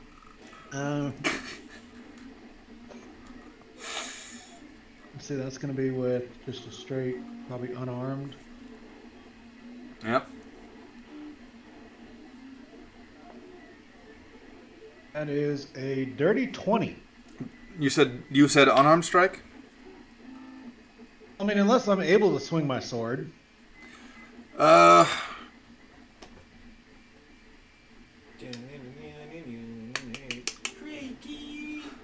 I mean, on the one hand, on the one hand, I don't see why you couldn't. So I'm gonna, I'll say, yeah, you can swing with your sword. Don't see why not. Okay, so that's a dirty 21 then. All right, you hit. Roll damage. All right. What's up, fuzzball? So that is Run, you grey bastard. Run before I get the plus Yeah, I got the arms up. 6, so 8 plus 4 is 12, plus 5 is 17.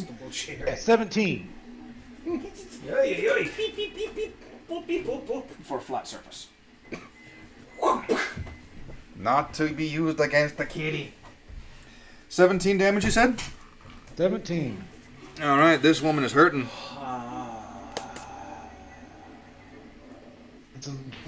There, I can't attack a second time, so I mean, unless I'm able to. I felt the kitty tail against my I mean, if I remember correctly, you didn't actually try to disarm the bitch, so you've got your second attack. Yeah, so I'm gonna hit her again. His name is Cap. All right, roll to hit.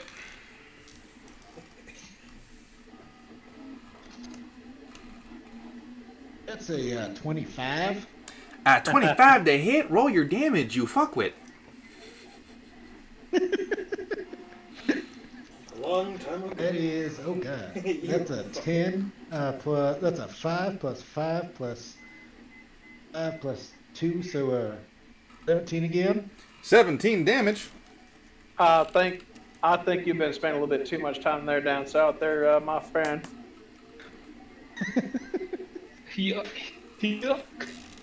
All right. So this is what essentially happens.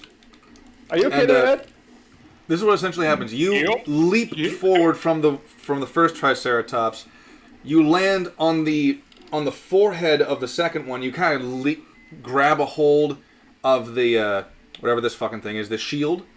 You grab a hold of it and you use it. I believe it's called a frill. The frill. You grab a hold of this frill and you use it to yank yourself forward, and you just pierce through her armor. Very difficult to do, mind you. It's still metal on metal, but you pierce through that armor, through her chest, out her spine. Oh! She shrieks in agony and slowly slides off as you retract your blade from her fucking cavity. Gross. He impaled her with his large sword. I impaled her with my giant, massive sword. All right, it is Alvin's turn then. Alvin. Yep. All right. What's the nearest hostile that I can see? The nearest hostile would be Warg number 10.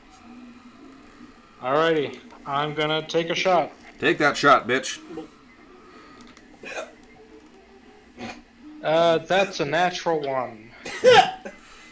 I think that's your first one, right?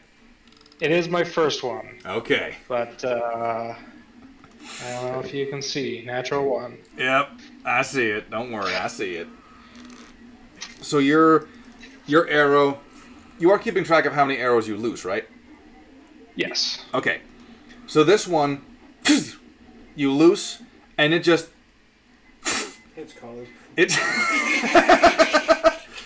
Yes, aiming for this over here, you somehow aim all the way over here. It would be if it was a supernatural one. No, it would have been something a little more like close to Back home. of the head. No, the arrow. You don't have an arrow tip. You don't have an arrow tip pointing out from your forehead. The arrow just sinks into the hard ground, and you get this sinking sensation. No pun intended. That the arrow might have warped by that impact. So I'm not getting that back. Probably not. Rip. All right, you still got your bonus and your movement. What you doing? Cunning action. Hide. All right, roll stealth. What else? I mean, you have to ask that question because what else does he do after after an attack? Red 20. They actually haven't. 13. Well, this one does. This guy can still see him. But you feel stealthy. Roland, your turn. All right, I'm gonna pull a new trick out of my bag. Oh, right? Okay, great. Smack him with a fish. I'm going to cast Ice Storm. All right. That's a new trick. It's a 4th level spell. Oh no. This is not Sleet Storm. This is Ice Storm. Okay. Spell. So I'm going to cast it centered on the square that is just okay. Hobgoblin on the Triceratops number 3. On the on the one square that is just to the side of it, on the opposite side of the column. So. Right there? Uh-oh, it froze. Right there, yes. All right, and so the spell is as follows. A hail of rock-hard ice pounds on the ground in a 20-foot radius, 40-foot high cylinder centered on a point within range. Each creature in the cylinder must make a dexterity saving throw. A creature takes 2d8 bludgeoning damage and 4d6 cold damage on a failed save, or half as much on a successful one. And hailstones turn the storm's area of effect into difficult terrain until the end of your next turn. What's the most fucking difficult terrain? He knows I don't like it. Oh, it's kind of funny. Yeah, a little bit. until you're the DM for him. Yeah, I'll just say he fails and cast it on himself. What was the radius for that cylinder? Listen. My role is battlefield control. That's what I do. What was the radius for that thing again? Appears right where you're 20 feet? 20 feet. It's 4 squares. All right. 5, 10. So 20-foot radius is in like 5, 10, 15, 20, like that type of stuff, or like 20 feet out? 20 feet out in every direction. So it should hit 5, 10. It should hit 20? 3, 4, 8, and 7. 1, 2, 3, 4. Sorry, 5, 10, 15, 20. 5, 10, 15, 20. 20 feet in every direction, so yep. Yes. It hits, yep. 5, 10, 15, 20. Does not hit 9. It hits 7, 8, 4, and 1. And 3 yep, and they make a dex saving throw, DC 15. Yep. So number 3 has a 13. Number 7 has a 5. Number 8 has an 18, so that one succeeds. And 1, 2, 3, yep. And number 4 has another 18. And number 1, being the Triceratops, gets a 19. So the only ones who fail are 3 and 7. Okay, so they take 10 bludgeoning damage. All right. And 13 cold damage. All of them? All of them. Even the ones that succeeded? The ones that, hold on. The ones that succeed take half damage. So 23 divided by 2. Yep, 23 divided by 2, so it's 11? 12, because I round up. Yeah, 12. So 23 and 12 for 3, 7, 8, and 4. Oh, yeah. And that's all difficult terrain, remember. Mm-hmm.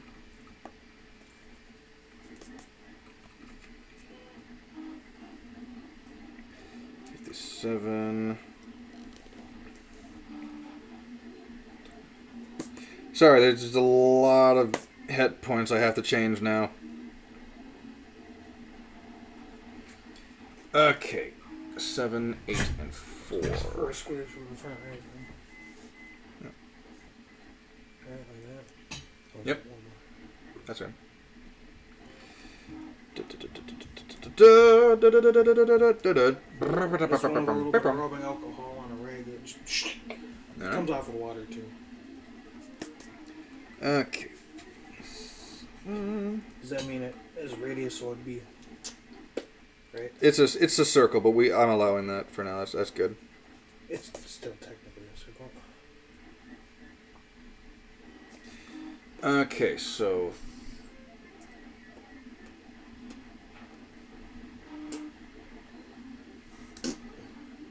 3 and 7 failed. Oh, that's right. I'm an idiot. Should have remembered it was half damage.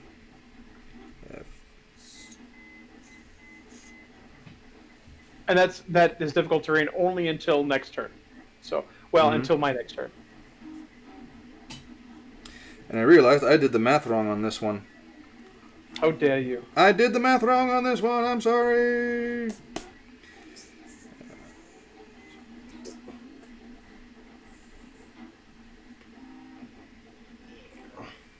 There we go. I had to carry the 3. They don't do that anymore. Sounds heavy. And that one is also... It's not metal though, so it'll be fine. Okay, finally getting to the goblins. 7, 8, 7 and 8. So 7 takes the full brunt. You have the paper towels out there? Yep. This is why combat takes so long, because of Mr. Bullshit spells over there. Oh shit spells. No, I said bullshit. Oh. Bullshit spells. At least I can target more than one person at a time. Bullshit spells. I am finally at the point where I'm actually doing more damage. I mean, he could be a dick and just petrify all of you. Hey, he did that to the enemy. And I'm just waiting for the day that he rolls he's right. the double nat ones on something. And blows himself up. Either that or just like this ice storm. Just What was it, vine growth or whatever that you used to make the forest grow, or was it rapid growth? Plant growth. Yeah, you're gonna do that and fail, and you're gonna try and cast it again and fail, and you're gonna turn into a fucking plant. Yeah. No, the point is, plant growth has absolutely no rules. It's like so. No, what's going to happen is that when you fail on that one, the plant life doesn't grow. It's all of your hair. Yeah, there's no rule. Yes. Plant growth. It just happens. Yeah, be careful doing that when your armpit hair is about the size of your arm. Yeah. Actually, it's a even there, like the hair on your feet, the hair on your legs. So yeah, the hair on your ass. You could 100 feet long. Have the bottom of his feet become nothing but hair. Anyway, that's all taken care of. The numbers, Mason. What do they mean? They've been taken care of. So yeah, after that, you got your movement action. I'm pretty sure. Stinky. And I'm pretty sure. I'm gonna maneuver around the tree. The tree Right. between me and the rest of everyone else. Woo! All right. Now, was that snowstorm you just brought in another concentration? No. Okay, I That figured is a not. one turn only. Yep. All right. Next up, fluttering is heard in the distance.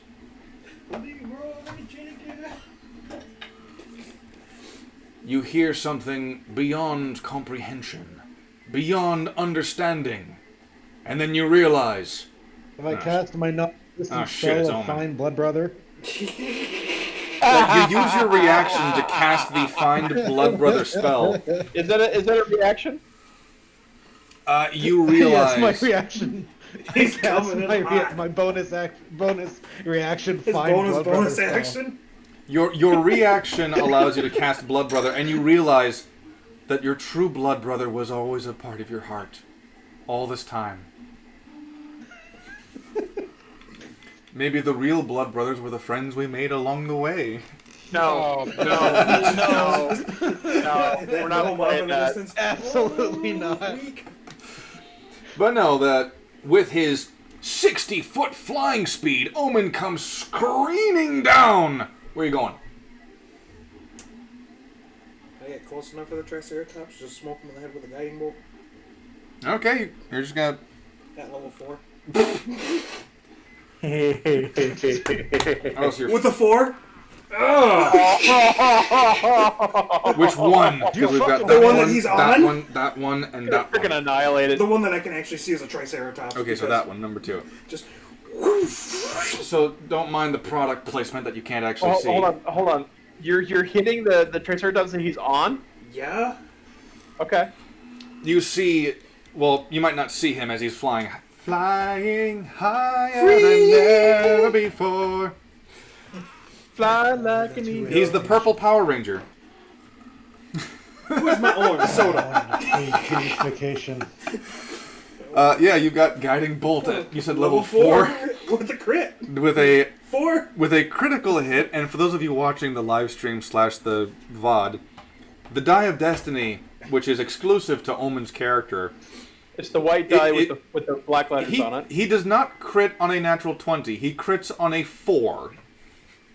And yes, that does mean that some of the numbers have to be swapped around a little bit, but by the time that actually matters, it fucking doesn't anymore. But you've crit with your Guiding Bolt. I have to look up Guiding Bolt damage now. Wasn't it like 12d6 at level 4? Here it is. Guiding Bolt. You deal 4d6 radiant You're damage. attacking the thing that's underneath me, right? And Yeah. That's a level 1. Okay, I was about to say, if you're attacking me, I'm pretty sure I just died. Why the fuck would I attack you? Okay, so Okay.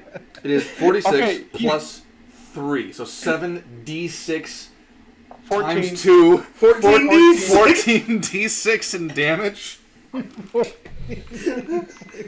I wish mine didn't fuck up when I printed them. I shouldn't say they fucked up. I couldn't get them off the base. Yep. So I said, fuck it. I just rolled that, and if you were actually attacking me, yeah, I'd be dead. Oy. I'm attacking the thing under you, but it's gonna be a big blinding flash. Ow. Flash! What the hell just happened? Triceratops' brain. That's some entrance. Is that... Yeah, what the fuck? Okay, so 2, 4, 6, 8, 10, 12, 13, I got 14. one that works. Oh, here it is. 14. We've got 14d6 right here. Roll it. My nether regions are going to be crispy. Now, for the sake of simplicity, and to not have them I'm mix rolling them together, one at a Same time, thing. so we'll keep track of them. into the base. One. Oh, wait, hold on. Wait. I just realized something's fucking broken. Do you guys remember what we established about 3 sessions ago? Yep, I was about to ask about that. Do not roll when you 14 crit, you d6, max roll damage 7. on the first half, and then just Because roll the the second first half are maxed out. Oh. Oh, jeez, I have to do mathematics on this shit. Does 7. that mean my sneak attack was the max? 42 plus 7d6. 6. Wait, someone explain the rule to me again? I might have missed this one. So the rule we is established when you that crit, in an attempt to make sure that crits don't 18. lose their potency, the first half of the dice you roll are maxed out, and the second half are what you roll. We didn't need to do that with your assassination because you just outright killed the motherfucker. So 7 times 6. Okay. Hold on. Oh yeah, well then Kalu did too when he crit, didn't he? I don't think he didn't crit crit. attack. Yeah, I don't think he crit damage this session. You didn't It crit was yet? dirty 20s. Yeah, it was Okay. 30, 20. Right, okay. Okay, so that's It's 18. 18. Fucking hell, so 18 plus 42? 50 damage. 60 damage to the Triceratops. Triceratops number 2. Yeah, my nether regions are kind of crispy right now. You see Carlo just... So this is what I like to imagine happens. For the sake of simplicity, I'm going to try to showcase more or less what this guy looks like here. It's not going to be, clear in the slightest, but he's got himself a golden curved blade from Egypt type of shit. Stole it from my mummy. Yeah, Sure. I said I stole it from my mummy. What this happened? You come apparently it was flying down. Treasure.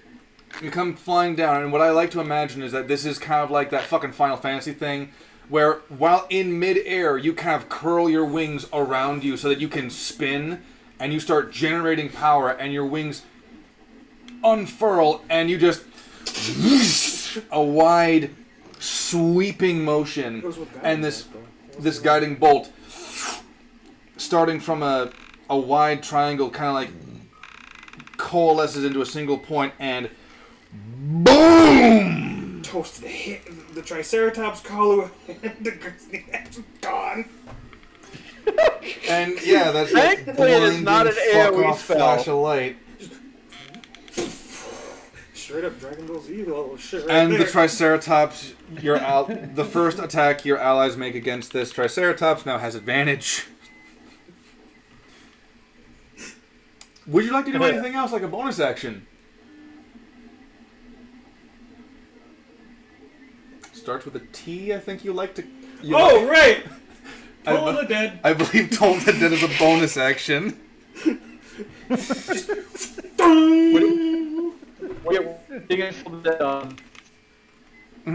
Just the roads.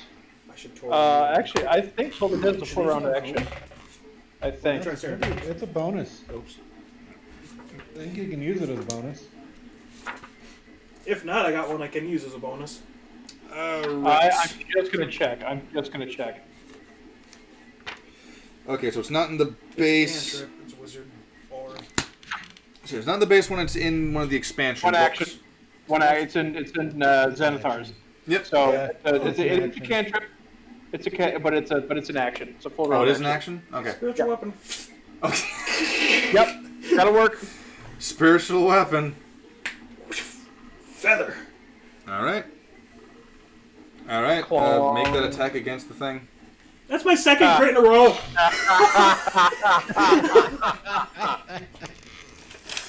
I guess God, it's 2.5 hours. Roll a d8. It's only because Kalu is sitting on it. And why are you attacking his mount? Because fuck his mount and the person that rode in on it. He's a big boy. He can handle it. Well, he already took care of fucking his rider, so I mean. Yep. Okay, did you want to cast that at first, at second level, or at a higher level? Okay, I stood at level 3 then. A level 3 spiritual weapon. Alright. So that means that was 2d8, so that's 16. Please roll 2d8s. I have to grab 2d8s for you now. Oh, fuck. Fornicate under consent of the omen. With a double crit roll. There's your 2d8. So 16 For 6. plus 6. Nice little 24 wow, 22 damage. 22 damage. Are you hitting that poor Triceratops again? No! What's the only thing with... Well, I could have hit something else, but, yeah, it's right in front of me. Sorry, I don't like animals like you, Roland. Alright.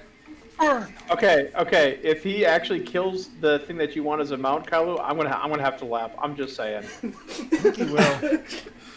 This Triceratops just took about over 70 damage. points of damage in one turn? 82. What, I don't get rewarded for a double crit either? No. Your reward is having a Triceratops almost downed in one round. This thing is smoldering. It is smoking. This thing is essentially on fire without the flames. It's toasting my nether regions. Thank you very much. You needed a shave. Oh, shit. And the Grisniak is going to see that, and he's just going to go, where the fuck was this earlier? Yes, actually. Okay, where the fuck was that earlier? But the Grisniak is actually going to take the opportunity to down this thing. And he has advantage on this one because of Guiding Bolt. Still only counts as 1. Yeah, but that does mean that he gets the sneak attack damage. I don't think he's going to have to try too hard. As long as you have advantage on the attack roll, you gain sneak attack. As long as it is a... Crit. It's only an 18, so no. But he sneak attack succeeds against this fucking thing. So that's going to be a D10 plus his sneak attack. I forgot what the fuck his sneak attack damage was. Just... Oops! Sneak attack 2d6. Alright. My hand still kind of stings after that one. I bet. Alright, so... You ever slapped the Triceratops? 10, 15... Coming in at 60 feet a second? That's going in the quote book. What, you never slapped the Triceratops? So the Grisniak is, of course, going to sneak attack damage into the neck of this Triceratops, this exposed... No, you know what? Fuck it. You have singed this thing so fucking much that this thing's ribcage and organs are visible. And he shoots into it. It kills the fucking Triceratops. Swapping positions with this. Just goes... Kalu, please make a dexterity saving throw to not fall prone as the Triceratops falls to the ground. I'm clear of all charges. The Grisniak killed it. This is on your boss. Now he's going to have to go and run and jump on another one. That's a 2? That's a yeah. That's a yeah. Alright. That's a 21, motherfucker. Yeah, you know what? You fucking slide down onto the ground like Legolas from the Siege of Gondor. Still only counts as 1. The Grisniak is going to reload and take another pot shot. He's going to take a pot shot at this goblin over here. He's going to take a pot shot at number 9. That's a 19, so that fucking hits. And then it's going to be 12 damage. Not nearly as impressive, but fuck it. So, Goblin boss number 9 is going to take the 12 damage. Okay.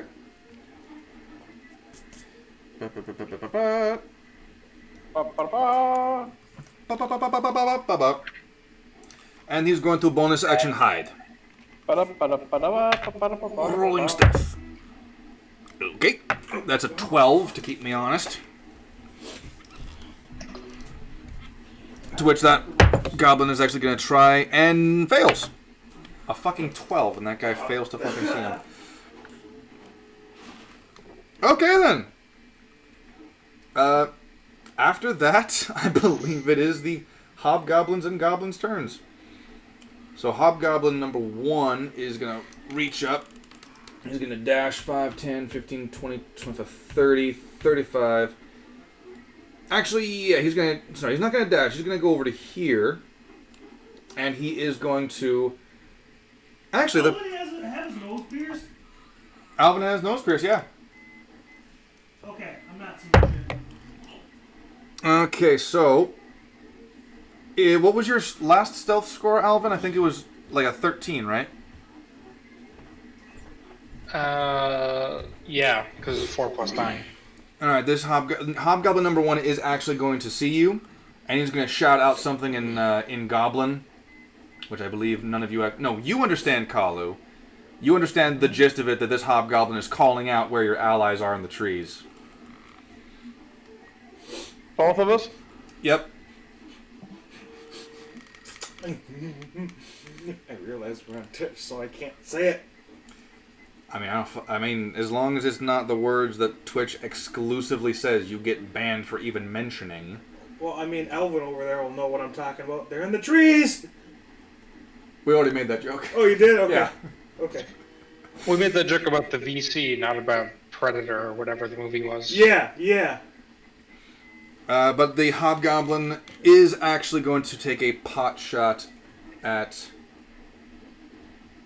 Yeah, he's going to take a pot shot at Kalu because he's pissed at you for dismounting him. And that is a natural one. Of course. That's the second nat one for the enemies. So... Get him in the penis! He's gonna shoot. Why doesn't he shoot that Triceratops in the ass? Well, here's the thing. I was planning on it, but then I realized, you know what?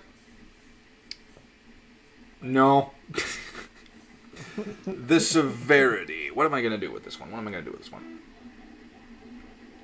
Because if I remember correctly, this guy... Somehow. Maybe the crossbow breaks? Well, this guy's not using the crossbow. He was knocked off before he could load it. The crossbow's still on the side of the Triceratops. He's got his spears. He's got his throwing spears and shit. Oh, okay. So what's going to happen Stab here... himself in the foot.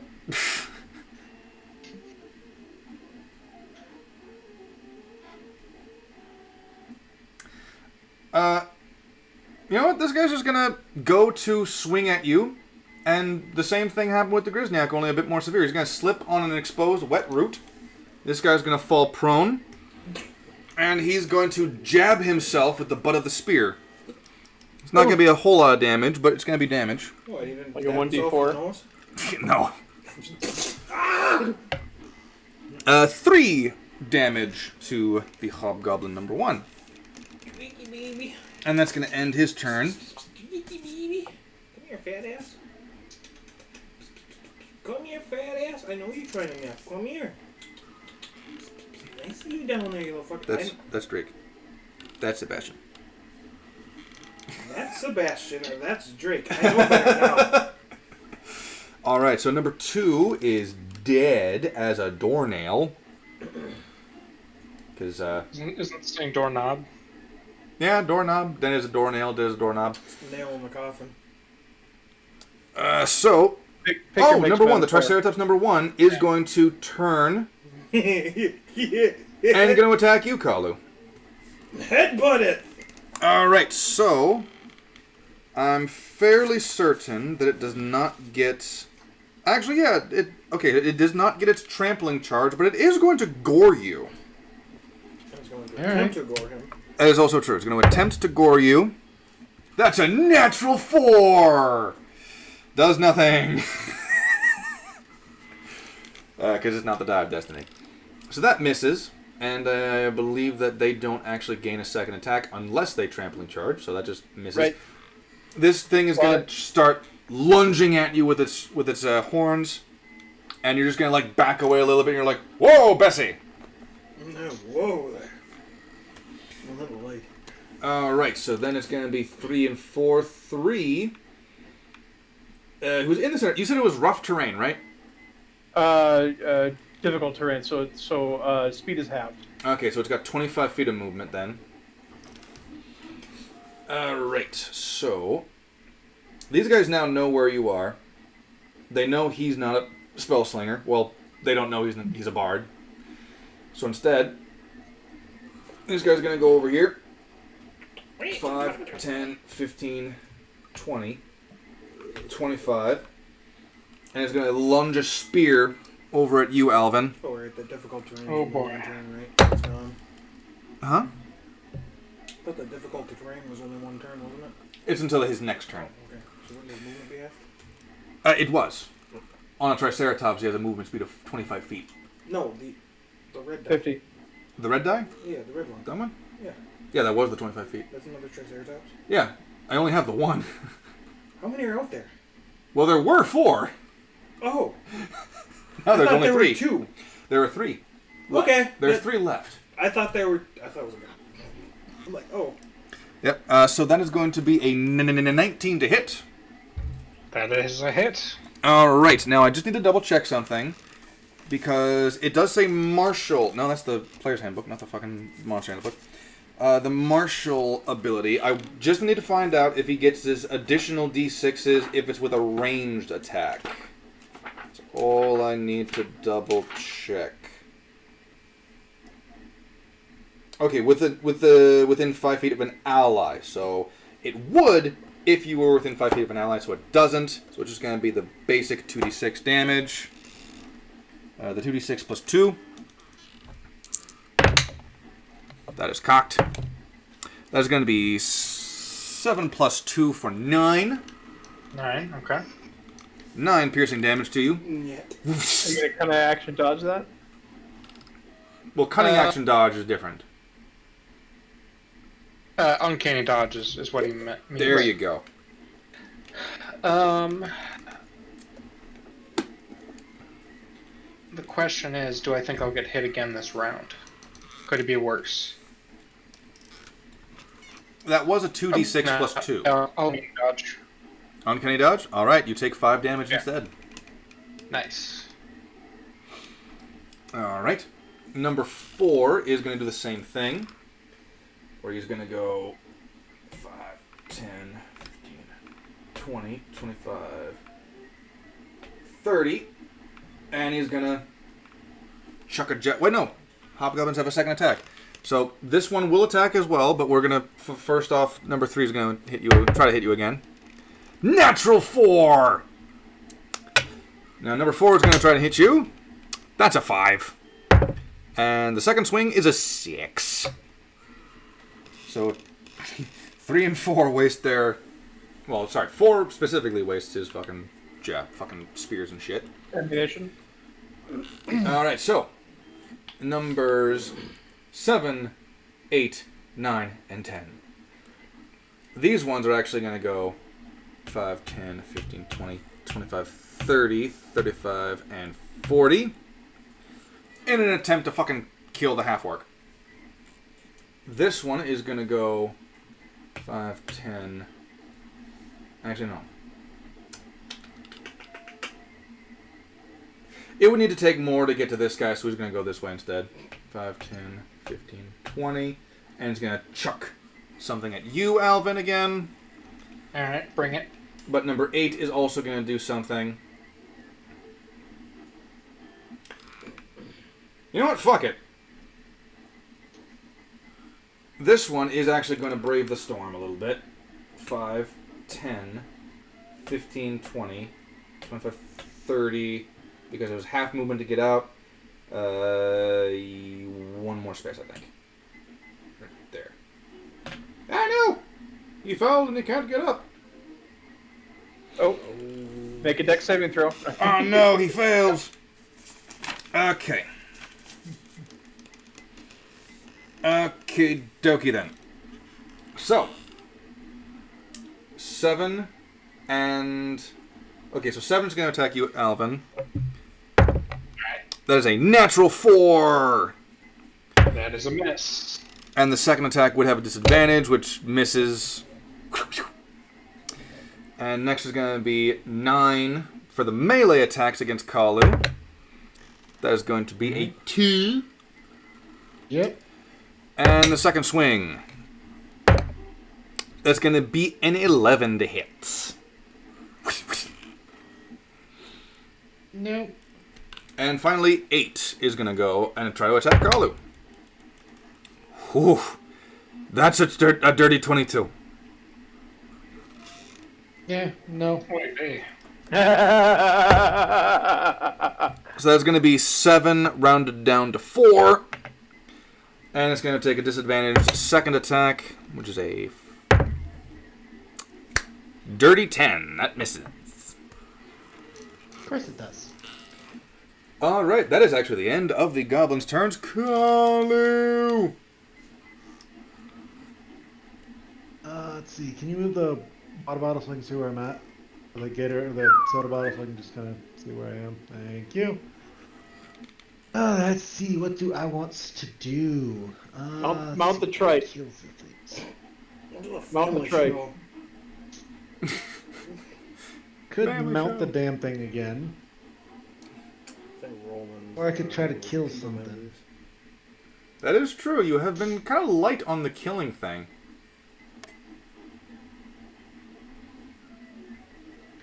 Which was the one that hit me? 8? Yes, 8 hit you.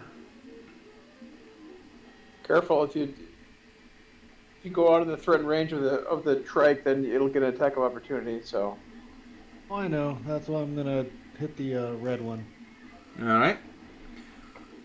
Now, if I remember correctly... 9. Now, if I remember correctly, if you try to attack a mounted combatant, there's disadvantage on a melee attack. I mean, it's still gotta make a dexterity saving throw. That is also true. Does he have a spear? Can you pull him off the mount? Again, that would be with disadvantage for the fact that you're reaching up and pulling him down. But that is a dirty 19. Touching you. Okay, so it takes a 3. 3 damage. Mm-hmm. Goblin 9 will take 3 damage. Yep. And then, let's see, do I just want to mount the Triceratops again? Giggity. I was just gonna have to start calling Cheetah at this point.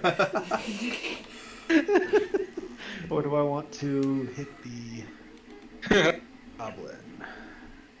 Giggity. Mount the dinosaur. Oh yes, just so everyone knows, this green die is the spiritual weapon. So we have a physical manifestation of where the fuck it is. It's floating around in space somewhere. Yeah, so I'm gonna hit the damn goblin. All right. Now I want to double check real quick. Mounted combat, specifically because I want to be sure that you do or do not gain disadvantage. Okay, where the fuck is it? Adventures, movements, combat, ranged attacks, melee attacks, opportunity attacks.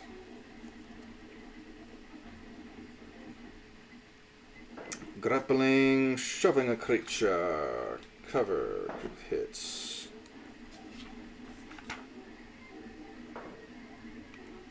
Alright.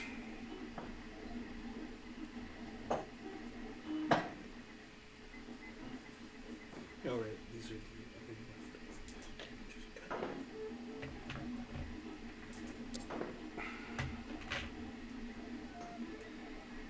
Okay, so... Yeah. Let's get controlling your mount. Once during your move, you can mount a creature that is within 5 feet of the dismount, doing so custom mounting.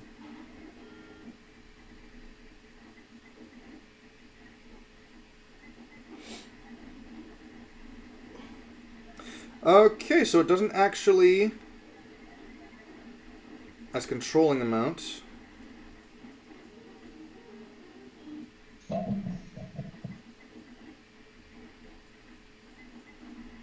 Oh! That's something I didn't know about. I'm going to have to keep that in mind. You do not get disadvantage. Not that I can find. Alright. So that is going to be a 28. What did you say? It's a 28. A 28 against number 9. Roll damage, you fucker. So that's a and then that's a natural 28 too. So yeah. Did you crit on that? Yeah. Apparently so. Nice. So that's a total of 12. Hold on. Remember the first die automatically Dice in this case. Yeah. Well, but the first die for your sword damage, which is what, a D10? Nope, it's 2d6, so it's like I said, it's dice. Plus. So it's, I mean, right off the bat, is 19. So plus strength, plus the other die is, well, I actually don't like that. No, exactly 6. So that's 18 plus plus 2, so that's 20. That's 25. 25 damage. For the first one. You reach up, and this goblin boss had already taken a little bit of damage, so you just kind of reach up, and you essentially find a point underneath the armpit, and kind of like a gap in the armor, and you more or less cleave into him, and you kind of cut him, you kind of nearly headless armpit him into his heart, cutting that thing in half, and the goblin boss is like, he's dead. Alright. Nice. Let's see. What do I want to do? Now, that mount there, that's another Triceratops, isn't it? This is a It's warg. The number 9 is a warg. The only ones that are Triceratops are the non-black D6s. Okay. Alright. So, yeah, I'll just hit the Triceratops. Fuck it. Alright. The non-black D6s, you mean the green and the red one? Yeah, that one, and this one. You should flip them over because they got black ones on top. Yeah. Yeah, the black ones on top are the hobgoblins. Because a hobgoblin was riding the Triceratops until Goblin Hobgob on top. Say again? Hobgob on top. So to hit Mr. Triceratops, that is it's a 26. A 26 will hit. Roll your damage.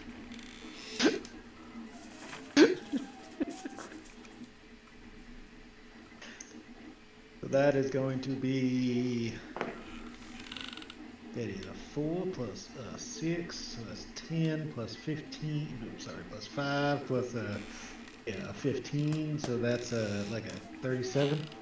37. No, it's 37. That's going to be 10, 15, 17. 17 damage on Triceratops number 1. 17. 17 is that number. Yeah, you cleave into this thing's head a little bit. You almost graze his eye on your swing. This thing is pissed. And being this close to this Triceratops, you can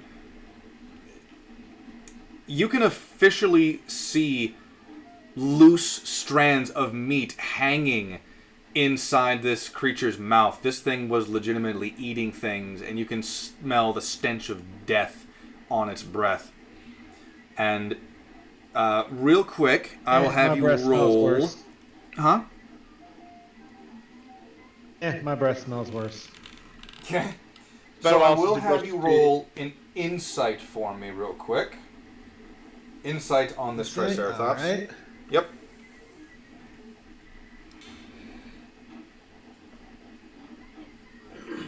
It's a 3. A 3? Yeah, this thing is just... 4 minus what? That's a 4 minus 1, so that's a 3. That's a big trike.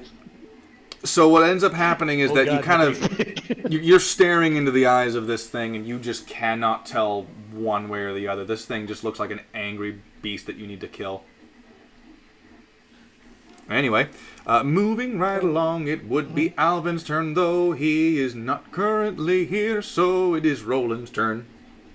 Okay, Roland's going to, he's going to call down a bolt of lightning between... I forgot to do that. I gotta do that next turn.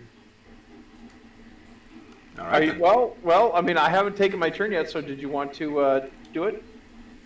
Kinky. Oh, I gotta do it Are you next going to turn. allow it? Like he said, he hasn't taken his turn yet, so if it's something you can legally do, yes. No, I forgot to roll something that I should have rolled like a couple turns ago. Oh, you're talking about the sword.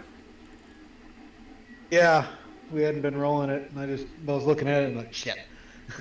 So in that case, yes, roll your wisdom saving throw against number 8. That means that, like, whether or not next turn you'll have to attack the bitch. I had to go kill. I gotta go kill a bitch. Okay, there. All right. Alvin, is your turn.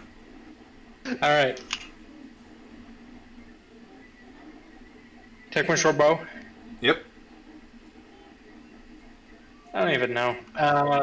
Closest hobgoblin. I take a shot. Hobgoblin number 4. Take your shot. Just move my water out of the dice tray here. Can you assassinate now because they haven't taken their turn this round? No, it's in the initiative at all. Yeah. Okay. Or at least that's my understanding. That is how it is. Yes. Okay, I was about to say, because if I'm wrong about that, I've been just No, wasting character. because quite frankly, like, no one would not pick assassin if it meant every fucking round if you're higher in the initiative order. Yep. No one So would 10 not pick 10 that. total. 22. I can assassinate A what total? everybody. 10. Would you roll a 2? 4. All right, your arrow swish, and it actually misses the hobgoblin and bounces off, and you now hear this. It's cheaply made metal, but you can now 100% guarantee that this is metallic armor that these Triceratops are wearing. Oh, they're wearing armor too. Well, That's not what I shot at. I know, but you missed the hobgoblin, and it hit the Triceratops beneath him. Gotcha. And ricocheted off the armor. Do you get a second attack or no? Not at the level he's at. I would if I hadn't multi-classed. Okay. Okay. All right. And then are you going to hide or what? Oh yeah, coming action, hide. Okay. Roll a 21. stealth check with disadvantage this time around. Oh. Still a 21. Wow. All Oh, right. you get the +9, so... Yeah, I get a +9.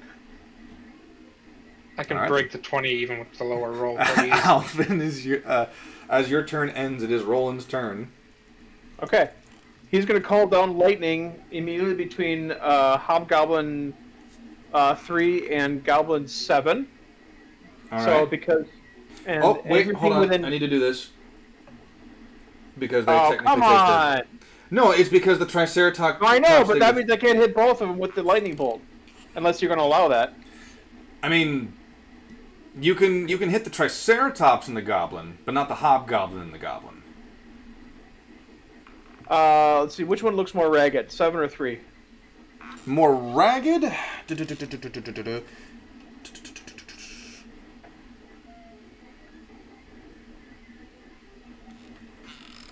7. Okay. I'm hitting 7. All right. So, dex saving throw of DC Yep. 15. That is a 16. Alright, and we do... Alright. Okay.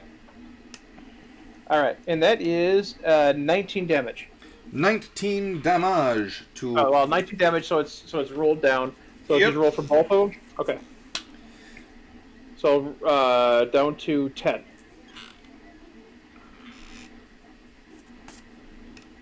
Alright, so... What ends up happening is that this bolt of lightning comes straight down... And, have you ever seen what happens to a warg and a goblin when they get fused together? The lightning bolt strikes against them and heats them up to the point where the leather and the fur and the skin and pretty much everything that could melts and almost flash freezes, and they are melted together. You see both of their skeletons for the briefest of moments, and then they just... They're Both fused of them, together, huh? but they're dead. Nice. Yeah, the warg only had 1 HP, and the goblin boss only had 6. Zap. Right? And then I'm going to use my action to, kind of, well, put the tree between myself and the other. Yeah, Alright. that'll work. Oh, man. Kalu. Akbar! Kalu great. And banned. No, if we're going around that lines, we're just gonna say. Yeah, for for both of the people watching the stream. Right. One of whom is me, so. And the other is Sam. Because she in the hospital or some shit. She gave birth. Nah, she's totally being lazy and not bringing the fucking snacks.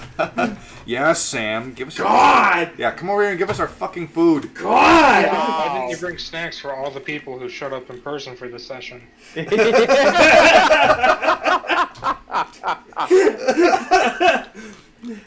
Well, it wasn't broken the first time, so... She is right, though. She left some. They're not the cheesy ones. Fuck those. Oh, not the original Bugles flavor? No. Alright. Wait, did he just reject Bugles? Regular Bugles. Are you feeling okay? No, I'm not, actually. We got the Stax Lays. The originals suck. Alright. No, I'm pretty... No, you leave your bag of munchies for work. That's your bag. Actually, no, that was the more of these. It's not broken, so, you know, I'm not going to try and fix it. We're going to use a level 3 guiding bolt on the other Triceratops. That is the Triceratops, yeah, right there. Alright. Guiding bolt, roll to hit. And 16. 16.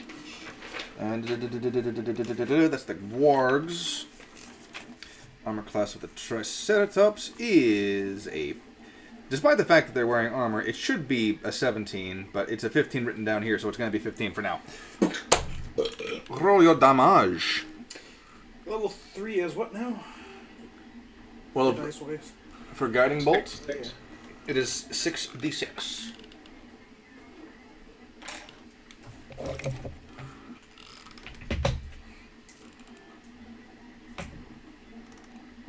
Nine.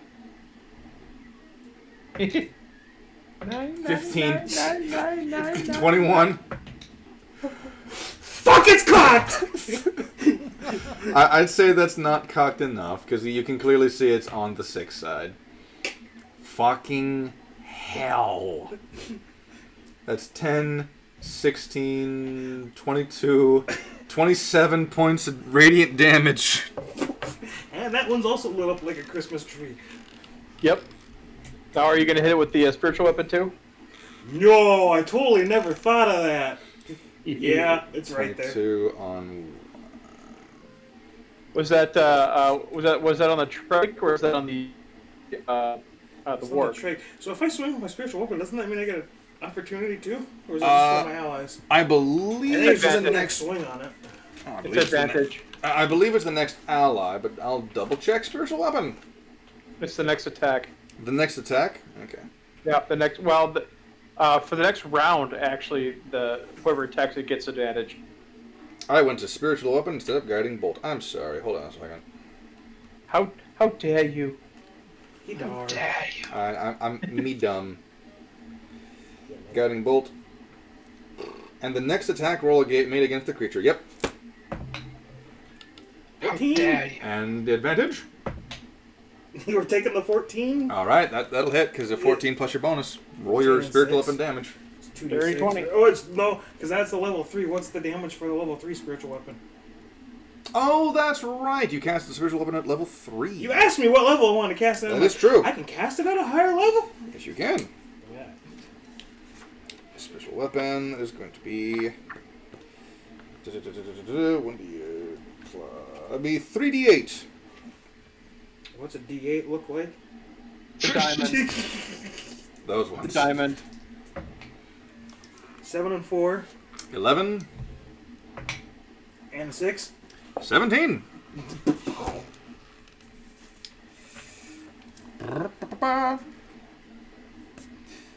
Now, Kalu, you witness as a guiding bolt just comes down, boom, slams against this fucking thing, and then all of a sudden, this feathered quill just kind of like Yondu, just straight through, and the thing goes.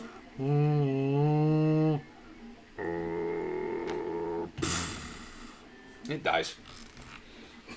That was mine. Bitch, I killed it! Well, that one counts as mine! Your fucking boss stole my kill! You just stole mine. You can't see Degrizniak, but Degrizniak's just kind of like leaning over and like tips his hat like, Michael Steele. Just, we're even.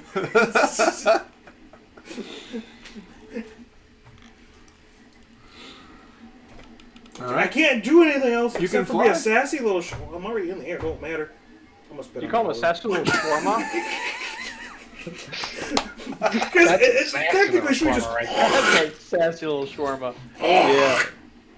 You fly so that you are flying above him, and you feel this trickle of spit hit your head. I don't Step up the game, bro. Next time it's not gonna be spit. So the spiritual weapon's going to go over here, actually, for this.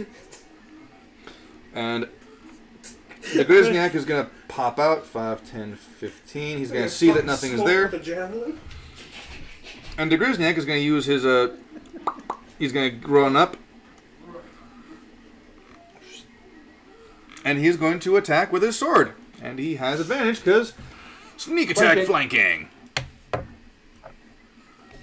First swing with advantage is natural 20. Seriously? First roll with his advantage is a natural fucking 20. Yeah. Nice. Now, I believe his short sword is only... I think it's a D6. Yeah, it's a D6, yeah. So it's a D6. So it's a 6, plus the 6, plus the 2D6. No. Fuck. That's 12. That's 18 points of damage. On top of what he's rolling now. So that's 2 plus 6, so that's 8, 11, 18 plus 11 plus 5, so 16, 34 points of damage against the warg.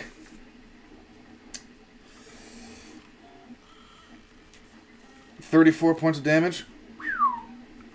Ouch. Sebastian, you're sitting on my pencil. First he steps on your nuts, then he sits on your pencil. Right? So that thing just... And he's going to attack again. And again, because he's flanking, that's advantage. That's a 19. Natural 4! No, he's going to take the fucking... He's going to take the fucking 4. Alright. 9 damage after that. And he's gonna use his bonus attack to attack with his crossbow, which again, because he's flanking, advantage. Yeah, but he also has hold on. He also has disadvantage because he's within 5 feet and it's a range attack. Boom, crossbow expert. Oh, that's right. That's right. Thank you. I mean, that's how he's able to bonus action with the crossbow in his offhand, anyway. Don't thank him. Don't reward him for that behavior. That's a 10 right there with his crossbow. And he's gonna drop that warg like a fucking bad habit. So what's gonna happen with this? He's gonna natural 20. This is gonna be a string of things where this fucking goblin, who's looking like a fucking gnome right now, he's making Alvin, Degrizniak's making your people look good. Well, giant schlongs do wrong white people. So what's going to happen is Degrizniak's going to come in and cut at the rear right tendon of this damn thing. He's going to come up and he's going to jab the sword inward as a fucking peg. And he's going to use it to kind of propel himself up. And he's just going to kind of hanging... He's doing that thing where bodybuilders will basically... Okay. You got these 2 bars. You're standing in the middle, and you're hanging onto the 2 bars on either side. Yeah, he's basically doing that, but on his one sword for a brief moment, and he's gonna crossbow into the skull of this warg, and it drops. Basically uses the sword as a pit and take this shot. Yep. 92%. 92%? Fuck. It actually might be done by tonight. It's printing the last day. So that's Degrizniak's turn. string, baby. Not on my character sheets. If he fits, he sits. That's so true. Yeah, baby. Yeah, baby. Good baby. And that's the Grizzniak's turn. It is the Hobgoblin's turn and the Goblin's turn. Hobgoblin 1 is pissed off at you. So you know what? He's just going to fucking run at you. 5, 10, 15, 20. Move this, and he's going to go over here. And he's going to fucking swing at you. Into the tray would be nice. That is going to hit with a 19 plus fucking 4. Woo. So I gotta make that dex save, or that wisdom saving throw. And the second attack is also a 19. Creaky, where's your toy? Huh? Your toy, Fuzzbutt. So that's going to be all of the damage. That's Goblin, not Hobgoblin. There it is. Okay, so that's 2d6 times 2 plus 8, basically. That is going to be 5 plus... No, sorry, plus... Okay, so plus 2. That's going to be 7 rounded down to 4. And then... Wow, 5 rounded down to 3. You took 7 damage. 7? 7 damage total. And he failed his wisdom saving throw. Yeah. So now you must attack the Hobgoblin number 1. Meanwhile, Hobgoblins 3 probably and 4. means I'm also going to get hit with like 50 damage the next round. Right? You getting irritated with me kicking you? I just realized that he was technically prone for that. So I'm going to give you advantage on your next attack against that Hobgoblin because I fucked up. I forgot that Hobgoblin 1 was prone.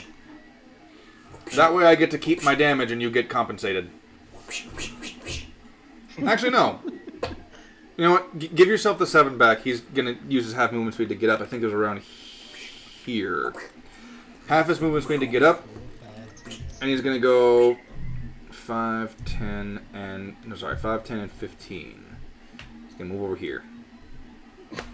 So yeah, give yourself your 7 health back. Number 8 back. Yeah. Alright, and I still got to go attack 8. Yep. Alright, so Hobgoblins 3 and 4. Now he was in range. Hobgoblins 3 and 4 are going to command their mounts to do something I don't think Roland is going to approve of. Yeah, come on, get me. Come on, what are you doing? Come on. Eat each other? No. Attack the trees, probably. Yep. The Hobgoblins command the Triceratops to charge and ram both of this tree because they've got enough rams to. So both of these things just slam head first with their horns into this tree. And they're going to be dealing some damage to this fucking thing. Alright, where are my D8s? Here they are. Right fucking next to me. Of course they are. Alright, so. I'm telling you, Matt, at this point I kind of missed the damage reduction feature that happened in Pathfinder. 6, 12, Yeah. 18.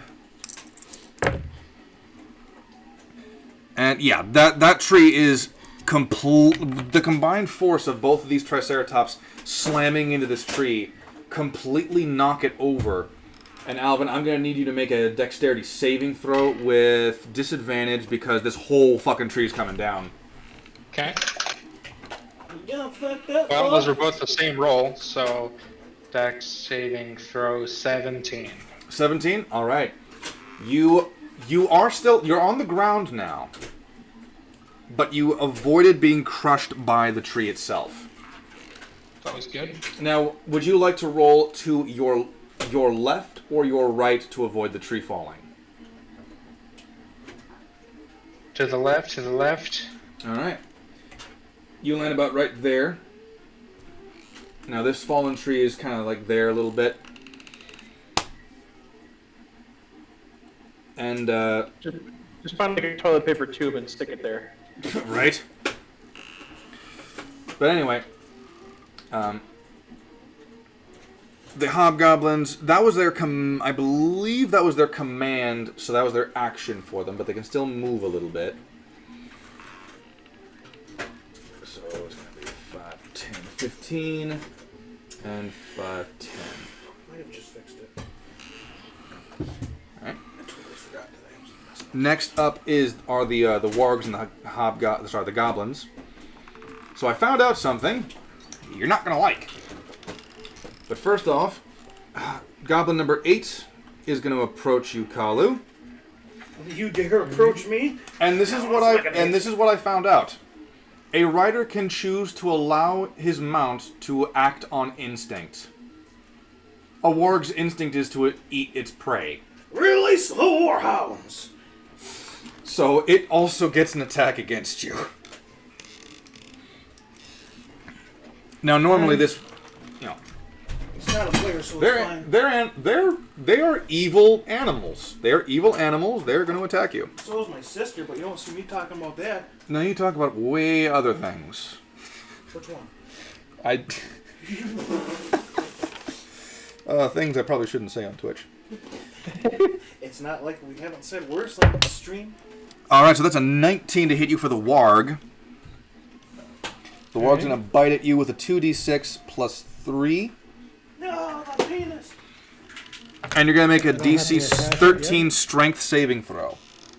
13 strength. So that's 11 rounded down to 6 damage to you. I make it. No shit. And the goblin's going to take his 2 swipes at I you. make my saving throw. So yeah. Right. 11 rounded out of 6. Alright. Now the goblin's first attack is going to miss with a 7. And his second attack, which has disadvantage because of being a goblin boss, is going to be also a miss, because that's only a 13. And warg number 10, which I realize I haven't actually been moving, is going to take this opportunity to Get the fuck out of Dodge. pounce on Alvin. That is going to be a 17 to hit you, Alvin. That hits. Alright, that's 2d6 plus 3. That's going to be 9 damage. Uncannily dodged. I think you... Wait, no, that was last round. Yep. Uncanny dodge, rounded down to 5 damage, but you still need to make a strength saving throw, 13 DC. Oh, 12. Oh, you are knocked prone. You are knocked prone, and this warg is on top of you. Uh-oh. Ooh, please don't rape me. This warg gives you the toothiest fucking grin ever. Oh! And you can suddenly speak warg as it says, "Come here, little Blue Riding Hood." Oh, blue? Well, yeah, Alvin. His model has a blue attire. Oh, okay. But I'm not wearing that. I'm wearing my displacer armor. I'm aware. Is that active? It is not. Because despite accidentally finding the trigger, he hasn't caught on to what that trigger is. Okay. Oh, so I beat my chest, right? Like Tarzan? Yeah, totally. That's totally I got it to the work action. one time. Anyway, that is Probably the warg's turn. It is Kalu's turn. I got a hit him.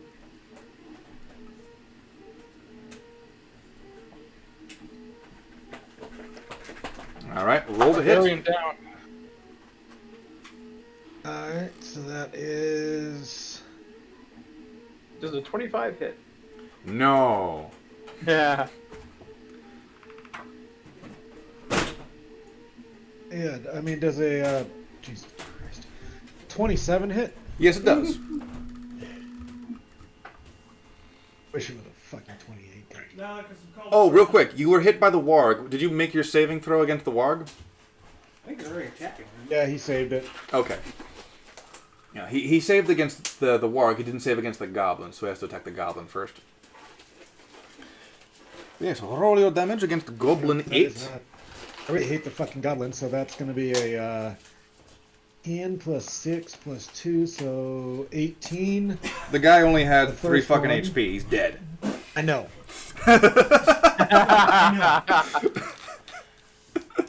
Obliterate the goblin. All right. And then on the backswing, I will swing at the warg. All right. You feel a sense of euphoria as you kill the target with your sword of sworn vengeance. You mess your pants. No, you're mine.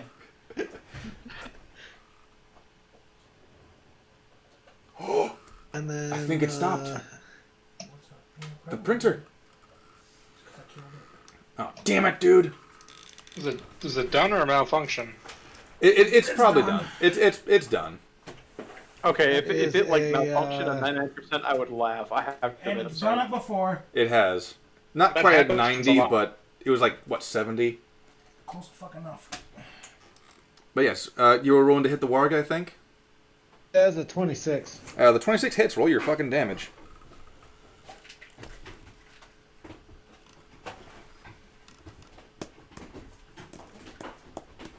That is a 6 plus 4, 10 plus 5 is going to be 15 plus a 2 is going to be a 17, and then also have the warg make a dexterity saving throw. Actually, is Hobgoblin 1 within 10 feet? 5, 10, 15. So no. Alright, so make the warg also make a dexterity saving throw. A corpse can't dex save. Alright. So I'm going to say, for the sake of the cool factor, that you don't actually use 2 swings, although you do. What happens is that you kind of overhand swing down, and you manage to catch the goblin, being the tall fucking bastard that you are, and your swing kind of gets stopped, and then as the warg leaps, like lunges forward to get you, your step backwards allows you to get the momentum to pull down, and you also cut into the warg's skull.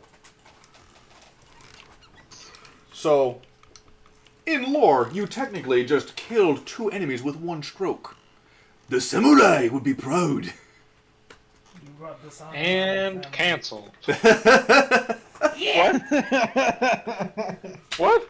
Doing that accent? Now we just need to find out how to attach this to that TV screen. We'll be good. It's easy. Just go click and click. You can't prove anything. Do you want to use your movement speed at all? I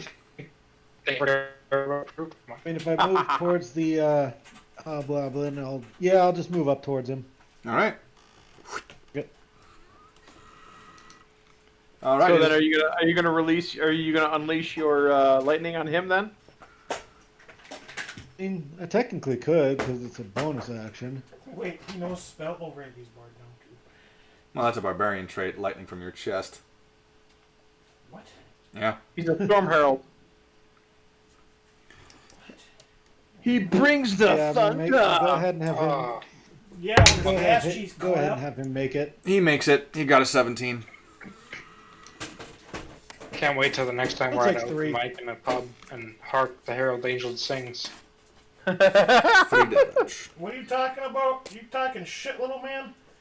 No, actually, no, he's not. That was All a right. compliment / pun. Alvin! It's your Mostly turn. pun. Alright. Nearest hobgoblin motherfucker. You're I'm prone. going. But you gotta get up. Oh, He can totally. Oh, you've got a crossbow you can fire at drone. He doesn't have a wait, how crossbow. did this thing get me when I was in the... Oh, the tree He fell knocked down. the tree over you! I think he Well, hit his head fuck. a little too hard. Omen's been I'm- fixing a computer tower for the past 30 minutes, and he knows what happened to the tree. Alright, fuck off. I'm gonna find a new tree to climb. You're prone. I crawl use through a half tree. of my movement speed to get up. All right, you get up. You got, I think you got like 10. You got 10 feet of movement left, technically. I'm basically at that tree, yeah? All right, you want to climb up that tree? I'm saying, am I basically at that tree? You are basically at that tree with this warg breathing in front of your face. I would recommend you getting one of those cans of air. Okay. You might trigger an attack of opportunity. It will. For a year. Not if I cunning action disengage. This is true. Which I do, and then I try and climb. Make an acrobatics check to climb that tree. I'm gonna have to bring my VR headset out here because this is the only piece 19. to work with. A what? 19. 19. All right. That should work. It actually does. The DC was a 15 due to the danger in front of you. Wow, Omen actually pays attention for once when he's not even fucking doing anything. Yeah, you managed to climb up a little bit of that So tree. You're still only 10 feet off the ground. Right. 10 feet off the ground. It's too late to apologize. Roland, it's your turn. Okay, I am hitting Hobgoblin 3 and the Trike with some lightning. Okay. That's my coin. There's a 21 saving throw on that one. They actually make it. I'm impressed. Am I action dashing to go up the tree? You already disengaged. No, that's cunning action. My movement speed half to get up, half to get to the tree. I would argue that the act of climbing while under fire counts as an action. Okay, so that is the action. Okay. Yeah. So it's only 10 feet up. Okay. Sorry. Go ahead. No, you're good. Okay. You're good. Well, It's that a was valid 11 question. damage, so it's rounded down to 6. 6 damage to Hobgoblin 3. And don't forget the Triceratops. Yep. 6 damage. They both made it, huh? Yeah, I count them as the same while they're riding. Okay. All right. It got fucked up. It got fucked up. Oh, for fuck's sake. Give me a second. I'm going to get a sip of water. I can smooth it down. Oh yeah, I found the other. I got one of those black sticky things. Yep.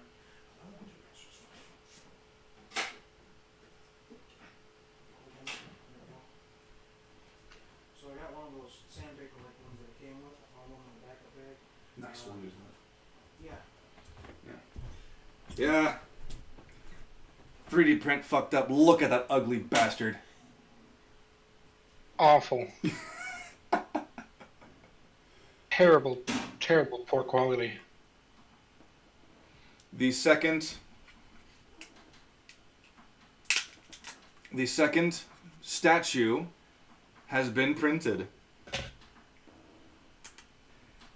Now I just need to make sure that I can successfully break off these supports, which won't be too much of an issue when I grab my the tool I use to do that.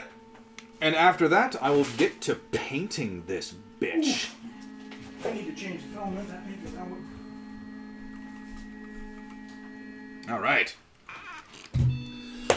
All right, so where was I? I believe the last one to do something was Roland. You did the attack spell, right? Oh, fuck, you stole my pink filament. No, Roland did the spell attack, right? Roland's out, but I cut him off before he had his turn with my question, so he hasn't gone yet this turn. He did cast his lightning bolt, and the damage was done. It's too late. The damage is done. Did he? Yeah. Am I missing that? Yeah, because I just made the dexterity save, and I rolled an 18 plus their dex. Oh, okay. So It's almost midnight. I'm out of it. yeah, the fight's relatively almost done. It's all good. It is officially Omen's turn. There's still a Triceratops, right? Or is it- There are 2 left. What's the black thing in front of Colin? That thing? That's a hobgoblin. I'll fly over it, pop my rage, and drop my wings. And right on it. All right. You fly down. No, in the air. All right. Like. Okay, so what exactly do you mean by I'm that? flying over him, Yes. popping the rage, which is going to cancel the wings out, right? No. Well, I guess I can keep the wings, but I can just go Okay, so you land right on top of him. Okay. Oh, you're back, Roland. What was you doing after the lightning bolt? Oh, that's pretty much the action, and then I don't know, maybe moving around the tree a little bit so I can put the tree between myself and the... Whatever's attacking. Yep. Yep. All right. All right, so Omen has essentially landed on Hobgoblin 1. Just... Body slam. Yep. A lot of damage, but mine is half because of the rage, but... Oh, you're full on land. You're just dropping on him. All right, Well, so you're not quite doing a slam-a-lanche. No. I will say this: the rage won't increase the damage you deal to him. It's just half reducing yours. my damage, is why I'm doing it. You're only about 30 feet up, so that's 3d6 bludgeoning, I think it was. For the fall damage? Yep. That's literally me just falling, and I can still swing with my sword. Because flying is movement, dropping, and then... I don't like that he's able to convince me to do things. It's your choice. You are the DM. I poked your brain a little too hard. That's my turn, that's all it is. I will argue that half of the cast here wants to go to bed relatively soon, so I'm going to allow it this time for sure. Or if I'm not prone anyway, if I'm landing on him, I'm just going to while I'm on top of him, because he's going to be prone too. So I'm gonna roll these 3d6 for your fall damage. That is 12 damage, rounded down to 6. Hobgoblin will take. He's gonna make a dexterity saving throw to get out of the way. Actually, I don't even think he would have. that's a 2, so no. It's not like a yell when I drop. Okay, so that's 12 damage to Hobgoblin 1. Okay. And I will allow you your attack roll against him. Hold on. While he's doing that... So is he prone when I landed on him? I'll argue that he has enough sense of self to not be. That allows you to also not be prone. Okay. So I'm just going to get my stabber down. Alright, I got a little bit still. Alright. And you have advantage because you're flanking. From above! 16? I'll take the 16. All right. With your scimitar of destiny or whatever the fuck weapon you got. Kapesh? So, it'd be a plus 2 with Kolpish? strength, right? Yep. So 18 and 18 plus... yeah. 1d6. Okay, so... the barbarian, because you popped your rage... For the first time in a long time. Right. How many levels of barbarian do you have? I believe it's Only just one. the one. Okay. So It was that's... for a health buff and the rage bonus. Oh yeah. All right, so you add a +2 to your rage bonus, and you said you had a you had a 1d6 weapon, right? Plus 2 to do damage and plus 2 to attack. Oh, so then it's No. 30-20. No, it's not +2 to attack. It's just the damage. No, it's plus 2 to attack. I'm looking at it the graph right now. Rage damage +2. You have 2 rages. You have advantage on strength checks and saving throws. When you make a melee attack using your strength, you get a bonus to the damage roll. It's got +2 damage written right on the bottom of my sheet. Yep, so you have +2 damage. You don't have +2 to hit.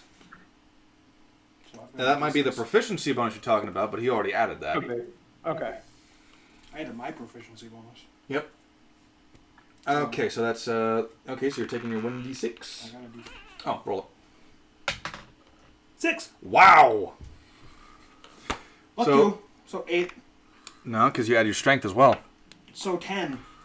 10 damage. All right. Now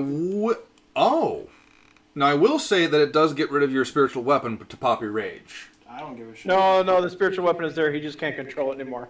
It's got a mind of its own. No, because There's no, like- the spiritual weapon.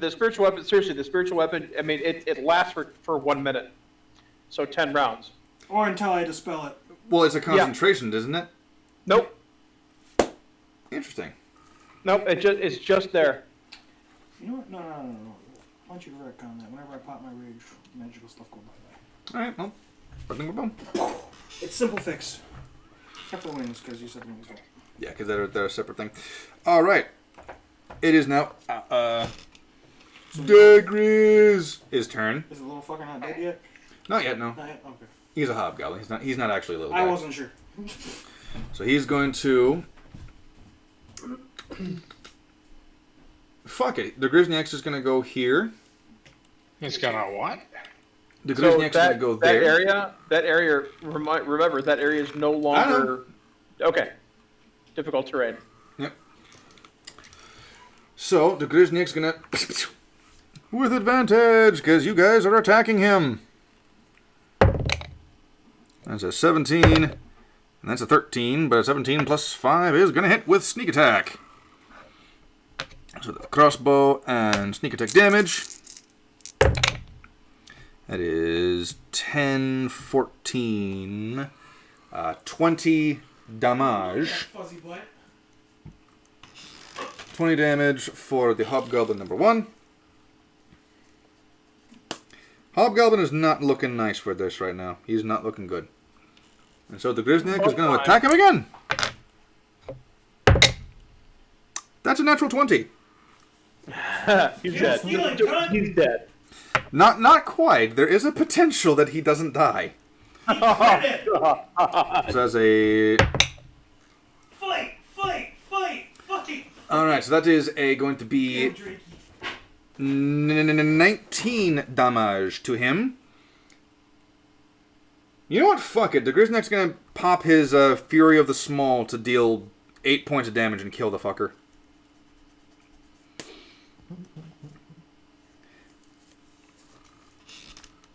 And you see, Kahlo, you see this more than Omen does, because Omen's stabbing him in the back like a damn dirty rogue.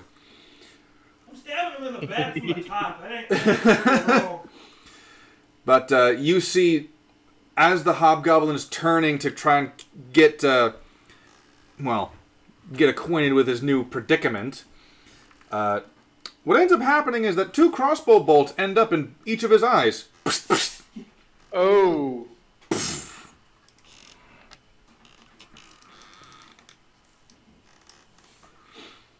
Yeah.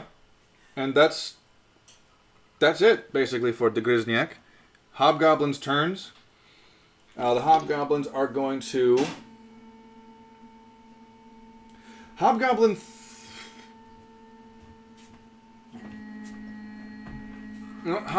3 and 4 are going to make Sergeant was called. I'm being choked! By razor filament. Which could easily just have... Yeah. Had I flexed my manly neck muscles. First person I tried to choke all night just... No! So 4 is actually going to realize how things are dying. Pretty fast. So stay away from those guys. So 4 is actually going to turn and flee at like 100 feet a turn because he's dashing. 4 is not so smart. Can I hit him with an attack? Can I hit him with a lightning bolt as an attack of opportunity? Unfortunately, no. You know how attacks of opportunity work. Yeah. Was he hit at all? Number 4? Yeah. Yes, he was. Okay. Not much, but he was. Okay. 3 is not so lucky. He's actually going to take a look around to decide whether or not he's going to aim for the guy who just zapped him, or if he's going to aim for the... He's going to aim for the fucking gnome. Gnome home, bitch. You doing okay there? You're doing okay there, little bitty? He's gonna go up here, and he does have reach on you. Trust me. What? Never mind. So he does have reach on you, and I'm gonna say that he does have advantage because you're kind of preoccupied with climbing. Dope. And good thing too, because that was a 6. That's an 18 plus 4, however, so that's a 30-22. I don't know. Yes, it hits. Alright, 2d6 plus 2 damage is going to... Wow. That is going to be almost max damage with 2d6. That's going to be a 13 points of piercing damage to you.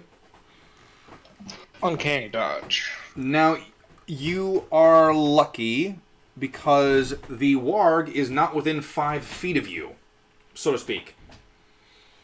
It can jump up and hit you, but it's not within 5 feet. Otherwise, that thing would have dealt 3d6 extra points of fucking damage to you. He does attack twice, however, so he's going to attack twice. That is a 15, and the second roll is a 10. What was the damage on the first one? 15. Yeah, the damage to the first one was going to be 13 cut in half to 7. And the second attack to hit was 15. Yes, that hits. That hits? Wow. 15 to hit? Yeah. What? Is your AC 15? 14. Why the fuck is your armor class 14? Because I traded actual armor for displacer armor that I didn't get stats for. You just haven't... No, you haven't appraised it. You haven't used your artificer skills to find out how it works yet. No, he's saying he doesn't have any armor stats based off his... Oh, armor stats because you for never it. gave it to him. That's right. That's right. Because it was just his chest piece enchanted with it. That's true. What was your chest piece? What was your basic chest piece before that? I'm assuming it was more than shit. It was just the basic leather armor. I think it's 12, right? 12 plus dex. Yeah, so that would put me at 15. At 15, okay. Yeah. So at 15 just barely hits you. I do apologize. I thought I did that. Oh. That is going to be... Huh? Yeah, of course it hits anyway, though. Yeah, so that's going to be 10 damage on the second swing. Alright. Ooh. Alright. Alright, there's now the warg's turn. Alvin, how ragged are you looking? I'm looking more ragged than I am not ragged. So the warg is going to try and jump up to hit you, which means he's going to attack with disadvantage, which is lucky for you. That was a nat 20. Woo-hoo. And another nat 20. Yeah. No, it's a 17. That still hits. It's a 17 plus 5. Yeah, that hits. So it's going to attack you with a 2d6 plus 3. Wow, that thing hits harder than the fucking hobgoblins.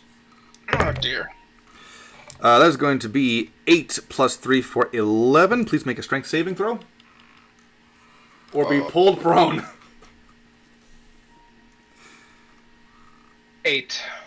Alright, you are pulled off of the tree and you are knocked prone. You're not going to take any damage from the fall because, you know, you're being more or less held by the warg.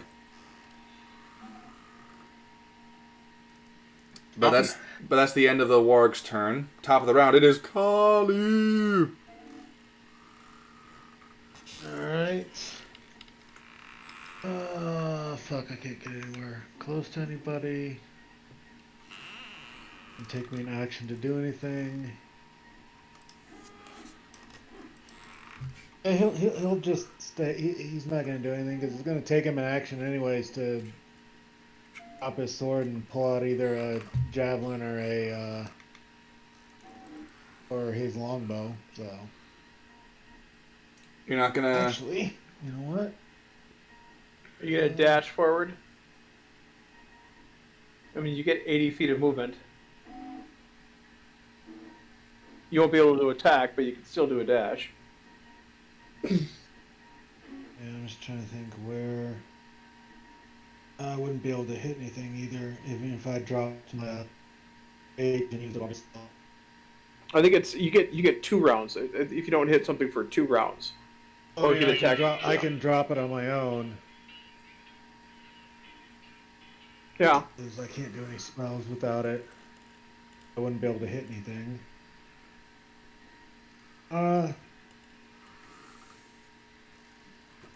Yeah, I mean, I guess, yeah, he's just gonna dash towards the, Alright. 5, 10, 15, 20, 25, 30, 35, 40. And then you've got to dash. Are you going to dash all the way? I was gonna ask you, would I be able to, it'd be an improvised weapon. Would I be able to throw my sword? You can throw your sword. I do not believe you'd gain proficiency with it, but you can throw it using your dex. Yeah. And you are raging, so I do believe you would still get the rage bonus to damage if it hits.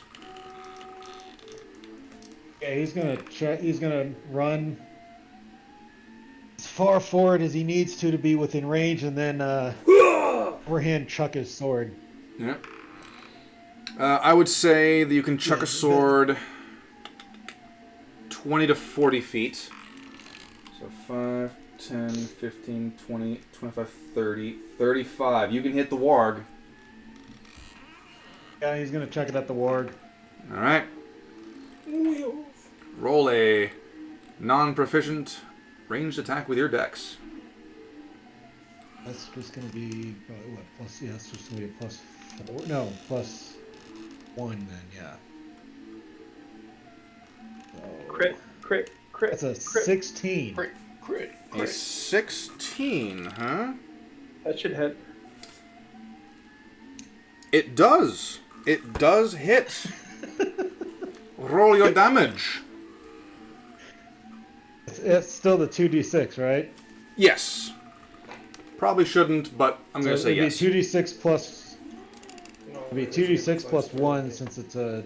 Well, plus your not really are you saying that he can still use his rage bonus? Yeah, I'm going to say that you don't gain your dex bonus to the damage, but you do gain your rage bonus to the damage. Okay, so 2d6 plus 2. Yep. Alright. Wait, plus 2? Isn't your rage higher than that? What's the weapon? No, it's only 2. What's the weapon damage? Isn't it like a +1 weapon? Yes, your weapon does have a +1 to hit. Sorry, +1 to damage. My bad. And to hit, so. Yep. Plus 3, then. Alright. So that's going to be 5, 10, 13. Say again? 13. 13, thank you. Yeah, you can get it this time.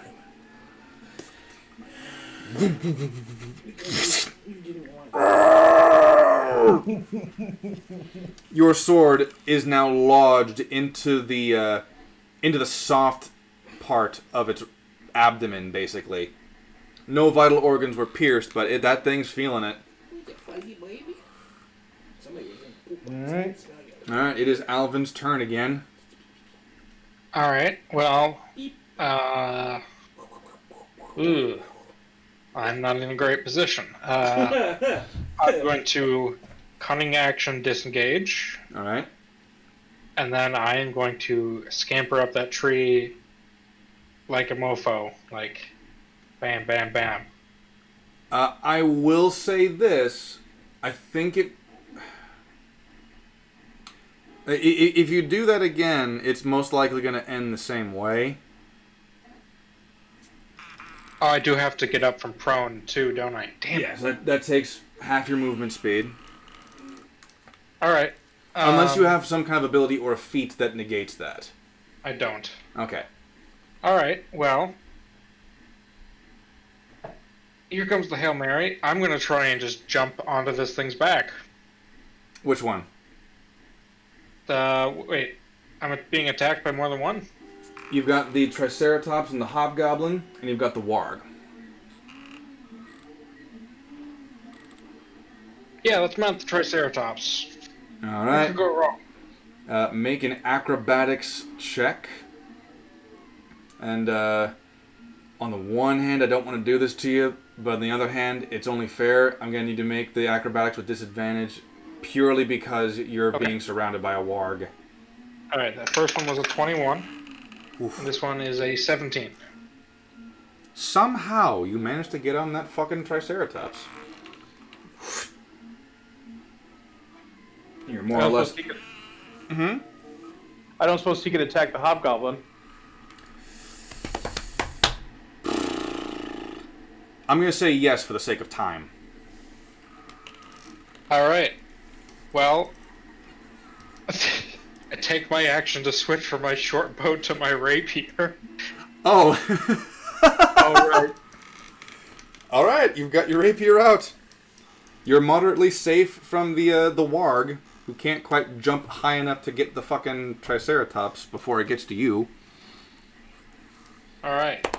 Alright. I don't get to attack on that turn, right? Because I switched... Yeah, because I forgot that you didn't have your rapier out. Roland's turn. You're next. You're after Roland. You went to point at me. Like, yeah, I almost pointed at you. I got something that's kind of cool. I'm already flashy thing. Okay, I'm going to hit the warg with a lightning bolt. All right. Make it have it make a dex saving throw. That's a 10. So that'd be a new. So it takes full damage. Yep. And that is 17 damage. That's a lot of damage to that warg. Zap.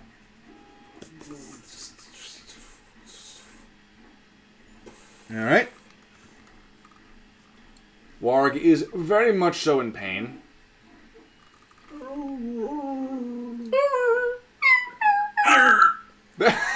Yeah, there it is. That last one sounded a bit more like a pig, actually. It's uncanny.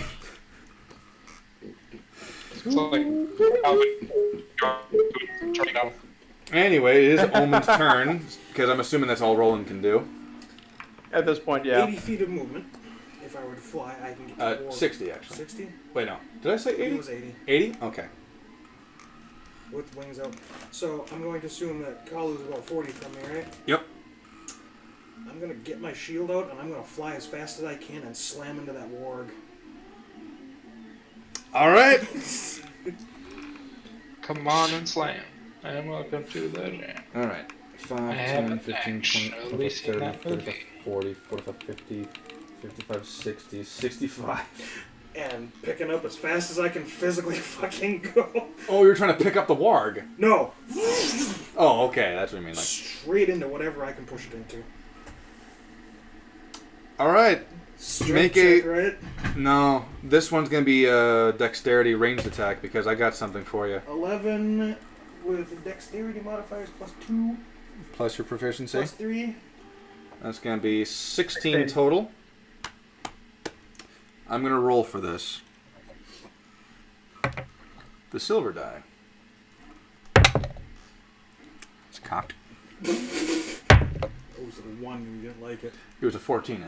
Sorry, it looked more like a 14 than that. All right. There we go. What you're going to be doing is you're going to be flying in 80 feet, and with your shield, you slam into the exposed pommel of Kalu's cursed blade, and you just dig that thing straight through the fucking warg. Please roll 2d6 damage. And I'm pretty sure my momentum's going to keep me going, too. That is 10. 10 plus 1 for the sword, and then plus 2 for your dex, so 13, plus 2 for your rage. That's 16? Huh? 15? 15. 15 damage.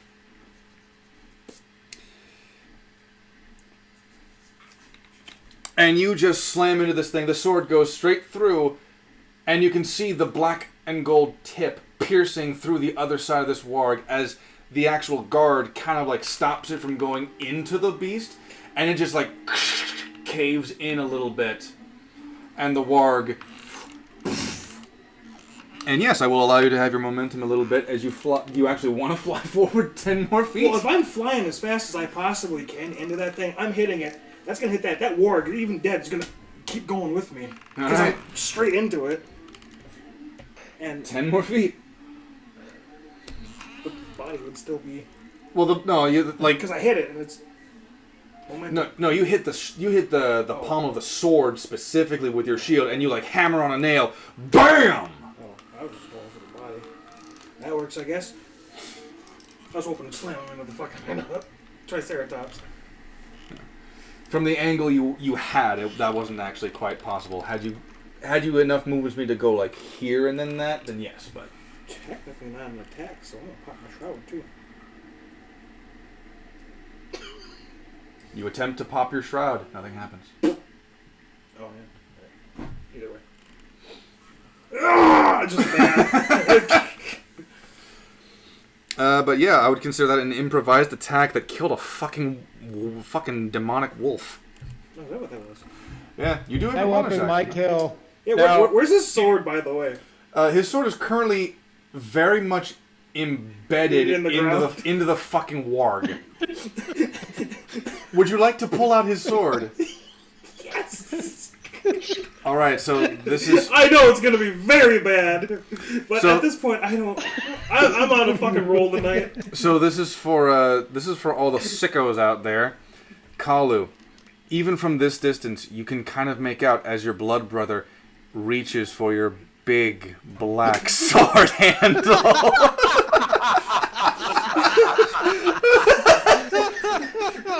Which is even funnier because he's 60 feet away from you. Actually, he's only about 40. Okay, 40 feet. Still, it's like impressive. 35. Yeah, because he was 25 from where I was. So yeah, you, with the rest of your turn, you pull out Kalu's sword of sworn vengeance, now just caked in warg blood. Oh, got your sword. Make a wisdom saving throw. Big die, right? Yep. It's an 18. All right. Plus your wisdom, so as a cleric, that plus should be 3. As a saving throw? Oh, my saving throw. Yeah. Plus 6. All right. 30, 25. I need to roll for this, actually. Because I want to see what happens. Okay, nothing happens. Nothing happens. Okay. De Grisniak's turn. De Grisniak, witnessing this, he just goes, okay. Who put the gold juice in this guy today? So De Grisniak is going to, Cunning action dash so we get it within range. Hey, Kalu, am I looking more like a god now? 5, 10, 15, 20, 25, 30. Because, yeah, Goblin's got 30 feet in there. No. 10, 15, 20, You know what 30, I mean. 40, yep. De Grisniak is going to... He can't actually get a decent lock on that fucking hobgoblin, so instead he's just going to shoot the Triceratops. Which he does have advantage on because it's being engaged... Wait, would you say you're engaged in the Triceratops at this point? He wants to marry a dinosaur. Okay. So instead it's not going to have advantage because no one's actually engaged in the Triceratops. It's going to be a straight dex roll. Sorry, range attack bonus. So it's going to be 8 plus I don't think it's 8. just the goblin and him 16. left, too. Alright, it's going to be... Oh, that's actually just enough to hit. Just enough to hit with his crossbow. D10. I dropped the die. Wow. That is 16 damage. He's going to try to hit it again. Into the tray, please. That misses. All right. What was like a 3? 5 actually. Okay. This one, 3. That was 16. 16 damage to the Triceratops. And the Triceratops is now very, very pissed. And Omen, from the distance you are from the Triceratops, even you can kind of see bits of meat hanging from the teeth and the jowls of this Triceratops. That, like, what's his nuts? If you'd like to, yeah. It's a 17. You can see the eyes of this beast. You can see the skin of this beast. Plus 6. Right? So dirty. 23. Yeah. You can tell that this beast, and you can kind of see from underneath the decorations and the armor, various burn marks, whip marks of some kind. You can see abuse. This thing has been tortured to get to this point. He's just trying to lick himself. Why are you throwing the pieces of filament? Look at his... And I was playing. Yeah, but no, this thing, you can tell from its eyes that this thing has been tortured to the point of essentially cannibalism. Yeah, it's totally not a meat eater. Mm-hmm. Don't have sharp teeth. Even I know that. Yep. But yep, that's what you can ascertain from this this Triceratops. After the Grisniak's turn, it is the Hobgoblin's turn. The Hobgoblin is going to have to... No, don't eat the filament!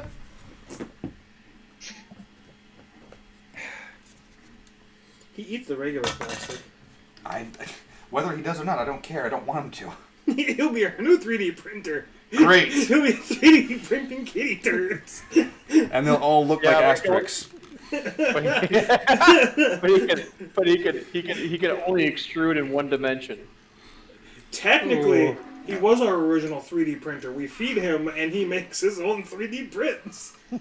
So the Hobgoblin is going to let the Triceratops do its thing. Meanwhile, the Hobgoblin is going to attempt to strike at Alvin. So, yeah, try. The thing is, like, he's going to have a disadvantage because he's not going to have anything, because he's just going to stab you with the back of his spear. Now he's going to have disadvantage because he can't quite turn around to get you. So disadvantage on this one. So that's an 18, and that's an 11 plus 4 for 15. Hits. All right. Oh yeah, my cool flesh, I don't have it because it was stuck in my goblin. I mean, you could have pulled out. I never said I did though. As you wish. Plus I flew with my shield, so at this point it's... Guys, is it just me, or like when we get like audio glimpses of the 3D printer, does it sound like a freaking like carnival ride? Yeah. Yeah. All right, so that's going to be 5. That's going to be 9 points of bludgeoning damage this time because he's just hitting you with the butt of his spear. Do you uncanny dodge this? Can you uncanny dodge it? Alvin? Yeah, I'm thinking, is that going to be the only attack? He has a second attack. Round, though. He does have a second attack. How much was it? 9 damage total. No, I'll take the 9. Alright, he's going to attack again. Remember, with disadvantage, because he can't quite see you. That's a natural 20. That's a 10 plus 4, so that's a 14. That misses. Alright, he just jabs you and he thinks he's got you good. So he tries to jab in the same spot, but you moved out of the way due to the pain. So he misses that one. Meanwhile, Triceratops, acting on its own, is going to try to gore the Aasimar over here. The Aasimar that's being an asshole. I'm just going to assume that a dirty 27 hits. Oh, yeah. So he's going to because gore you. Of course, I'm doing too much damage. You have to crank it all the way up. Right. I'm also holding the sword. Does that count? Am I going to have to do a fucking will save for it? Because you haven't attuned to it. Alright. Well, I have to, since I'm attuned to the sword. Yeah! Where's that blood brother bond going to make it so I have to? Yeah. Someone else can hit. Blood brother double it. Alright, so that's going to be 16 points of damage, rounded down to 8 because you're raging. I forgot I was raging too. I was like, yow! 8 damage to your HP. Well, I still took 16 total, so... That is the turn for the Hobgoblins. It's actually fairly one-sided now. Kalu! My sword! I told him I get the opportunity. I'm gonna fucking use it too. Let's see. I'm going to throw your boot at it. Actually, I still do have 2 of those. So yeah, I'm going to chuck 2 javelins at it. All right. Which one, the Hobgoblin or the Triceratops? Spear chucker. Yeah. Spear hunking stone we'll shitting swamp donkey. What? Want to be chicken? It's going to At least that tastes good with 7 herbs and spices. Okay, so apparently Sam's nurses are laughing at us, apparently. Oh, they watching it too? Sam's watching. I don't know if it's on speaker, but apparently they're laughing. Hi there.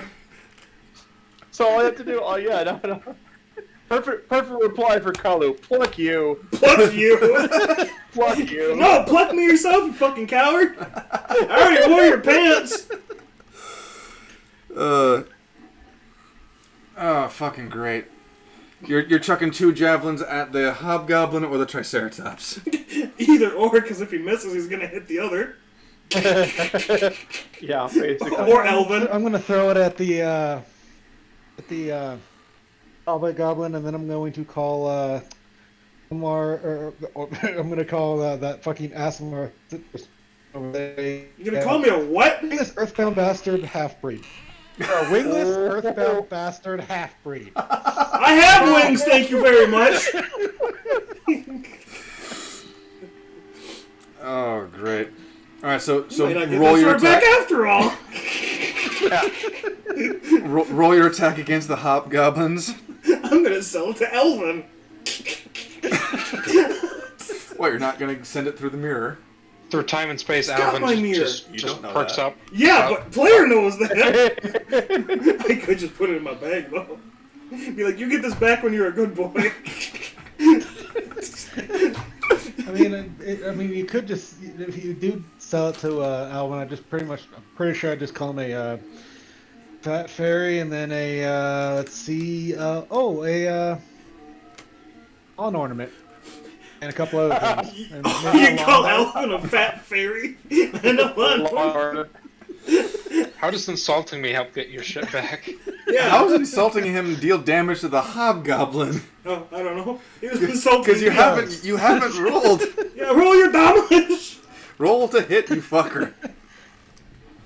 That's gonna be. I mean, I'm already gonna hit it. It's a fucking 25. So yeah, the first javelin hits. Roll your second attack to hit the fucking hob. Damn it! I don't have any flurries for the hobgoblin. Fuck.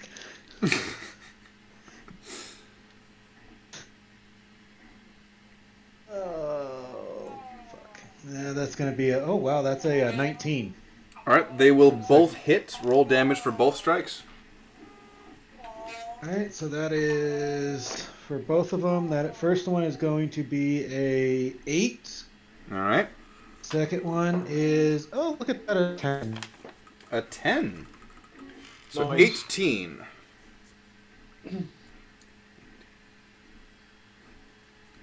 All right.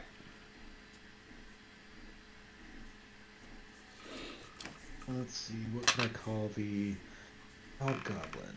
Well, while you're thinking of an insult, it is officially Alvin's turn. All right. Well, I'm gonna take my rapier and I'll just swing at the other rider. I'm an idiot. I just realized something. At the end of the fucking combat encounter, I should have fucking done that. Too late. Oh no. Should have done what? I should have focused on the battle mat instead of all fucking 4 of us. I am retarded. You can't say that on Twitch. Watch me.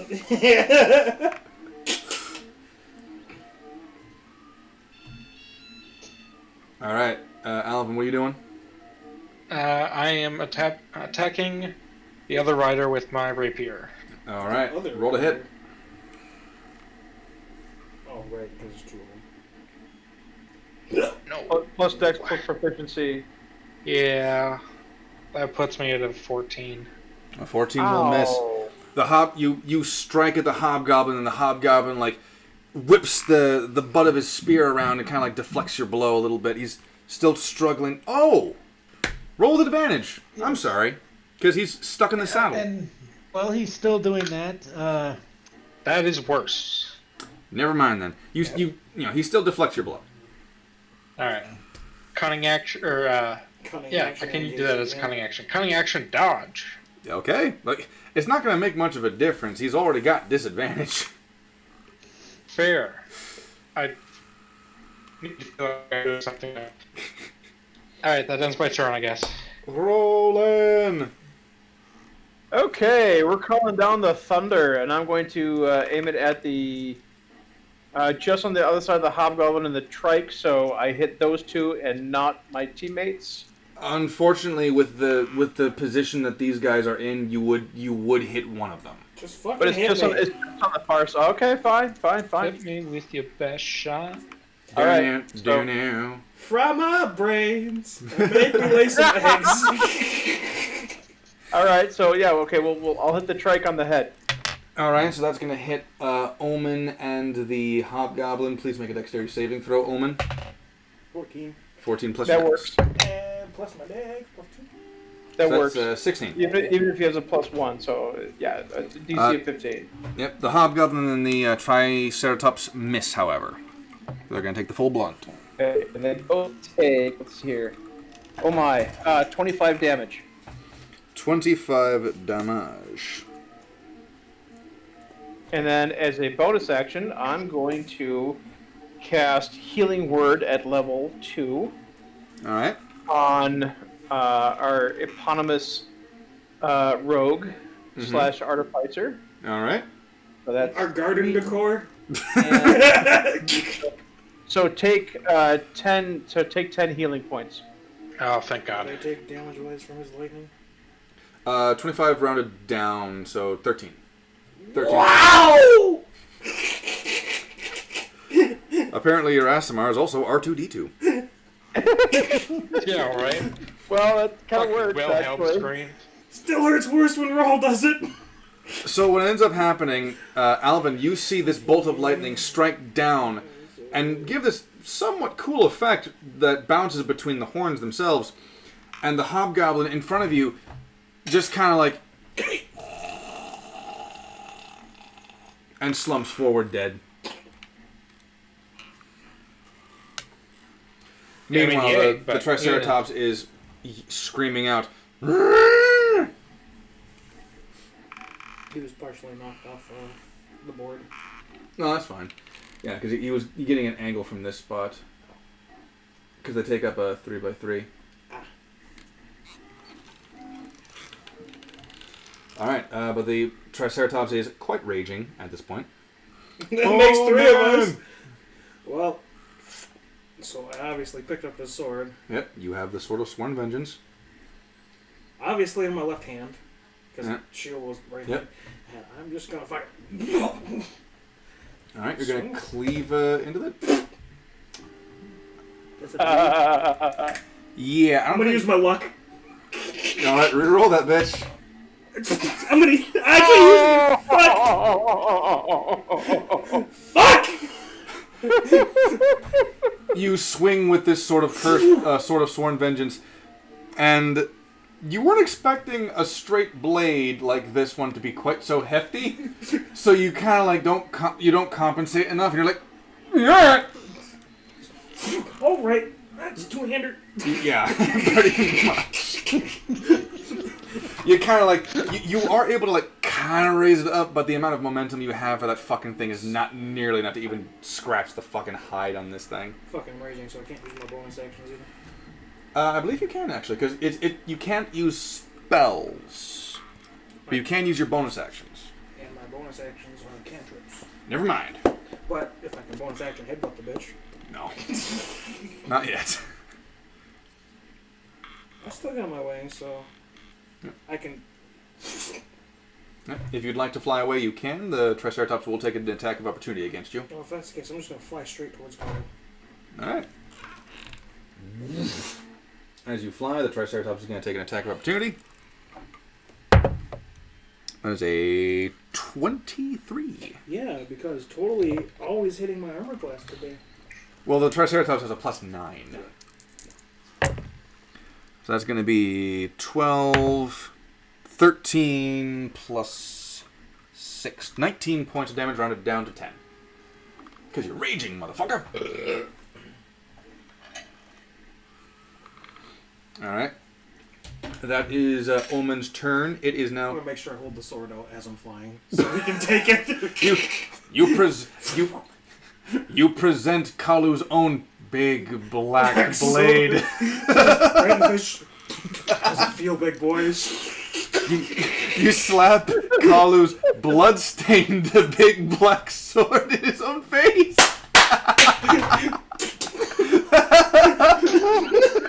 You lightly tap it against his cheek. You can have it back. This thing's shit. Oh, man. Would I have done better if I was using both hands? Yeah.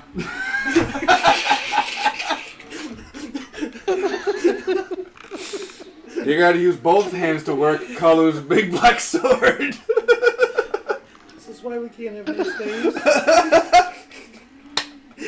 I'm pretty sure I did enough damage to sate my hunger for a while. Yeah, natural 20s in a row. 2! 1 with a 70 points damage!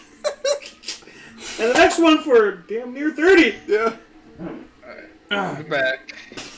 The Grizznyak's just gonna kind of wander up, and he's gonna take a pot shot at the Triceratops with a crossbow. He's almost out of bolts. He's gonna miss. He might. No, he ain't. First attack succeeds. Second attack succeeds. Alright. 2d10s. Plus 11, basically. 7. Sorry, plus 12, basically. 7 and 6 is going to be 13. Plus 12 is going to be 25. 25 points of damage on this thing. Which kills the Triceratops. Still only counts as half a one! So, Alvin, please make a dexterity saving throw. Or get squished by a Triceratops. Yes.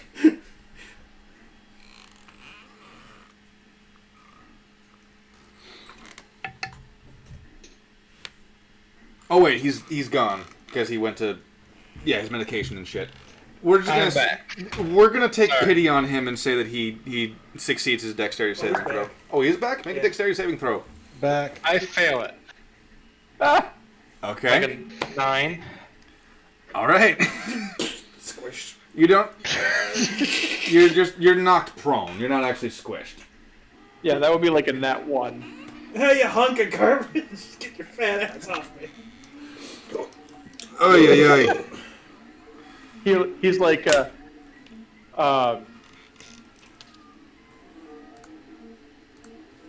he's like Gimli getting crushed by that warg.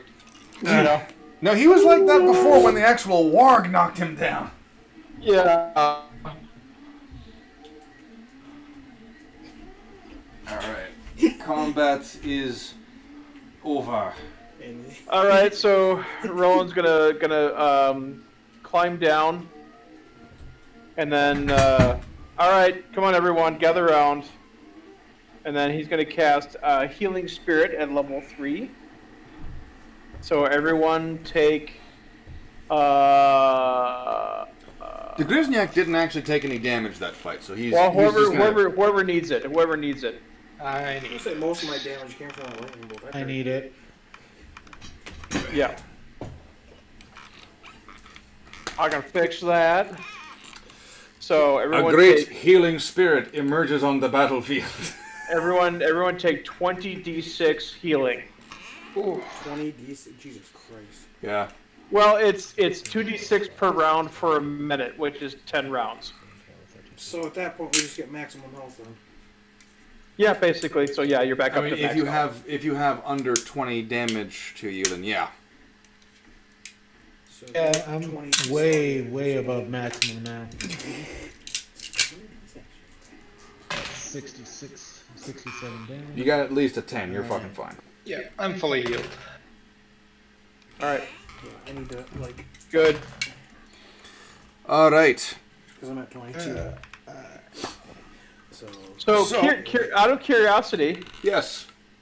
so Roland's gonna walk over and he's gonna test the hide of some of these Triceratops. Thank you. Is this Triceratops hide worth salvaging for making armor and leather? Like this is Except for the one I fried. this hide is legit tough stuff. Whether or not it'll be as good as like legit steel, probably not. But you can make some damn good hide out of this thing, and Yep. Okay. Now you will require a higher survival check in order to skin it properly because of how like legit tough this fucking thing is. But you can do it. All right. Roll And of course, survival. With this, That's a 26. you're fine. Okay. Now, then you he's gonna- also notice the same thing that Omen did with this inspection of the Triceratops. You now have evidence all over all of the Triceratops that you can actually find and aren't charred to a crisp. There was only one! these Triceratops were abused, tortured. These were clearly mishandled in one of the worst ways that animals can go through to get them to this point. And you can tell that the meat that they ingested, like you suspected, not the best for them, but it most certainly probably made them It certainly had a hand in what made them so agitated and angry in the first place. Because it's starving. Man are not capable of digesting meat. Gosh, Kyle, it's too bad we couldn't tame one for you. Yeah. Oh, was I not supposed to kill it? Oh, you could have killed it. I wouldn't have been able to tame it anyways, because I'd have to roll a... well, that was in character. I basically have to roll a natural 20. Was I not supposed to kill it? They're just dumb beasts, really. They don't... Coming from you! You're not rolling. Who are you and what the fuck did you do with them razor ears? No, the poor not thing... a razor ear. Okay, half razor ear. I was gonna call him something else, but yeah, well, you keep calling me crap, and you're gonna have to get your own mount. I do have one. You should have asked your mother last night.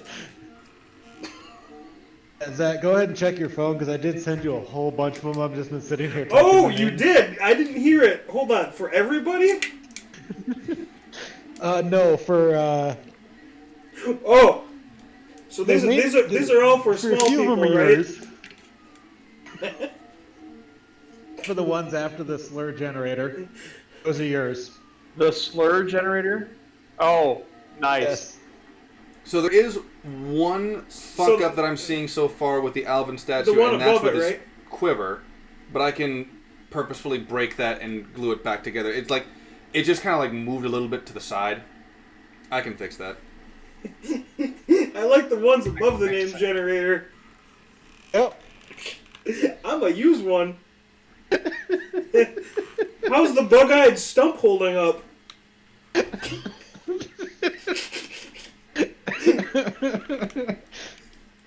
The quarterling? Yes.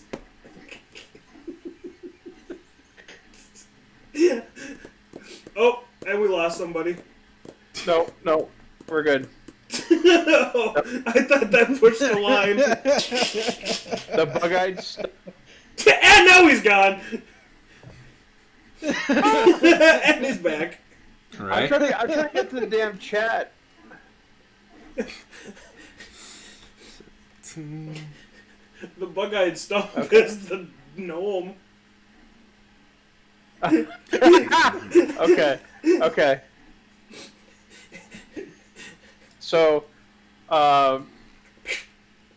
Roland's going to ask. He's going to, skin the Triceratops, the ones that, he's going to get whatever he can, and then he's going to ask. Wow. Okay. Yeah. No, it's way past my bedtime. So, he's going to request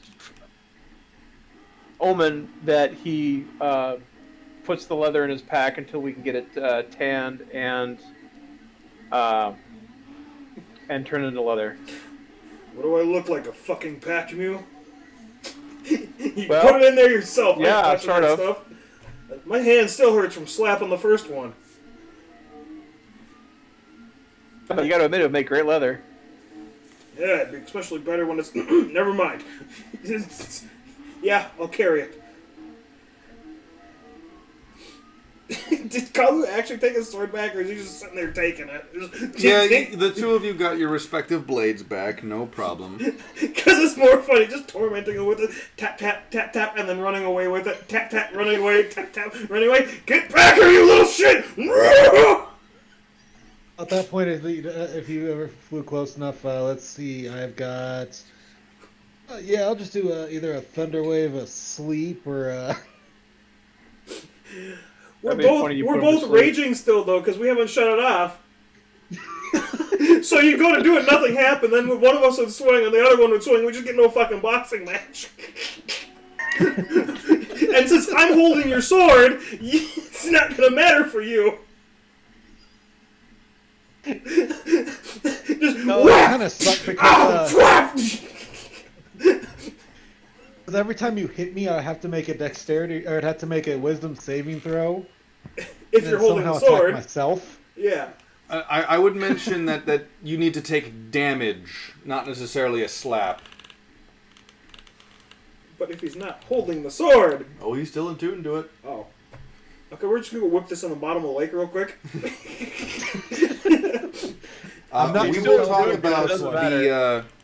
We will talk about what you can find on these bodies next week, because it is way past a few of our bedtime.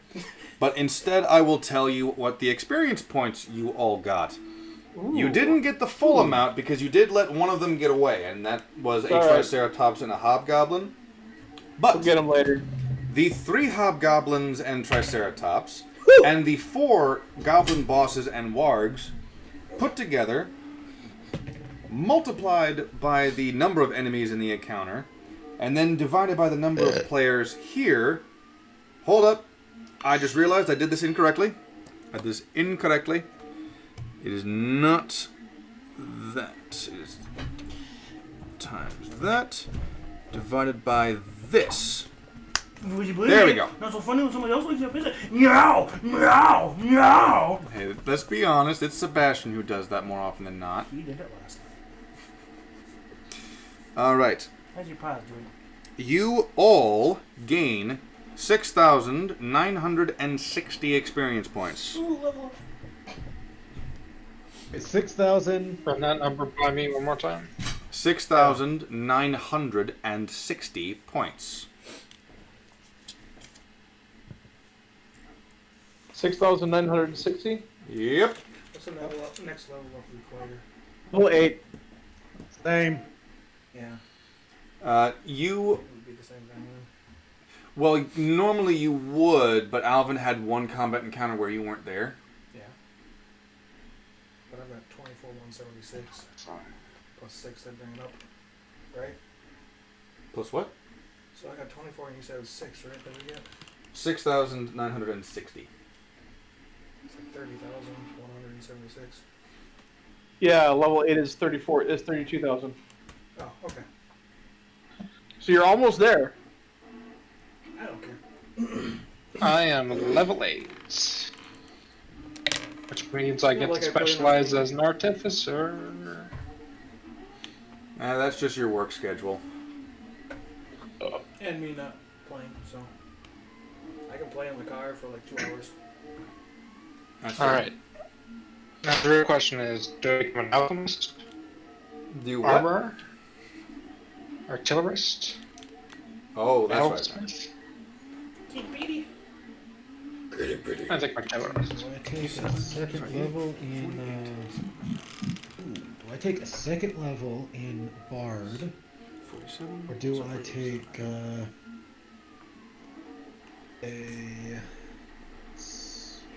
do I go to 7 Barbarian? Well, level 7 in Barbarian. You know, actually, match your score to Alvin, because I just remembered that you were here for a fight that he wasn't. So that should have canceled out. Never mind. My bad. I was here for a couple fights he wasn't. So yeah, that's why I'm saying, like, let's balance it out. No, because I wasn't here for Do you need my XP count? No, I wasn't here for the XP or the training thing. I'm not taking a level. No, he didn't get a level. He didn't get level from the training. He gained a skill he gained a skill proficiency.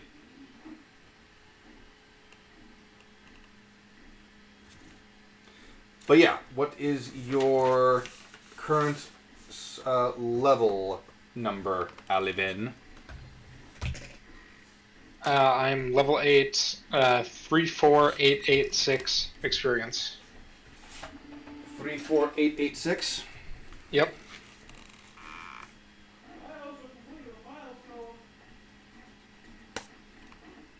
Well, gentlemen. 34886.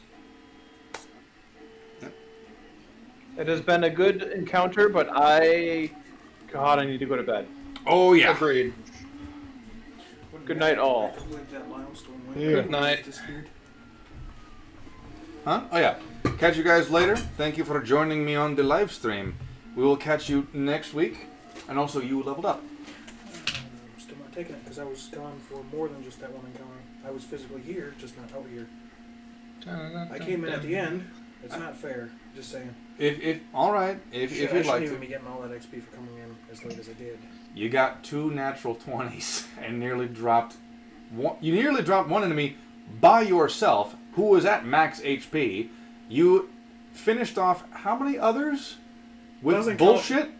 With physics. Yeah.